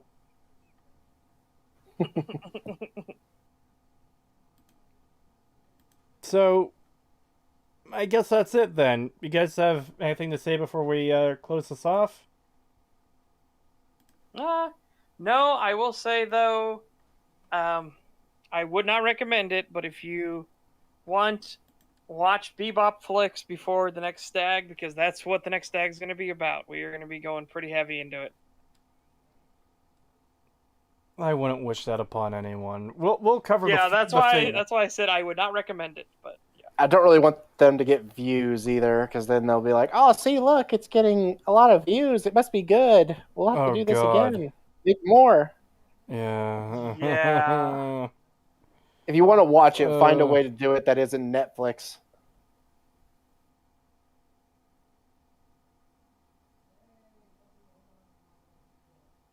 Well, I think the visuals on OBS froze for me. Hopefully they can still hear you. Yeah, it's showing me as green constantly around my icon, but not... Maybe it's Discord. No. Oh, it's because I had Discord minimized. My bad. oh, you silly goober. All right. But yeah, that would definitely be... Yeah, as Meme Knight pointed out, the fucking writing of the decade. Oh my god. But yeah, that I will say is a good point to end it off on. Yep. Have a good night, everyone. Yeah, we will be back on Monday the 28th. 29th. 29th? Yeah, oh, 29th. Okay, yeah, Monday's the 29th. Yeah, because 27th is my birthday. Yeah.